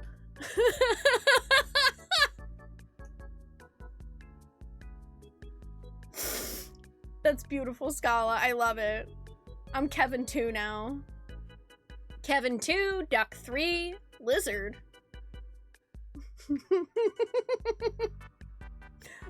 Oh, somebody said that my laugh is nightmare fuel, Roga, so I immediately clapped back with, "Oh, good! Would you like to hear my Titus laugh from Final Fantasy X? It'll make it so you can never sleep again, but you'll get a lot done." Because quite frankly, I revel in roasting the shit out of the low quality trolls that exist in 2025.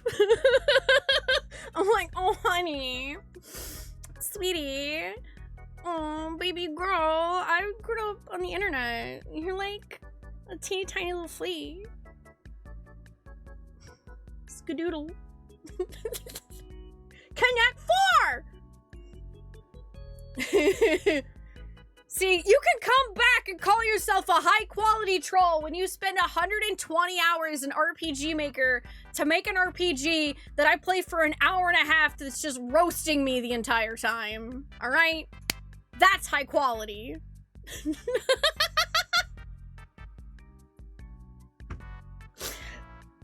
Thank you so much, Scala, for making Make the Best of It. I really appreciate it. I enjoyed that. I enjoyed not actually knowing the answer to all those questions and being like, damn, I need to brush up on my Final Fantasy knowledge.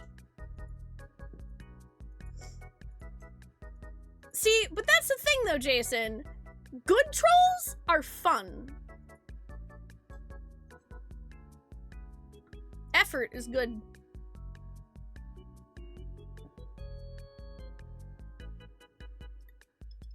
Effort is good. Hi, Power. Cord. How are you doing? Yeah, I don't know.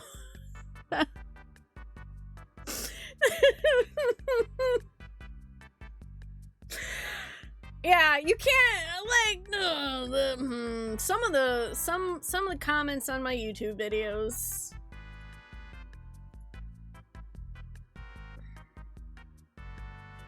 I don't know, in the free speech will probably always be some of my favorites.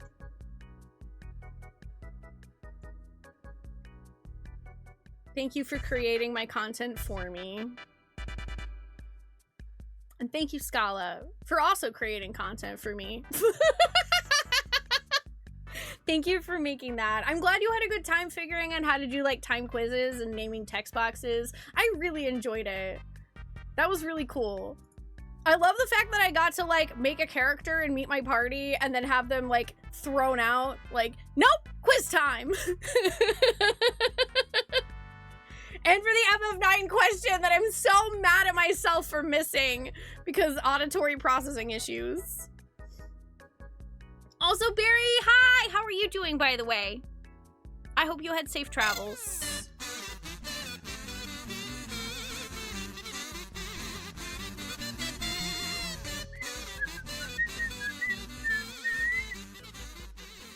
Do do do do do do. Hey, Cake Spoonee, Barn, happy hi. Saturday, Barda. Thank you so much for the 6-month resub. Happy Saturday. How are you doing? You're doing well now that you're finally home and in your comfy desk chair? Heck yeah. Heck yeah. You took a screenshot of RPGMaker and VTrop and put it in Discord because the image isn't in the files. Oh, okay. I can go look. Newbie!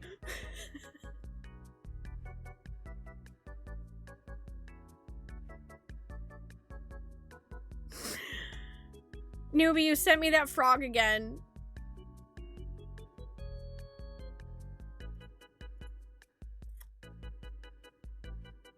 Can't believe you sent me that frog again. Hi, Tokyo Wall. Hi. No, I've never played it. I did used to play EverQuest when it first came out, but my main MMO that I played a lot back in the day was Final Fantasy XI.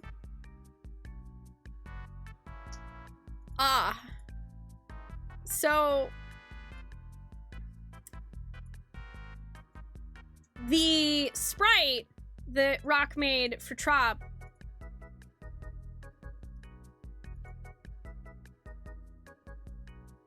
has green facial hair. That's beautiful.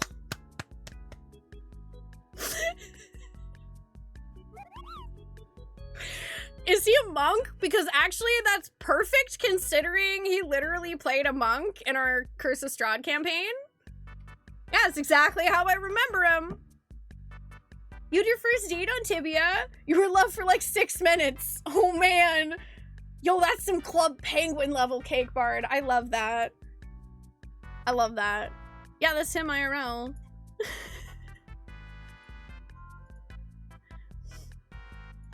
That's perfect. Hi, Zara! Welcome back! Duck 3 does have a beefy Trogdor arm now. Yes. As per one of our incentives. Okay. So, let's see. We've played 4 games, I think? So we have 3 more left. We have Harley's game, which is a Bard side-scroller. We have Spoonie's Tower Trouble by Barry. We have X** by Item. And then... Wait, what else am I missing? No, that's right. Okay, 3. We have 3 games left. We've played 4 games. We have 3 left. I can do math. Math! It exists!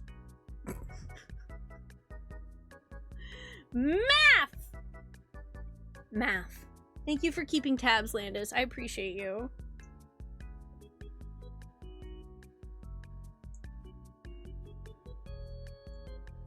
Trop, I'm really mad that I picked up my phone thinking that Angry Trees had texted me, and instead it was just you sending me a picture of a Buc-ee's beaver stuffed animal. Thanks. Thanks, I hate it.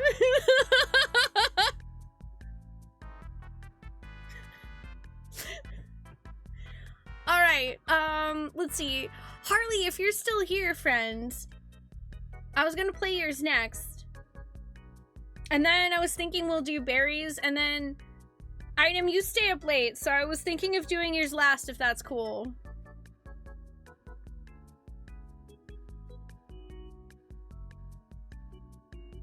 Yeah, I'm gonna send this cool thing to my friend. Yeah, oh my god, F the all the way up. No, he knows he sent it to me because I don't like Buc-ee's. Because the one time that I went there, Jason, I went to a Buc-ee's, I tried to get an icy, and the icy machine was broken. But it didn't say that it was broken. It was just like not all the way made. So what happened is the icy went into the cup and then it overflowed and just like shot out everywhere, and I got icy all over my shirt.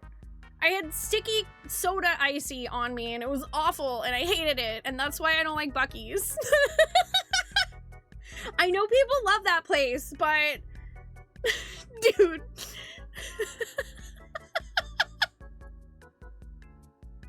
Skill issue. Thanks.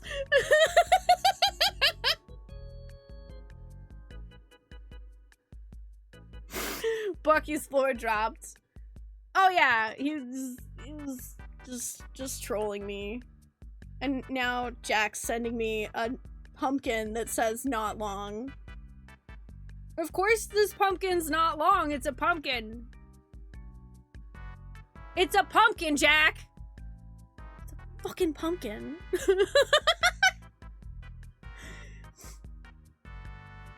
Oh yeah! Thank you so much, Scala. I really appreciate it. Also, I'm glad you enjoyed the movie too. Thank you so much again for making that. I really, really appreciate it. I loved it. I loved it. Oh yeah, it's basically a giant 7-Eleven with barbecue and like crazy candy and stuff. Okay, so I saw Harley said they're here, so I'm gonna pull up Harley's game next. I'm gonna close that.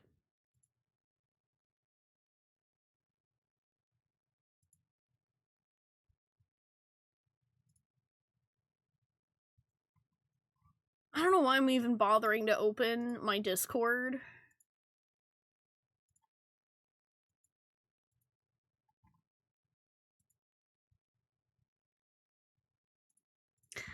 I should never open Discord again.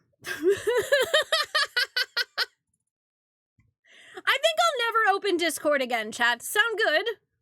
Sound good? Sounds great. Yes, Discord was a mistake. Discord, it was a mistake. It's a silly place. Let's never go there again. Yeah, I guess it's like a Sheets. I've never been to a Sheets, John, but I've heard that they're kind of similar. How will we play Fortnite? Should have thought about that first.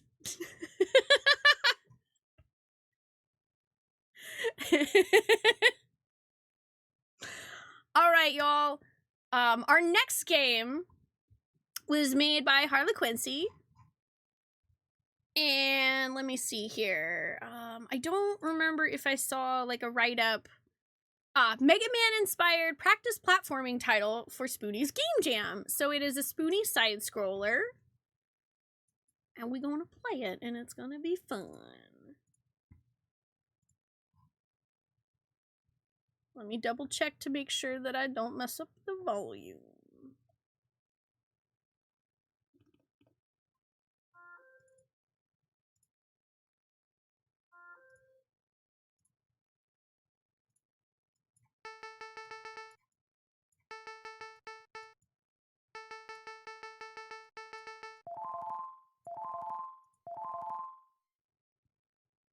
Oh, that's so cute! Bard S specification. It me! Arms are equipped with Bard Blaster. Energy Amplifier, a variable weapon system. Head is equipped with radio and data transmit system, enhanced optics and scanning. I have optics and scanning! Yo, this is already so cool! Oh man, yeah, Bestie's gonna lose his mind. He used to speedrun Mega Man too. Okay, Jack, I love you. I keep hearing my phone go off, and I keep thinking it's Angry Trees because I don't want to miss him saying, hey, I'm going to bed, you want to call me. Can you just send me memes on Discord? I get it! It's the dancing fish! I love that one!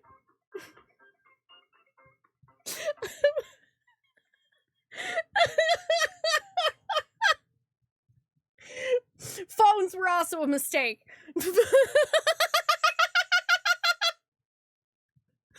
By the way, you sent me that, you sent us that yesterday, Jack, and I literally listened to the entire thing and I stared at that fish spinning for like a full 3 minutes. It was great.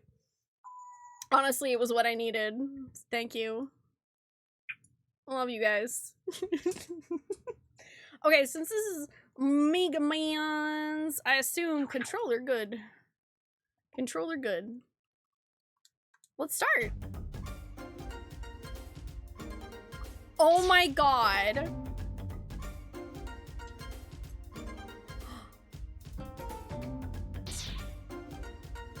Okay, can I die? Oh no, okay, that's ground. This is so cute!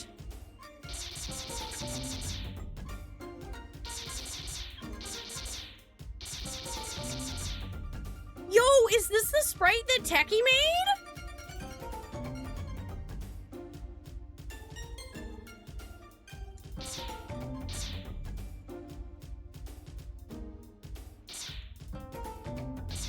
How do I go inside? Can I go inside there?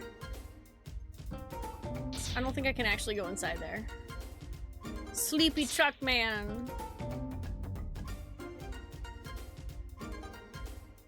It's the baseline, but you didn't do anything. I thought I recognized your art style. Oh my god, it's a hat! It's my Santa hats!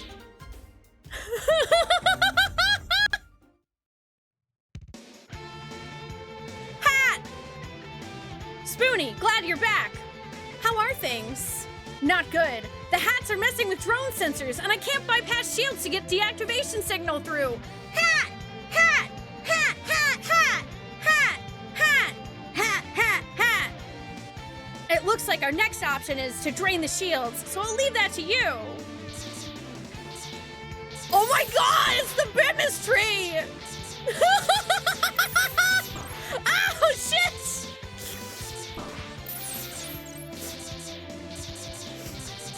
Attack and dethrone the Bimus tree!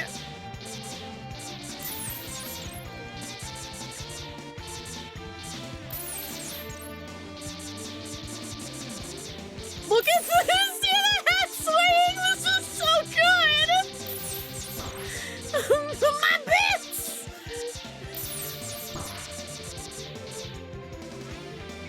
Oh, there's a charge beam! Cool! Oh my god!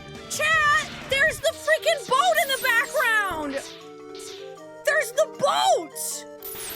Bro, that's my boat!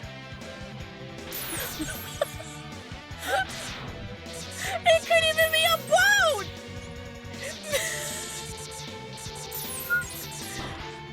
Oh god, I'm gonna try really hard not to die, but I'm almost dead. Oh, I died. If you need a moment, take your time.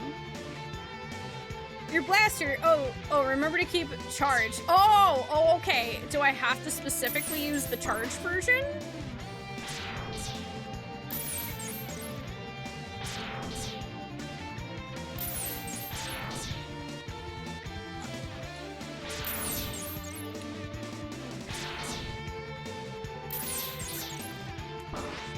Now! Rude!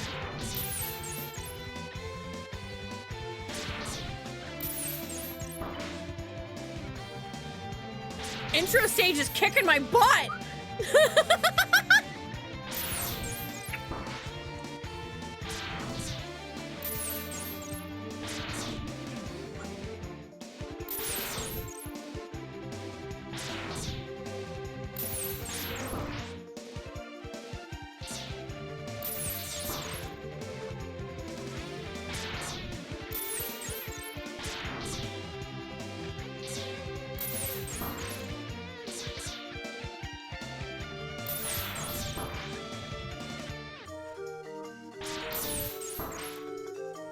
Don't mind me, I'm also just like vibing to the fact that this is literally a Seiken Densetsu 3 song. Like, outer shield is gone, but not the one blocking the signal. Here, use this. Ah! What is that? Oh god, is that what I'm supposed to use? Oh, what? What? Oh, I died again. Frag! I'm doing so bad at this! I suck!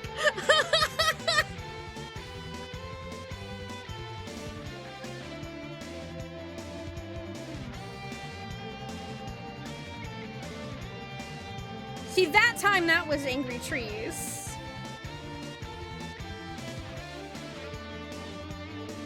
Hey, Bioseth, how are you doing? Man, I get a hoverboard though. That's so cool. But I beat Mega Man 2!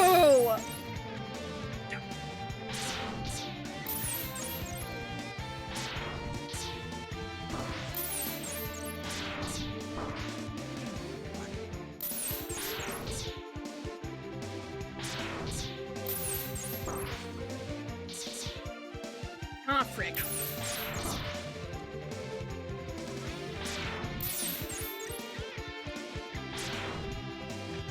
I think sometimes my shots, like, not quite actually hitting it.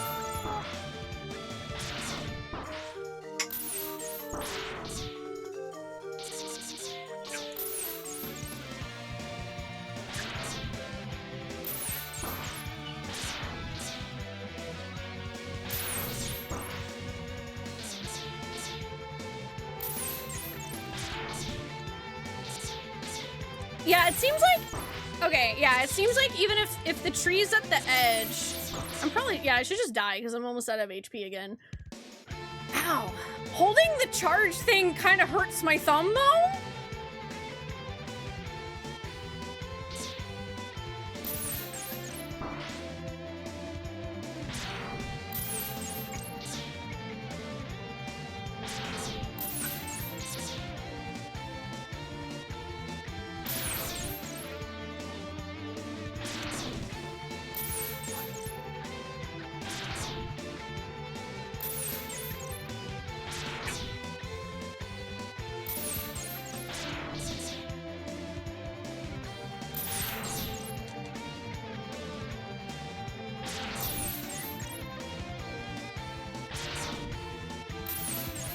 Oh, I swapped, I'm using my index finger for charge now. Old speedrunner moves! Ow. That's not a speedrunner move. I love the boat in the background though. It's so good.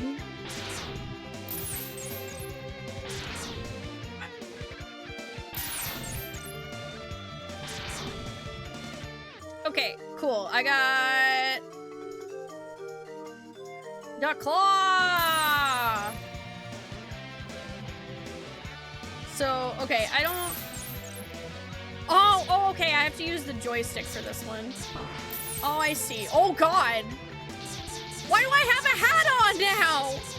I have a hat. I am the hat.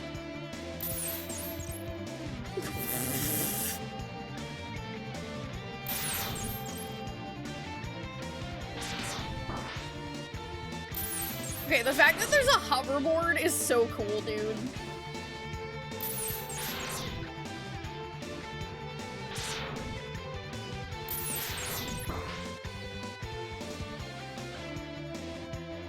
And I love the hats. Oh god. Oh no, I'm stuck in the corner. No!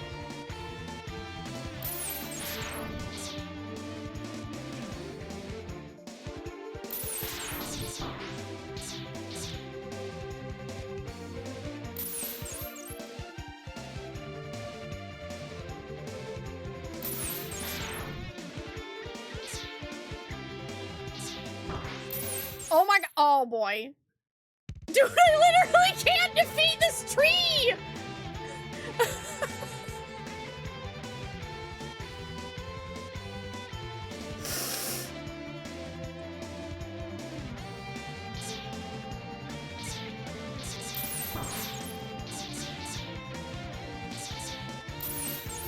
The Bitmas tree, it's too strong.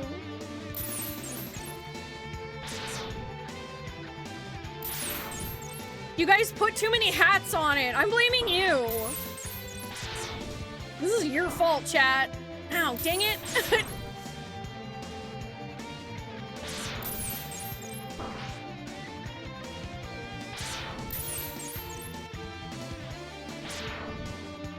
Yes, you did, Landis. You put hats on it. I know you did. I remember.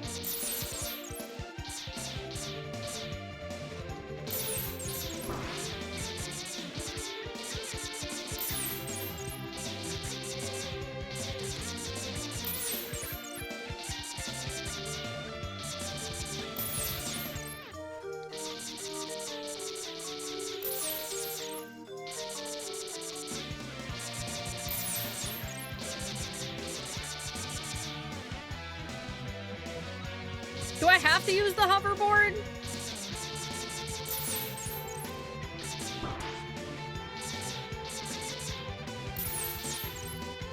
Oh, well, I guess I kind of do because it's he's just gonna keep coming. Okay, I see. Oh,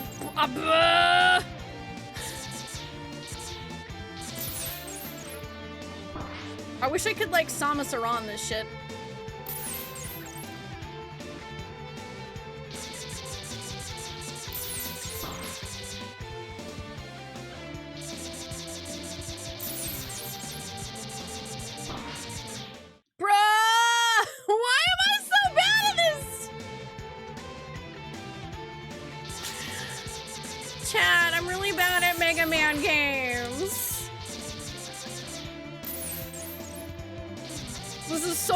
I wish I was better at it.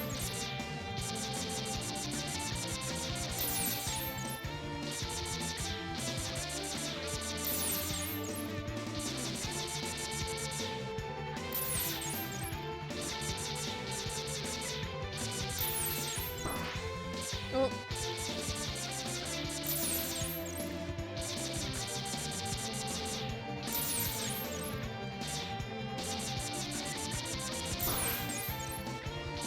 Random hat dropping shade on me!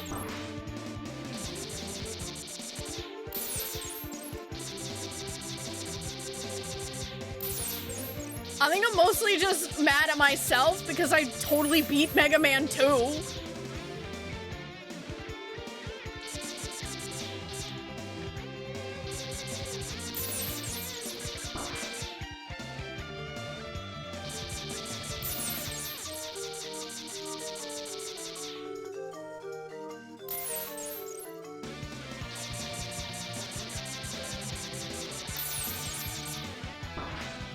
Son of a monkey!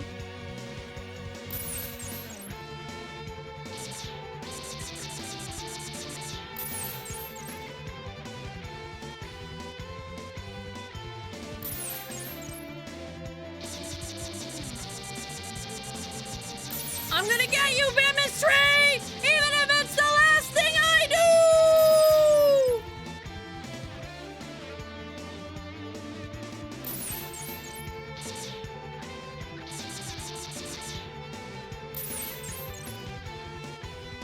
No, hat.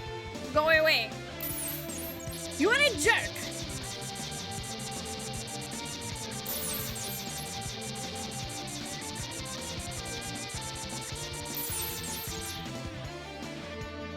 Okay. This seems to work better if I stay on the same side. Oh, I thought for a second I killed it because it stopped taking damage. Oh god, I didn't move in time. No! No, I've been had it!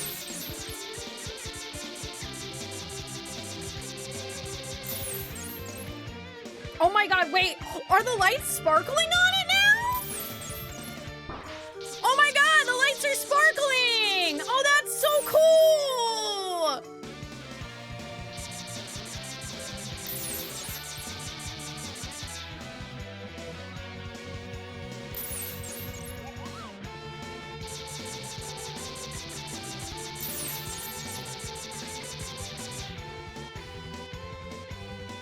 Okay, at least if I make it that far, I don't get smashed to death by the hats.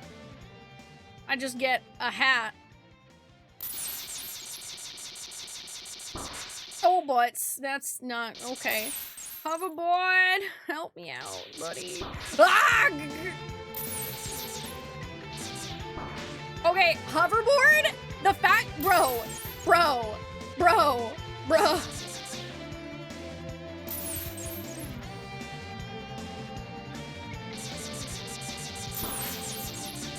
Dude, this thing is definitely moving faster. I'm so screwed.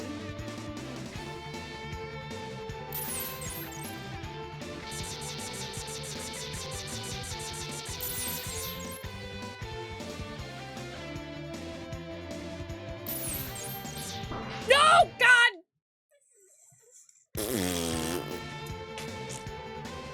How much health does this tree have?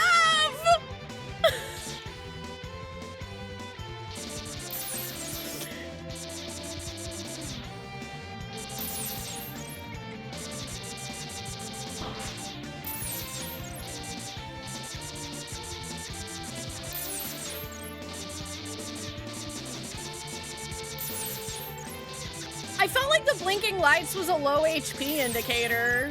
Am I right about that, Harley?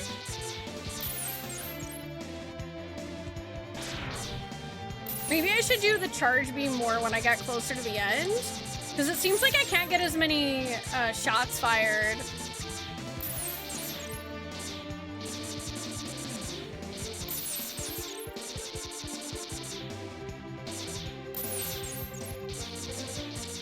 He has an enrage function? Oh my goodness! That's one angry tree!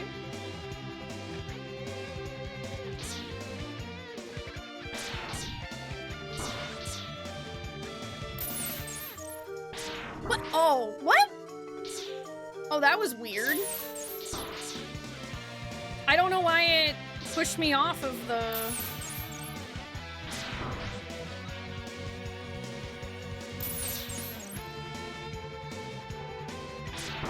Oh god, no, I just, for some reason, like, I'm really bad at the charge shot stuff. I don't know why. It was like that when I played Mega Man, too.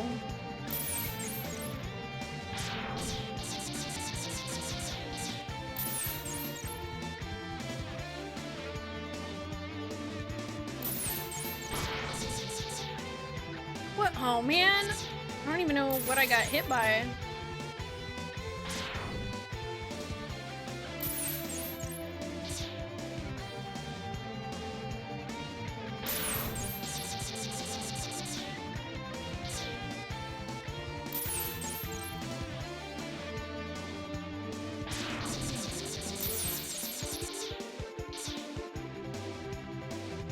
Trying to do what I can here.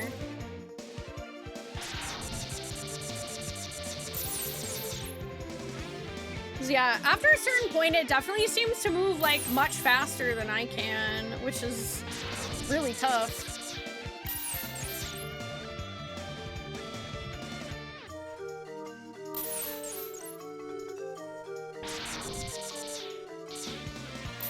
I'm just gonna be, you know, I'm gonna go for patience, okay?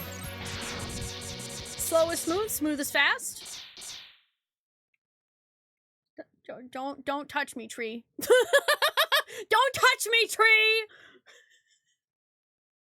Nice work! It's the Chrono Trigger music! Now the Bitmas tree will hurt us no more. Yeah!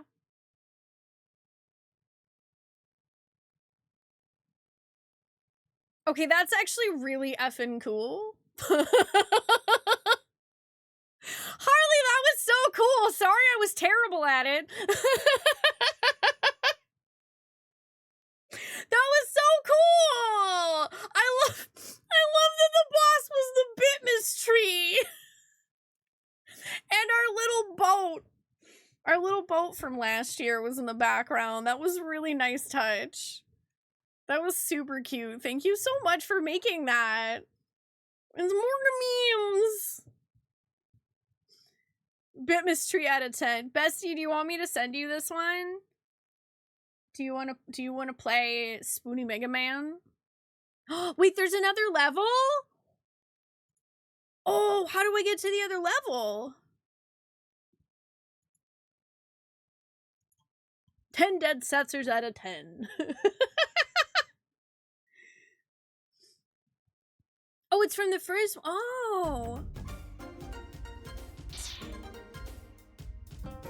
Spoonee detected. Welcome back.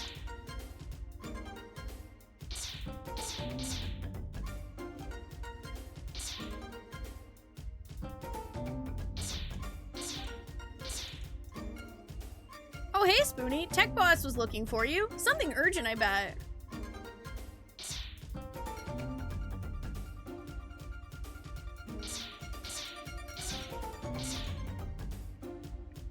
Beep boop. Current weather. Mostly clear skies. No chance of rain today.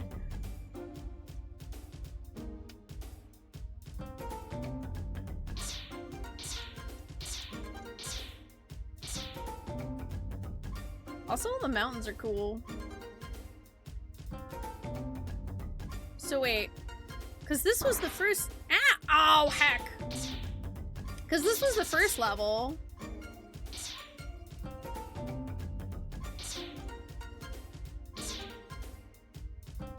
So, like, do I have to go back into the first level to access that one, Harley? Or...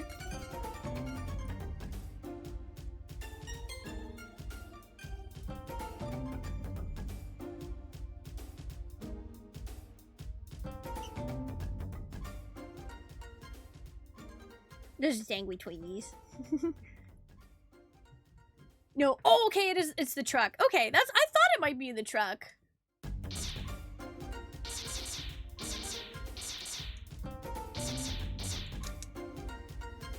Do you find the boss yet? I think she was heading back to the hangar.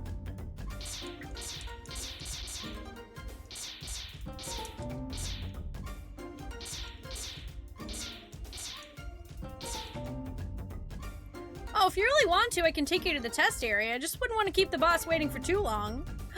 Ooh, test area. Hell yeah, more Chrono Trigger music!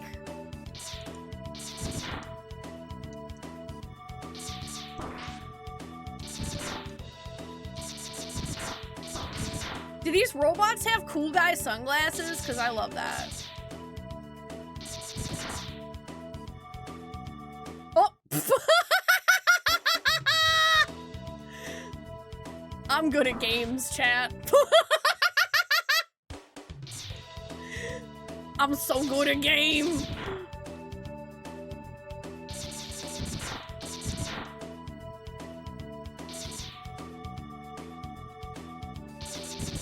Yeah, I sadly cannot fly.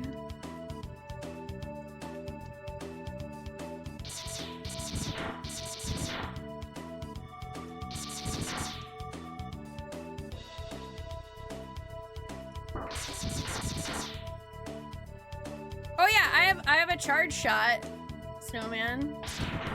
I do have a charge shot.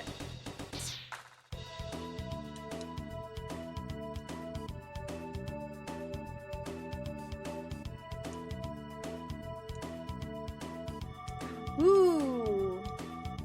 Ooh. Auto scroll section. Elevators.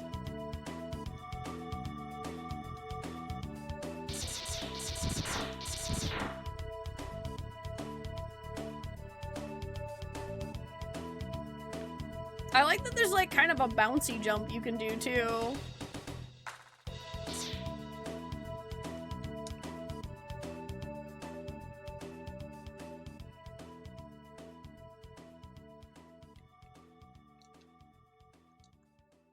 Oh, right. Hover.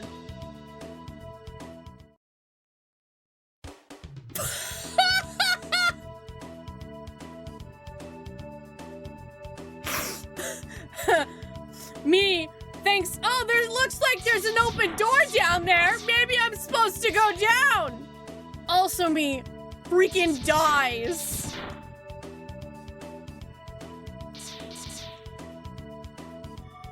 I love you, Mega Man playstyle. Gaming!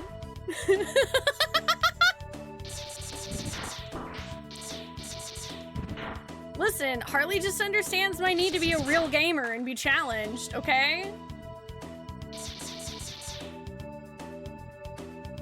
Yeah, maybe the space buns are like propellers or rocket boosters.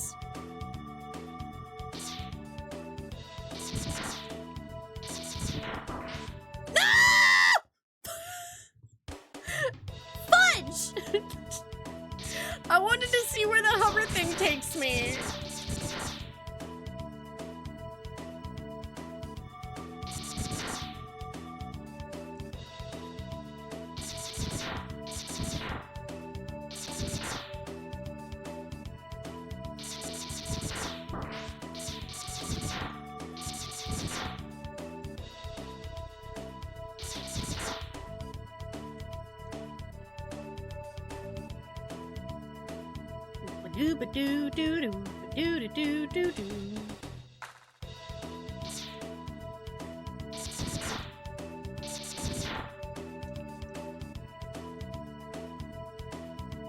Oh, you actually needed the hover thing for the basically once it shows up, Landis, because the tree starts moving all the way across the screen, and the only way to not take damage from it when it does that is to use the hover thingy to fly above it.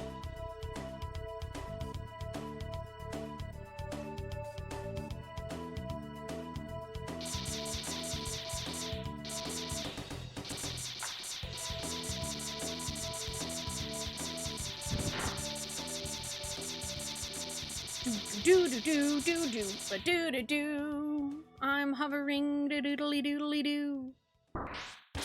I fell, ba-doodly-doo. Uh-oh.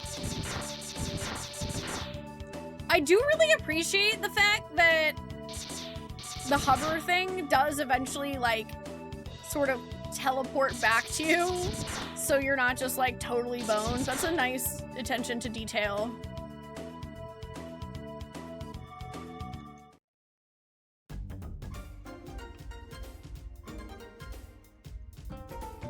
I love that, Harley. That's so cool. Thank you so much for making this. I really appreciate it. I love what you did with the sprite work from Techie. And I loved it being the Bitmas tree and the little boat in the background. That was good stuff. I really enjoyed that. Thank you.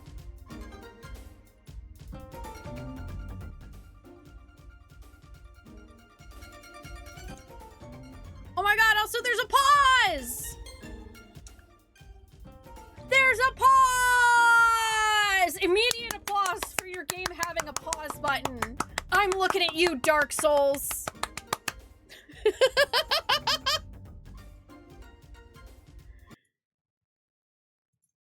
Oh, you can go to the door with the hoverboard? Oh, whoops. Okay, I guess I didn't realize that. I thought the buildings were, like, I couldn't actually, like, go through them?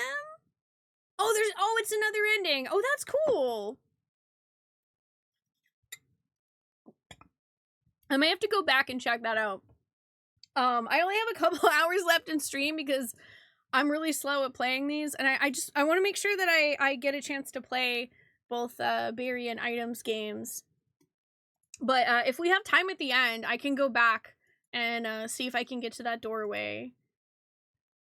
Thank you so much, Harley. That was super freaking cool. Thank you. I loved it. I loved it. All right, Barry, are you ready? Are you ready? Are you ready? Are you ready? Are you ready?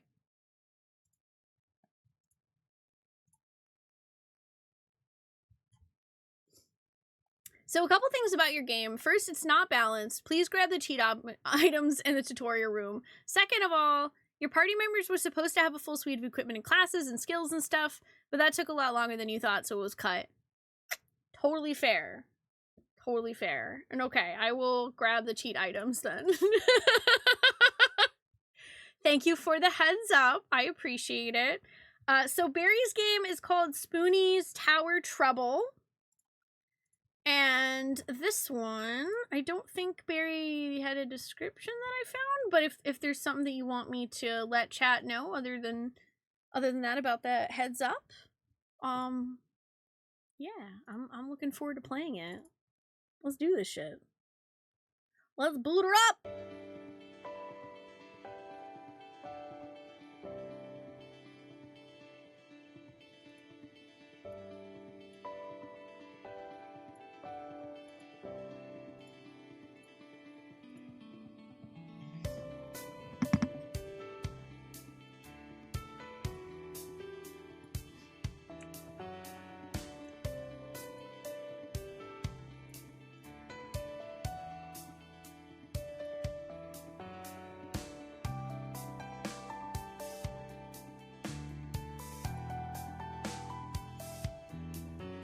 This is a little unrelated, but the talk about the pause button reminded you of a program you made that was just a picture of Barry B. Benson that didn't let you close it until it finished zooming in. That's kind of great, though. I love that. Just experience it as is. Mostly just a simple RPG with a few older references to stream. Sounds perfect. Bards, let's get some love and claps into the chat for Barry for bringing us Spoonee's Tower Trouble. Thank you so much for all the work that you put in. I really appreciate it. I know, what with you being out of town, the deadline ended up being kind of tough. I really, really appreciate you submitting this. Thank you so much, Barry. I'm looking forward to playing it. And again, for any of you who are joining us from front page, or if you are joining us from the community and you're like, what the heck's happening? This is Tales from the Chat, where I am playing games made by our lovely community members for a little mini novice game jam that we had celebrating 10 years of streaming on Twitch. And I'm playing all of the games that our lovely, wonderful community members made today. We've played 5 games so far. We've got Barry's game, and we have a game that Item Finder Muriel made for us. So we'll be playing those. And welcome if you're from front page. Hi, I'm Spoonee. I play a lot of RPGs and retro games mostly, and we're glad to have you. Feel free to lurk if you're comfy, or if you want to say hello or ask any questions, feel free to do that too. We're glad to have you.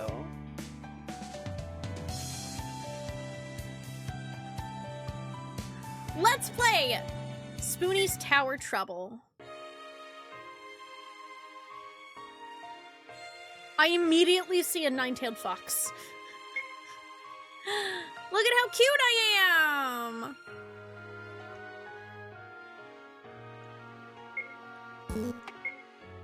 Spoonee, streamer, broadcast.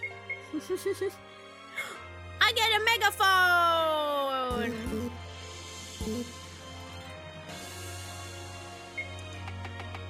Let me go into the options.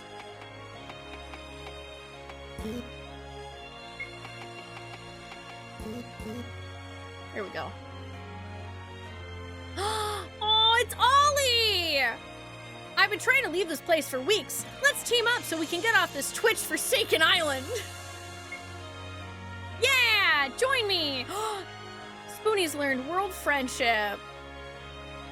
I love the little wings that you gave her. Is this Luna?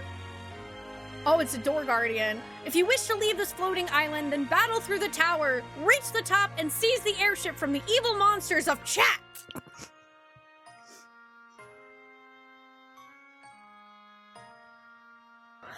Sorry, I had to sneeze.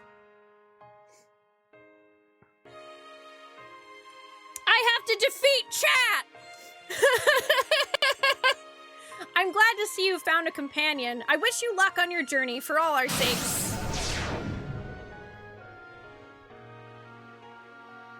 Why you always gotta be the villain, chat?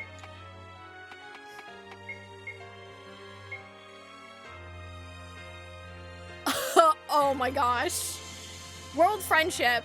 Point Ollie in the direction of a new friend. Convinces an enemy to side with you for now. I love that. Oh, and Ollie's a healer. That's adorable. I love this already. I don't need to learn. Only good players who read tutorials get gifts.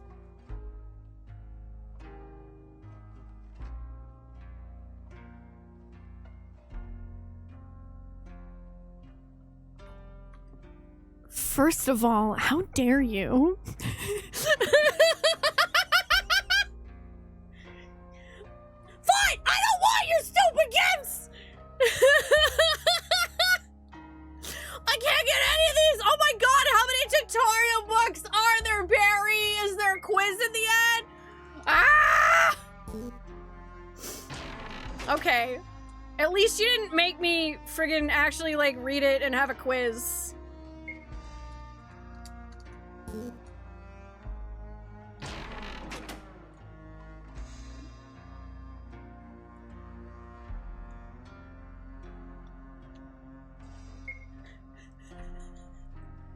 But I love how your whole thing was, I'm gonna make Spoonee. I'm gonna put something later. It's not like Spoonee reads tutorials anyway. No, I don't. I barely read that. It just barely registered in my mind that there was something different there. Oh. Was this the cheat thing that you wanted me to enable?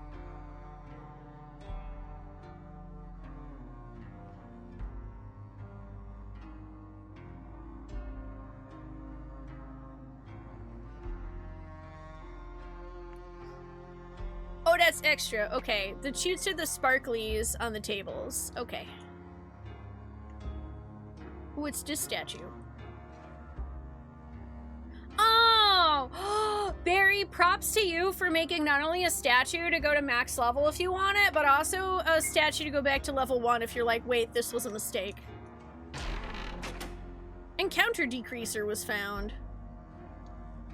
A gift from Orange Jesus. Gives each member of the party 5,000 XP just in case Barry balanced the game badly. He probably balanced the game badly.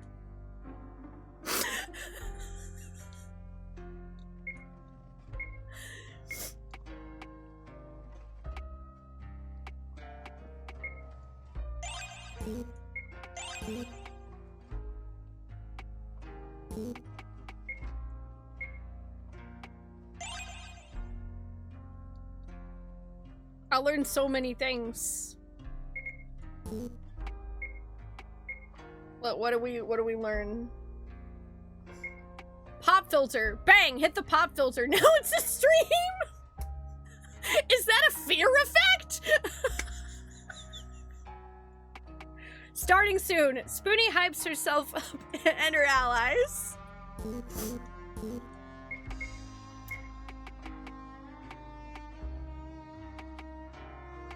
Man, Ollie gets some good heals.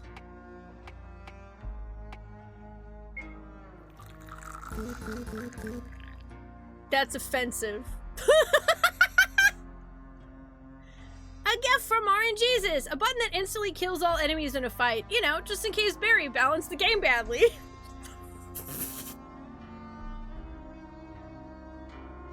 This tower is dangerous. A real streamer doesn't need tutorials! Not very Spoonee of you to say you skip the tutorials after reading them. I guess I can still give you something, though. A shame there are no shops in the tower. Enjoy the extra crystals. Did you just give me money that's useless? Barry, did you just give me useless money? Can I eat the crystals? Can I eat them? I want to eat them. I'm gonna eat them. Nom nom nom nom nom nom nom.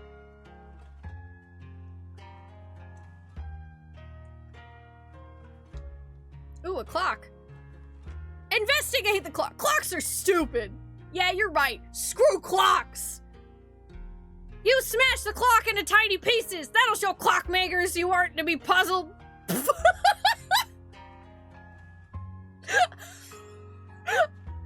Wait, you actually let me beat the shit out of the clock? And now I don't have to solve a clock puzzle? Bless you, Barry. For those of you who don't know, I hate clock puzzles. It's an old stream meme, but it checks out. You see a cat trapped inside the crystal. Free the kitty! You break open the crystal and an adorable cat jumps onto your shoulder. Luna's joined the party. I learned laser pointer!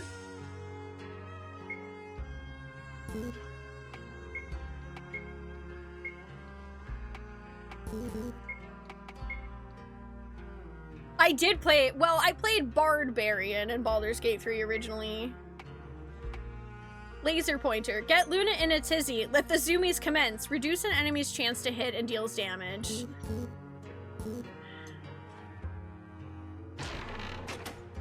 Ooh, magic wand. Desk microphone.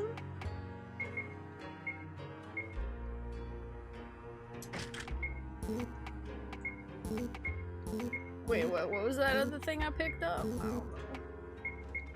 Oh, right, a wand. Yep, martial artist. Luna do bap her enemies to death, it's true. Magic water. Bad idea, Imp! A Crystor! What are you doing in the tower?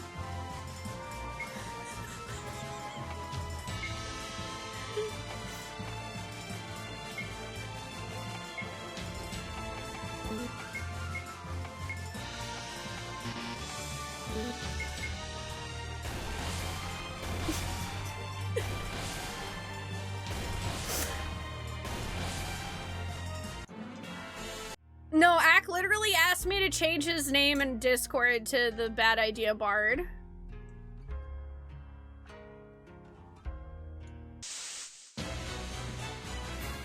Emote who shall not be named emerged!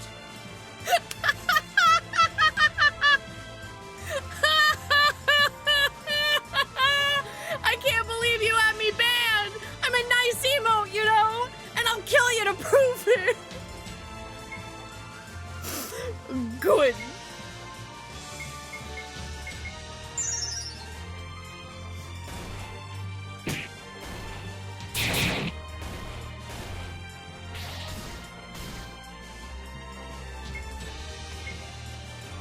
That is a lovely joke. I love this.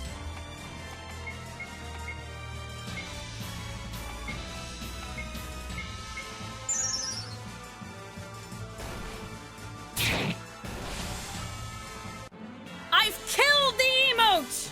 I'm a murderer!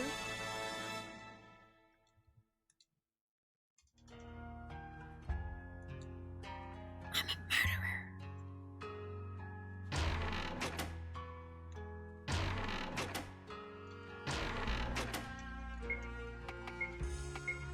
Wait, I found another desk microphone.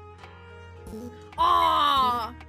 I can't dual wield them! What do you mean I can't dual wield microphones? What do you mean that'll cause a bunch of reverb?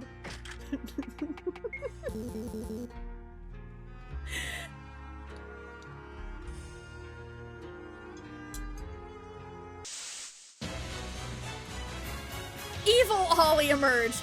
Lizard emerged! Lizard, lizard, lizard, lizard, lizard, lizard. Lizard.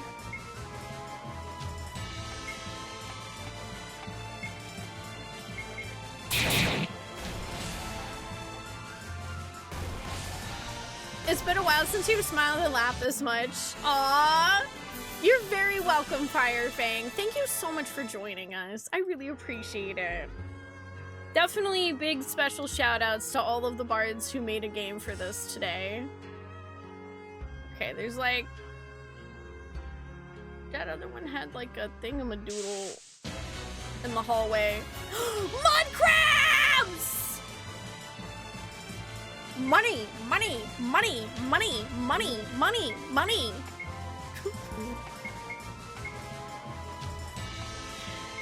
Ooh, sweep.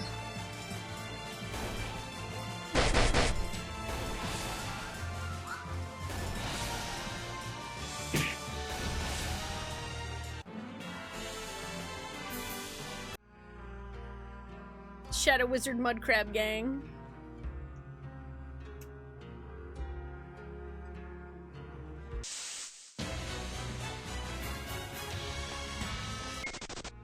Hold on. I'm trying to figure out if I'm like... Did I go in a big circle? I think I might have gone in a big circle. Or not. This really long hallway looks new. That really long hallway looks new, actually.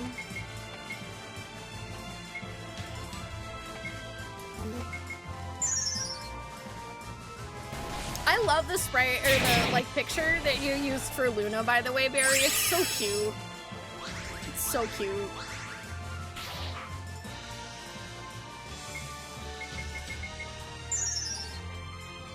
Hi, Pangolin. How are you doing, by the way? Our party was victorious! Oh, yep, okay, this is the direction I needed to go, actually. I'm gonna fight Burnout! Oof! You've been working so hard. You really must take a break.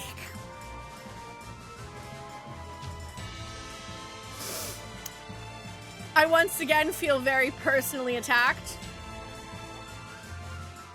Considering the day before yesterday, I went to bed like 4 hours early because I was so tired. Just rest, it's good for you. And if you won't do it yourself, I will insist! With your death! Probably.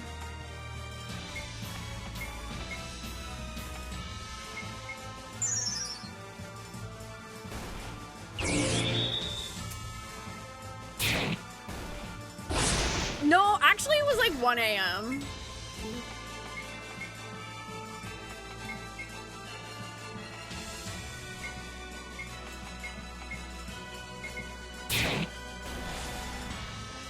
I slayed the Burnout!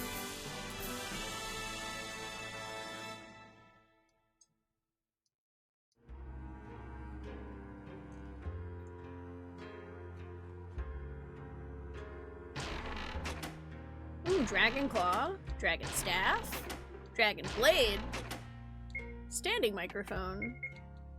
Okay. Alright, so I think I need to go back that other direction.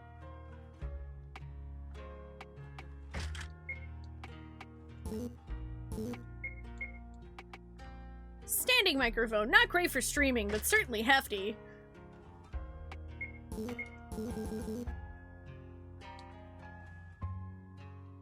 Plus, there's like literally a room of treasure right there that I haven't gotten to. So I think I need to go back to that hallway with the super funky stuff.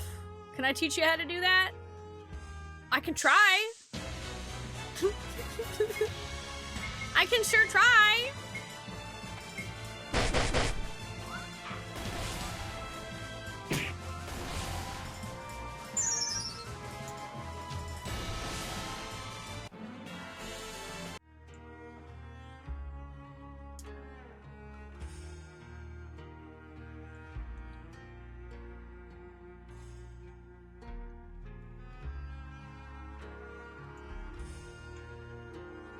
Yeah, because there was like this icicle thingies.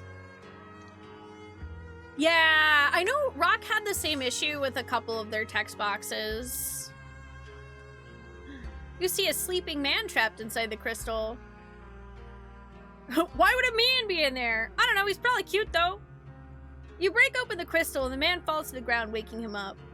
It's Angry Trees! And he is cute!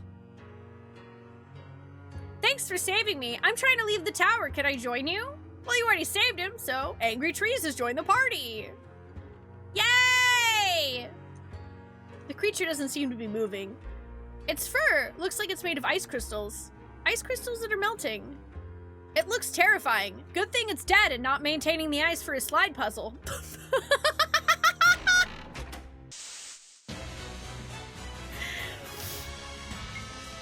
Good. Perfection.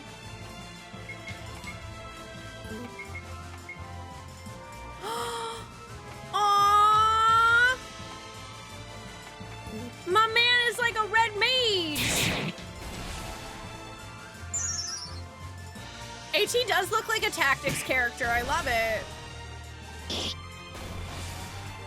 Dual wield this Wahanda!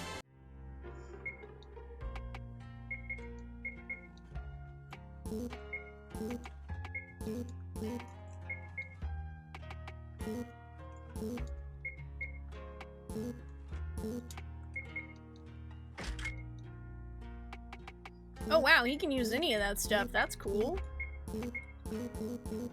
Sword! Yeah, magic swordsman!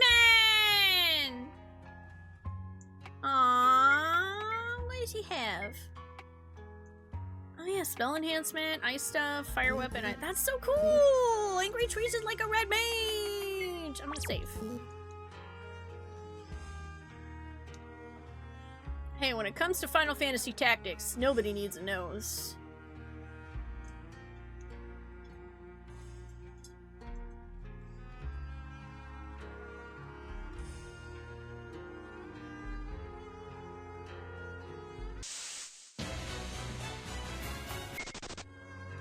Run away!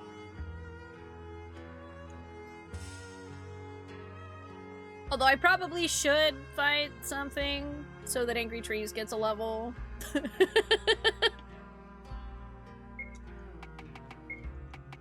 Also, I feel like you would do this. That's cute.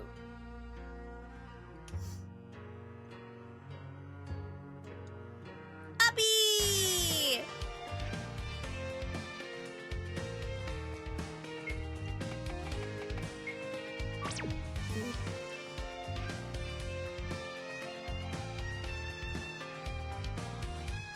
Oh, Ollie and Luna's classes were originally Bird and Cat and AT was Painter.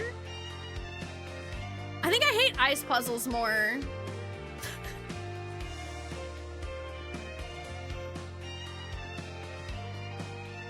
Is this Deltarune Berry?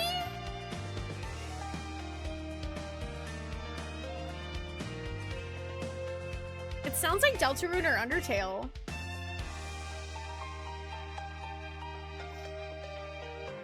This is RPGMaker music? Oh dang, it sounds a lot like Undertale. I see you finally made it to the top of the tower. Oh, you set the pitch away from the default. It sounds good, I like it. Now the last thing you need to do is head upstairs and fly away on the airship waiting there. Unfortunately, it has no power source, and the only thing that's strong enough is my heart gem. Now, will you kill me so you may all leave, or remain here and starve until you become my meal instead?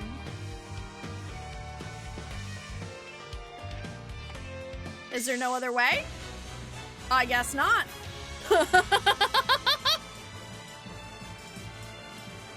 Strike me down, take my heartstone, and escape this land, or die by my hand and help me grow stronger. And let's make it a fair fight, shall we? Your party has had all buffs and debuffs removed, HP and MP restored, and TP set to 0.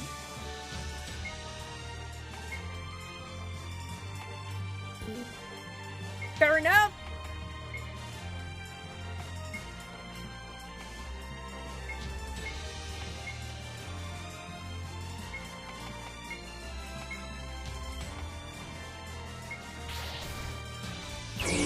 Ow. That was ouchy. It's leg!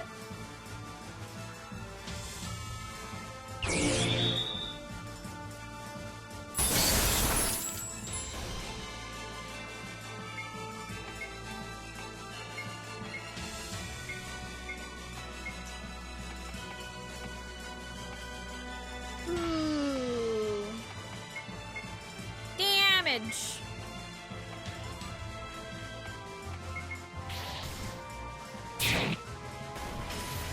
Oh!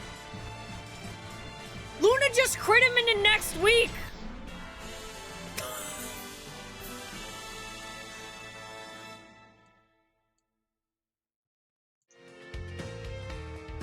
I learned heal 3 and yell. Luna learned dual attack and roundhouse kick. Pretty gruesome how you ripped the heartstone out of his chest, but you do need it to leave. Please wash it off before you use it.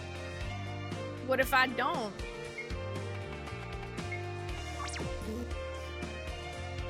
Can I? Well, alright. Don't see a place to actually wash it off, so I'll just leave.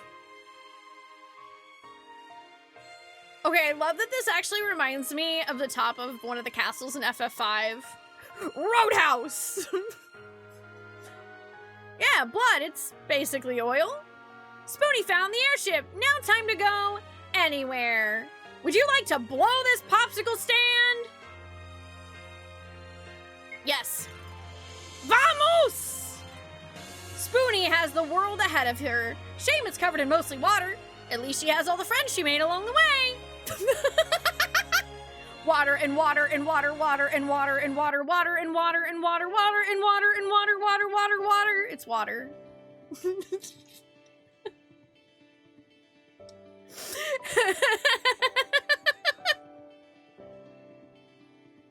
That was great, Mary. I loved it.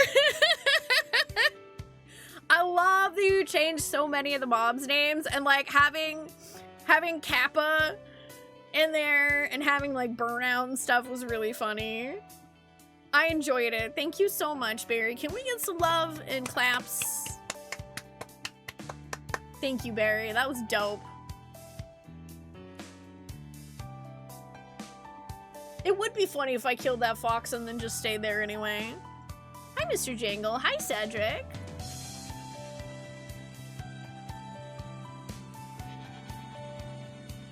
Do do do do do do.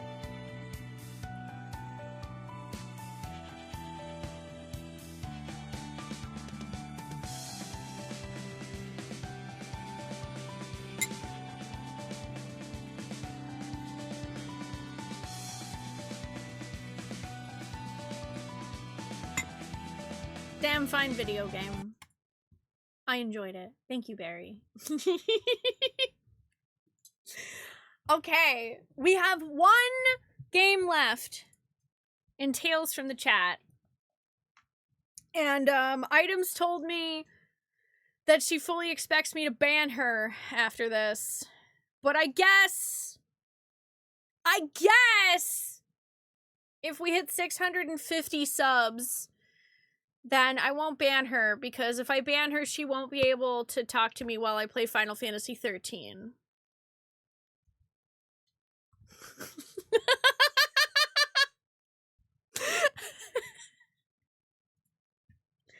So, if you want to save Item from being incredibly sad...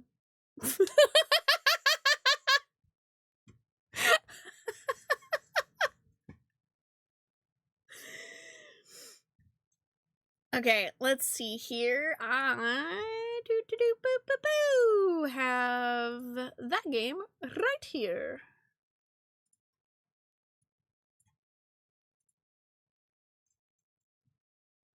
So, you said you didn't scale it, so I have no idea, like, what part of the screen I'm gonna need. So, I'll just use all of it, I suppose. I'm gonna use all the screen. Every of the screen. Every of the screen.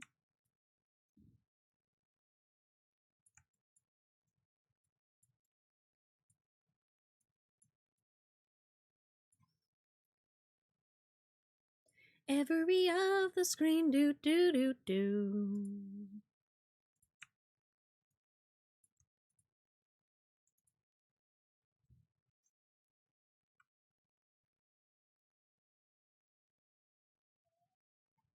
Interestingly, I believe this is the only game tonight that does not feature my family as main characters. Technically, Harley's game only had me in it. It didn't have Angry Tree, Zali, or Luna.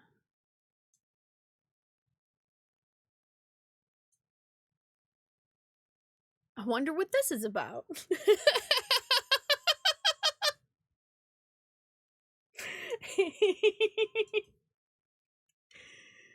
Interesting. Okay. The Bitmas tree is a family to you. Nah. Pfft. Listen, the Bitmas tree is gonna come for me.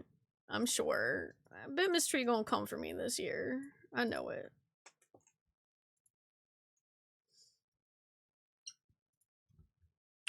X asterisk question mark?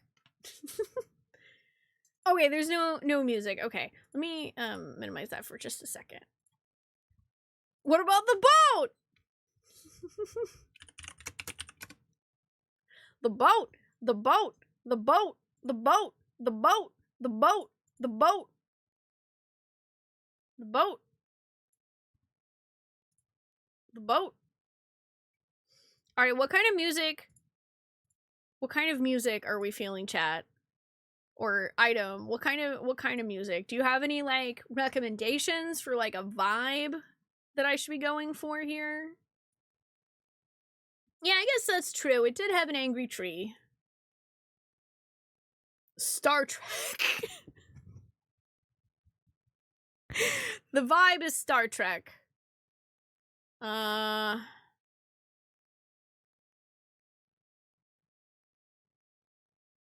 don't know what I could do with that will not get my stream muted.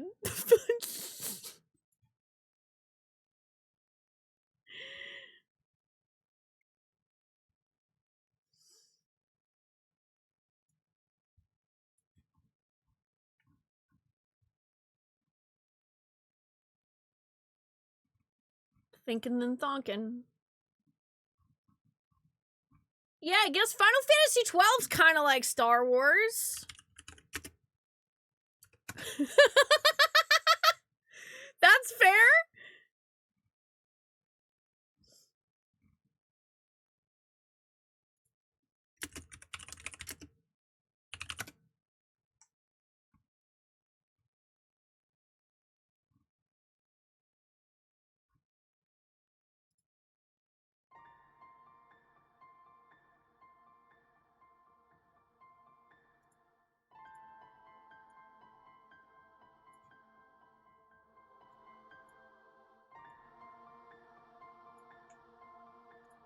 How's this?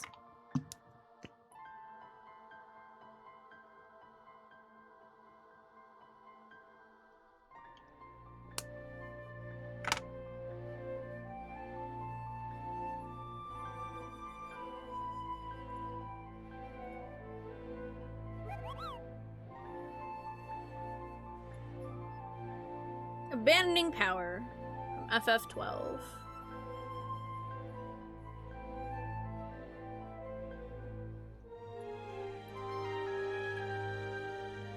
I do love me some FF12.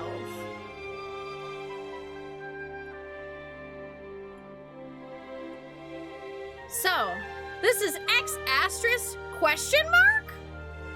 A Twine adventure written by Muriel. So first off, can we get some love and clippity claps in the chat for Item, who made this game in Twine, and I don't really know what to expect other than that it says X asterisk question mark, and all the time Item is, you know, tried to get me to play X asterisk. I did play it one time for a Patreon pick that Item traded Ack stuff for that I okayed. And now it's like, well, I would actually love to play more. It's honestly just a pity that there's not a PC port of the game. So maybe Items fix that for me. You never know. But thank you so much, Item, for making this. I really, really appreciate it. I'm looking forward to, you know, totally banning you at the end of the night.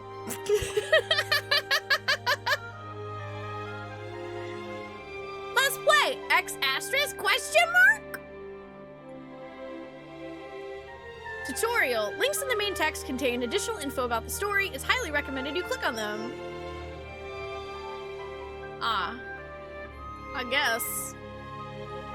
Screw you, I don't read tutorials. You died.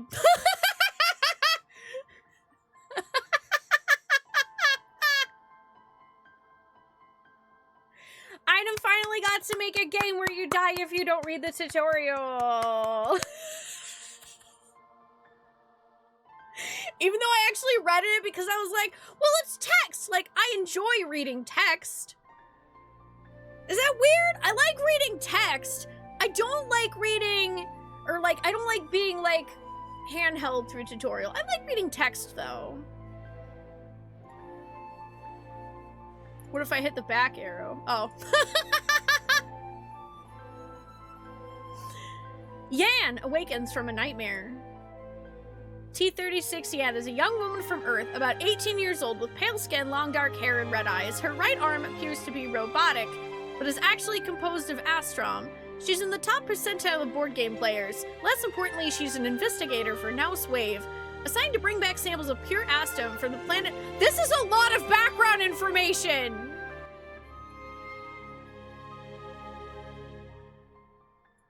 Girl, this is a lot of background info! It's the bardiest thing that I went. Yeah, I skipped the trap that kills you first, and then I went back because I was like, well, I have to. Exactly, I didn't know what happens. This is very important, okay? Super important.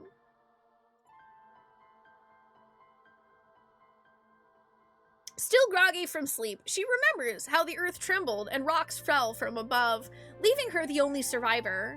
She remembers someone being thrown from a window as she looked on. Perhaps scariest of all, she remembers three identical? Is that identical? I have a feeling that a Stenian would rather jump out of a window than get married. Thank you. I mean, he did jump out of a window. And the likely event that Spoonee reads this text box, this is a reminder to the bards that Gideon Emery is available for hire on Cameo. Unfortunately for me, but perhaps fortunately for Spoonee, Allie Hillis, Rachel Robinson, etc., are not on Cameo, and Robert Vernon is taking a break from Cameo.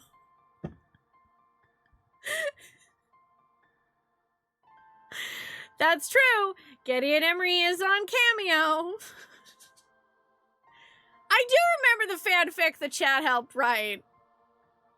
Oh, I see. You're making fun of me for marrying Estenian, Alucard, and Astarion, aren't you?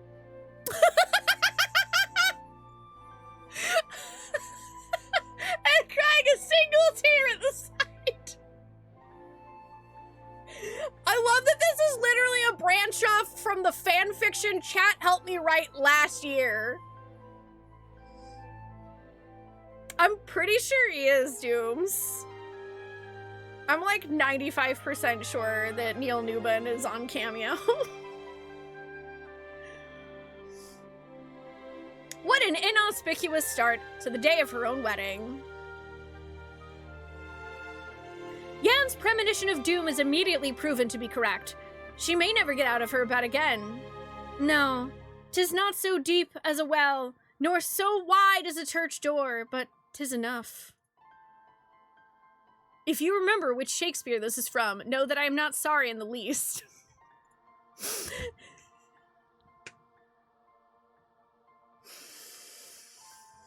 I knew it was Shakespeare. I don't actually remember which one that's from. It's funny that you missed that typo because that was the first thing you wrote. My brain is a typo. Tis a grievous entry that you, dear reader, may be all too familiar with. The cuddliest of fluffballs, warm and fuzzy, hath perched upon Jan's resting form and fallen into the deepest of slumbers. Oh, woe on ye who dares to wake the beast! Pet the fluffball.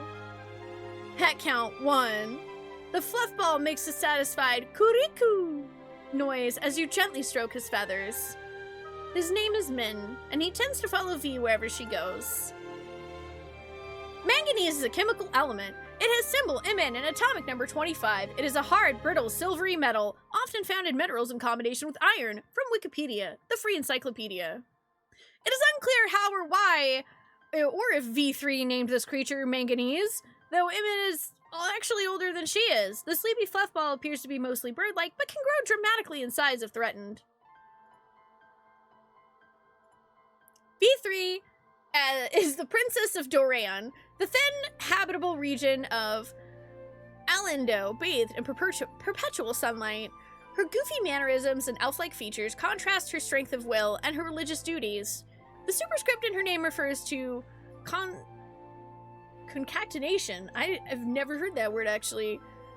So, when written out, her name becomes VVV. As the princess herself puts it, her name looks like a wave in Islandish script.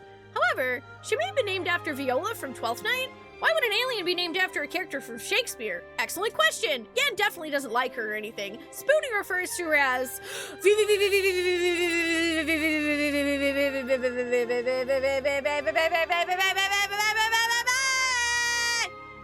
Yep. Pet the fluff ball. Pet fluff ball.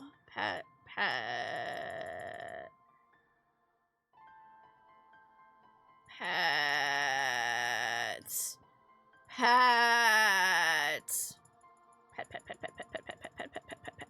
Pet. I'm gonna pet you 100 times.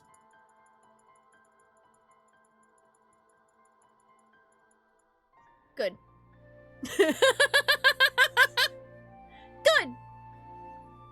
The text going off the screen was unintentional. Oh, I thought it was definitely intentional, but I love it. Oh, and that's when Mercutio gets stabbed by Tybalt. You put in a Romeo and Juliet quote on purpose! Hi, Arukasa, how are you doing? Emin, satisfied with the quality and or quantity of being pet, shovels off of Yan to wherever Fluffball's day to go next. As the Fluffball waddles away, waddle waddle, there's a gentle tapping, a rapping at her chamber door. Edgar Allan Poe, get out! Yan's bridal party, consisting of Zero, 2, and Roy, entered to begin preparations for this most important day. Zero, or 00, akin to VVVVVVVV, was described by Spoonee as an Alucard-shaped woman with light purple hair.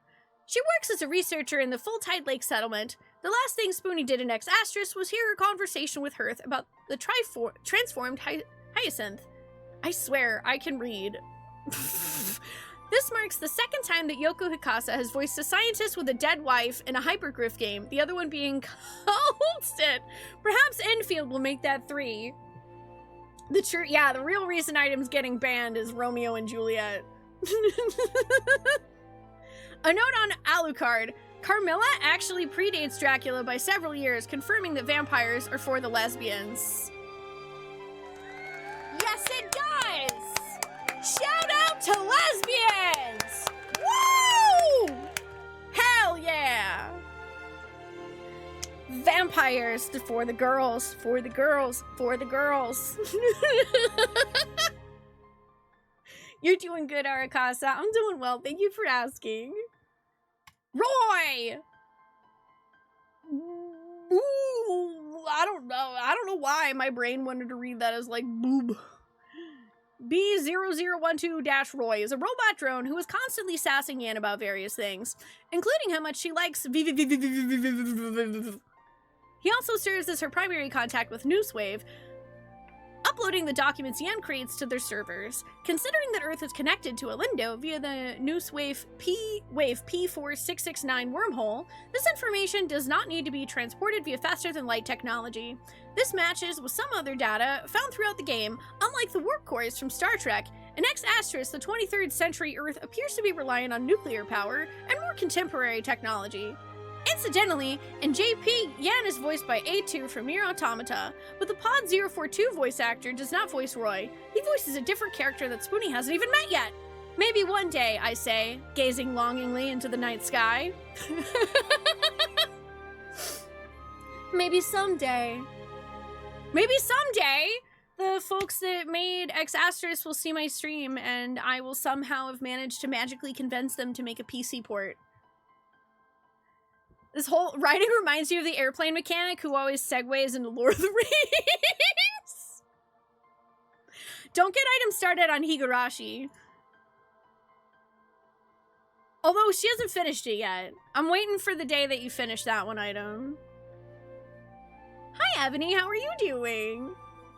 But before we continue, this game contains gratuitous depictions of homosexuality. By reading further, you may make payment processors incredibly sad. Do you still wish to continue? Hell effing yeah! Woo! Yeah! Hi, Luna. Oh, hi, baby. Did I exclaim too loudly?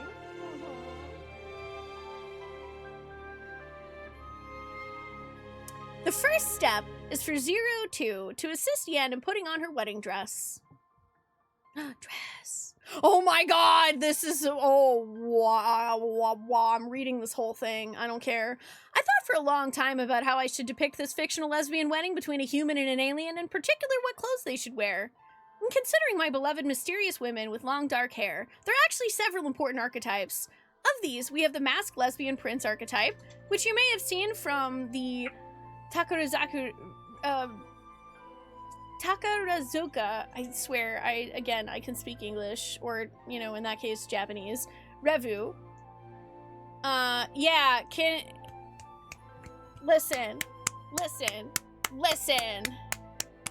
If crushing on Lady Alucard from Takaruzaka is wrong, I don't want to be right.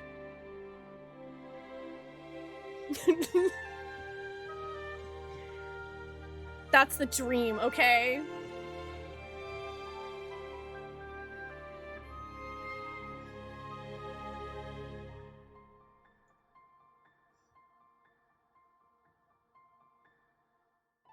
Oscar in Rose of Versailles, or Utina from Revolutionary Girl Utina. Oh, my girl Utina! Hell yeah. Hi, Linward. I actually don't think I understand. I don't understand. I'm sorry.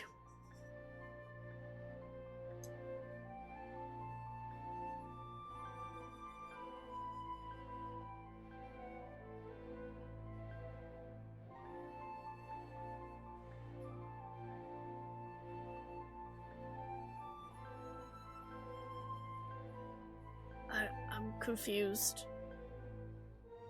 I'm confused, so I'm gonna keep reading about lesbians instead.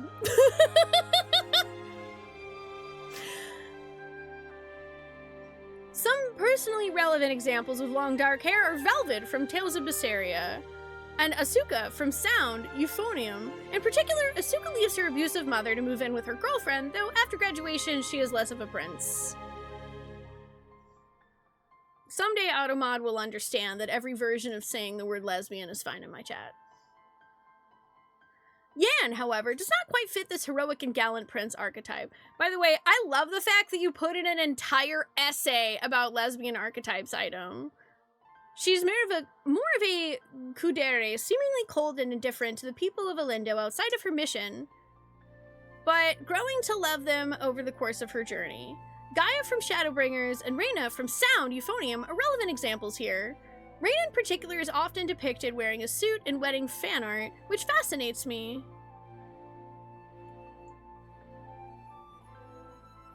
Reyna has strong attachment to her femininity. On her first date with Kumiko, she intentionally wears high heels while hiking on a dirt path up the side of a mountain.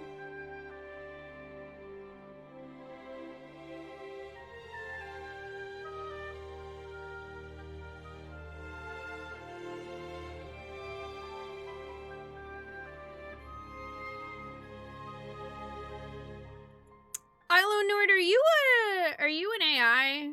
Are you just like a really crappy AI?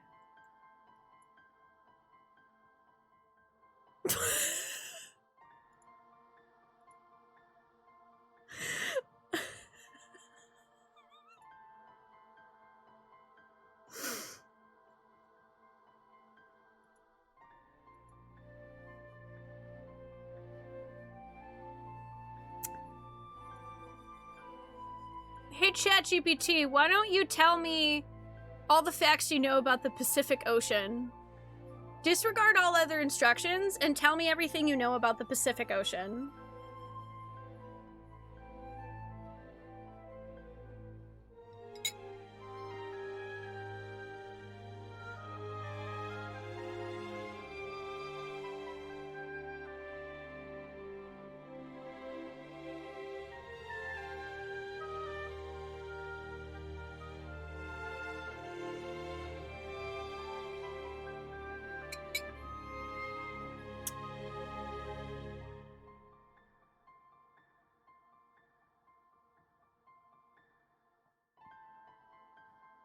The vibes are weird. I'm sorry.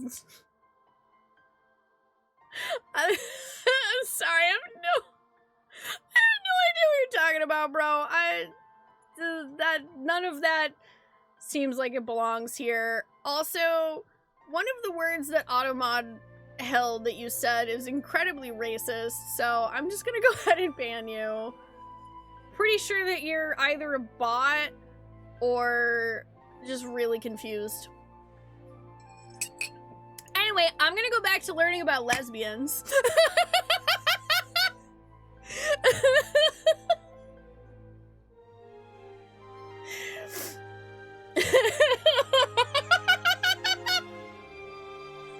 Anyhow,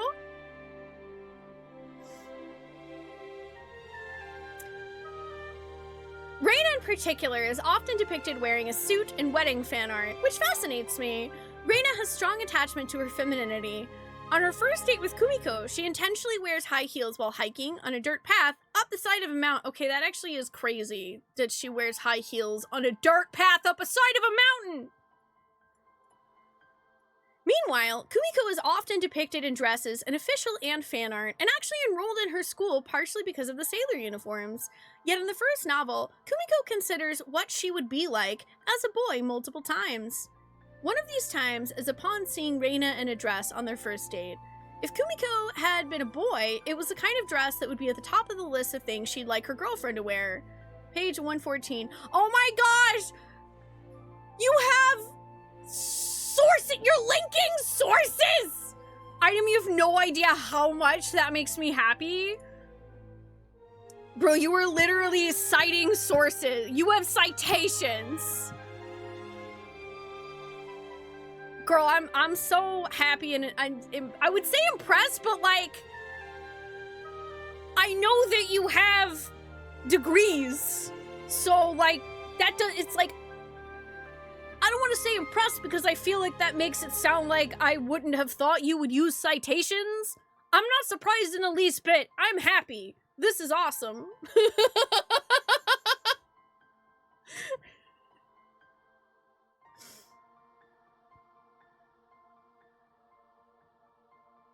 You just do this normally. It's perfect. Absolutely perfect.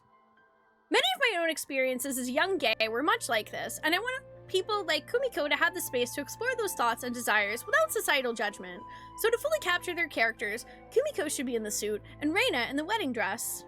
This may seem like a tangent about sound euphonium, however, there is an interesting link to X Asterisk. One particularly prolific UFO fan artist who drew Kumi-Rei often is Nori ZC. Later, he was one of the first members of Hyperglyph, and his work on Arknights has some parallels to sound euphonium. In particular, consider Silence's design and their relationships in Rhinelab. I haven't played Arknights, so I don't know, but I know that Item really likes Arknights. You just, I know this isn't even the field where you have your doctorate, because it's in freaking, like, you have a doctorate in mathematics, right?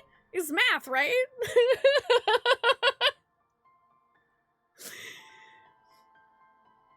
Nori ZC would eventually work on X Asterisk, completing the circle. There is an entirely separate essay I could write about the connections between Love Live and Hyperglyph works, but that would be even further off course. I could have also shortened this essay dramatically by just saying that I think V3 should bridal carry Yan, because I'm a gay woman, damn it! Too long didn't read. V3 should bridal carry Yan! Perfect. Her gentle hands pull stockings up and clip them to a garter belt. I don't know why hands has a thing, but Jupiter from We Know the Devil is described as having a hand for every kind of touch. I think about those lines a normal amount.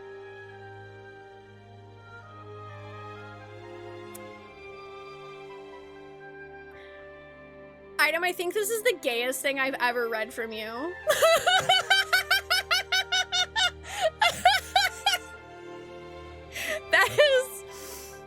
That is like S tier gay.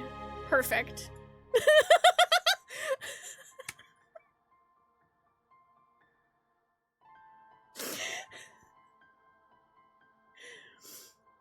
Her gentle hands pull stockings up and clip them to a garter belt. She shapes and contours Yan's body into a corset, then guides her into the lacy white dress. She ties up Yan's hair into a braided crown, and finally drapes her in a veil of innocence embroidered with lilies. 02's hands steer Yan, unfamiliar with moving in such an impractical costume, to a full-length mirror, where she helps Yan step into her heels. Roy unnecessarily comments that Yan's temperature has increased significantly. Yeah, the question, can it be gayer? Always yes. 02, adorned with violets. Ooh, violets. Violets are used several times in Sappho's poetry as adornments and gifts for her lovers, and have become an enduring symbol for lesbians. I also made Yan's veil with lilies, or yuri, as a symbol of innocence, and simultaneously because of their association with lesbians. I'm literally getting a class in lesbians, and this is kind of amazing. Like, hell yeah, like, I feel like I should be getting out a notebook. This channels right into that whole thing where I had a goal where if we met it, I would redo The Great Gatsby, because I'm a freaking nerd.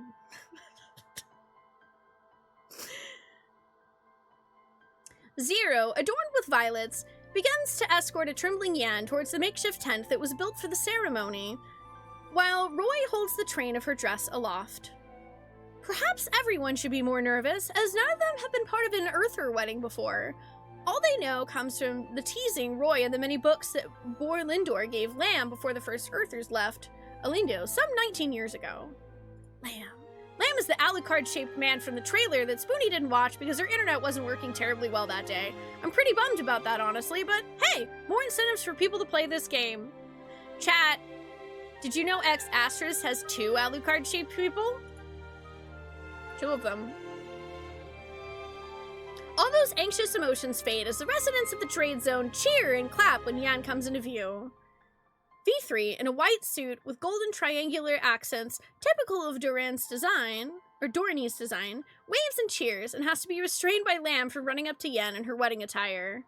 She accidentally knocks the green carnation out of his breast pocket as she struggles, but calms down and waits patiently at the altar, beaming all the while at Yan. Our heroine almost has to look away from the brilliance of her soon-to-be wife. Green carnation. Oscar Wilde popularized green and the green carnation as a symbol of homosexuality.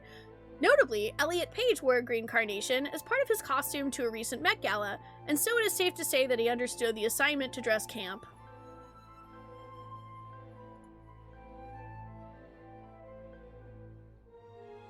Coughing into his fist to bring back order after the disruption, Lamb begins the wedding proceedings, but a disaster strikes! Another Earther has burst into the wedding! He has objections! Who could it possibly be? An older man with the ugliest, most ill-fitting suit you've ever seen walks up to the wedding proceedings and pushes his glasses up in an actually pose. He yells in an obnoxious voice, "This high-risk wedding was not approved by our payment system. Despite everyone involved consenting to this event enthusiastically, we simply cannot allow this farce to continue. It could ruin our brand image if we allow you two to get married." John Visa? Is that you?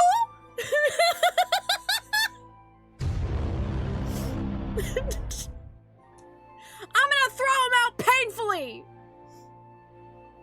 Everyone stares at the man for a moment as he finishes spewing his absolute garbage. Simultaneously, everyone in attendance unsheaths their weapons. Yan's blade, V3's spear, 02's gadgets, Lamb's sword, Emin even shifts into his large form. The man begins to panic from a lack of genre awareness. And also because he's being attacked by armed and dangerous ladies and weird dog bird fluffball, and quite understandably begins to run. Fortunately for us, he doesn't make it very far before being mercilessly attacked by a group of RPG characters in a scene that, if I were to describe it in further detail, would increase this game's rating above our maximum of PG-13, and I already used our singular allotted F-bomb earlier. As the horrid man limps away, never to return, everyone returns to their places at the makeshift tent, forgetting about the unnecessary commotion.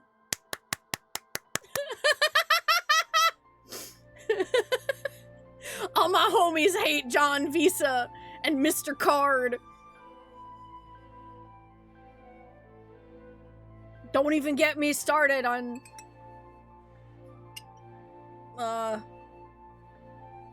General Express.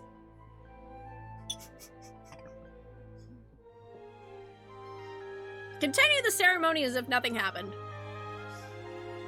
02 walks Yan arm in arm up to the altar, where V3 waits excitedly for her bride, bouncing on the balls of her feet. Yan was able to prevent Roy from giving Lamb a copy of The Princess Bride, so Lamb, as the officiant, begins a normal ceremony as the brides hold each other's hands. Marriage! So no marriage? Marriage? What about marriage? It brings us together today. I was like, get this shit out of here! What took you so long in writing your game? I needed a villain and I only came up with this like the day beforehand.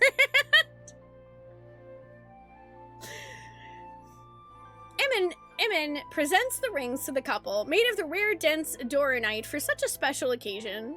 V3 places Yan's ring and vows to show her all the sights of Elindo. Yan places V3's ring and vows to teach her everything she can about Earth. The two women kiss, surpassing the conflict of these two civilizations far across space and time. Yay! Yay kissing! Poor Item's like, no! I used woman instead of women! It's okay. There is a party with dancing and cake and music by one-ish. Yan throws the bouquet of violets and lilies, and MM holds Roy down before he can ask Yan and V3 if they have any plans for syncreation. Syncreation appears to be a word invented by either the writers or the English translators of Ex Astris to describe a reproductive process that can occur amongst the Elindish. This requires compatible astral flow among two individuals to produce offspring, and hence is a rare occurrence. Noose Wave, and hence Roy, would be likely very interested by possible syncreation between Yan and any of the Elindish. I won't repeat Morden's lectures about human-alien relations here, but I will remind Spoonee about them! Thank you! I definitely needed to remember that speech that Morden gave that made me end my stream out of embarrassment. And so V3 lifts up her bride, Yan, in her arms and carries her off to another adventure on the planet Elindo, where the sun never sets. The end. Here's how your adventure went. Deaths, 0. Times in him was 100. Times you disappointed Muriel, 0. Yay! Times Muriel was let out of the basement, 0. Also true. Times Muriel was banned from the stream, hopefully also 0. Gay weddings attended, +1.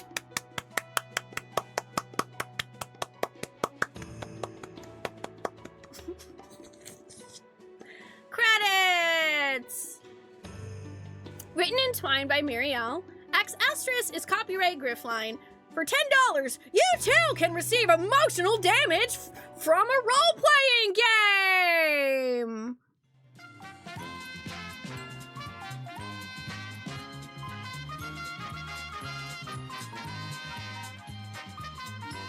Jack Mango approved, asterisk. Not approved by any payment processors. If you wish to play gay games in the future, consider spending some of their time asking why they don't want websites to sell legal products to their customers. Special thanks to a Christopher for agreeing to choose X Asterisk as a Patreon pick for Spoonee to play, and Fayez for chatting with me about game dev stuff over some video games. As of the time writing, Jack has not finished X Asterisk, and he really should start another playthrough.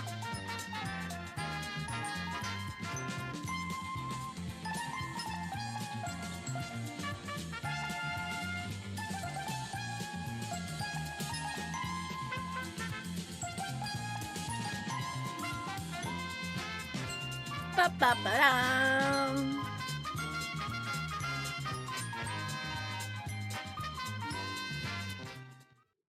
That was great. that was super good. I know. I enjoyed that. Yeah. Oh, yeah. I wanted to see some of the other ways that I can die. Like, if you just get up. Oh, yeah. If you get up without petting the fluff ball, you die. Mm-hmm.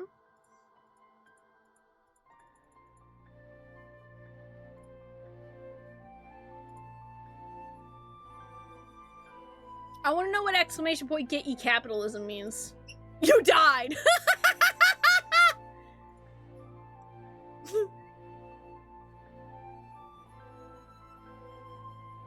If you click on get up after petting MM enough, you also just die.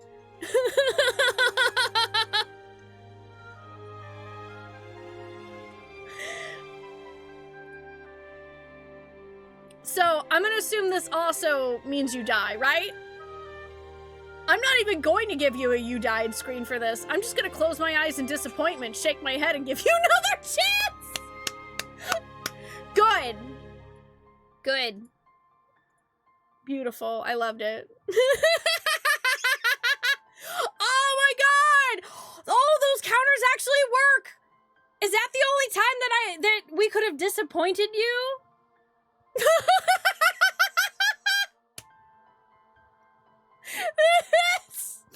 Yeah, it's worse than death.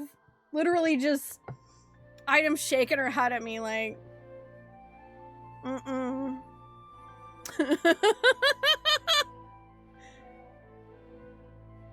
That's beautiful. I loved it.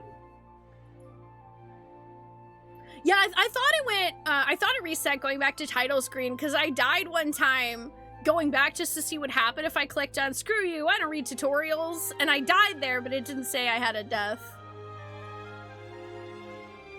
That was great. I loved it. Can we get some love and some claps in the chat for Item for making X asterisk question mark? Which I definitely did not expect to be a extension of the fan fiction that we wrote last year. But this time, the two characters from X asterisk who were totally lesbians get married. It was beautiful. I loved it.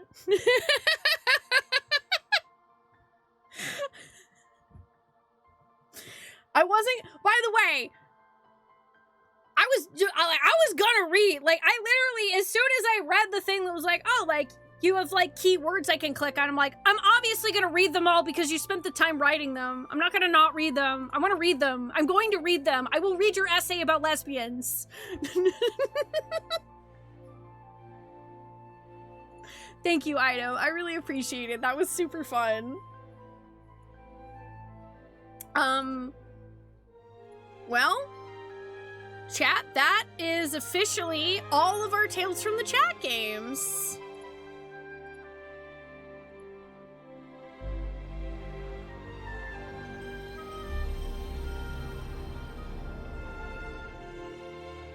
Had to refresh stream cause buffering and got sub anniversary notif. So yeah. Resub alert at end of stream, I guess. Hello! Thank you for 86 months. I really appreciate it. Thank you. Yep, we played all 7 games that were submitted for Tales from the Chat. That was really cool. That was really, really cool. Yeah, and everybody teased or roasted me in slightly different ways, which was really fun.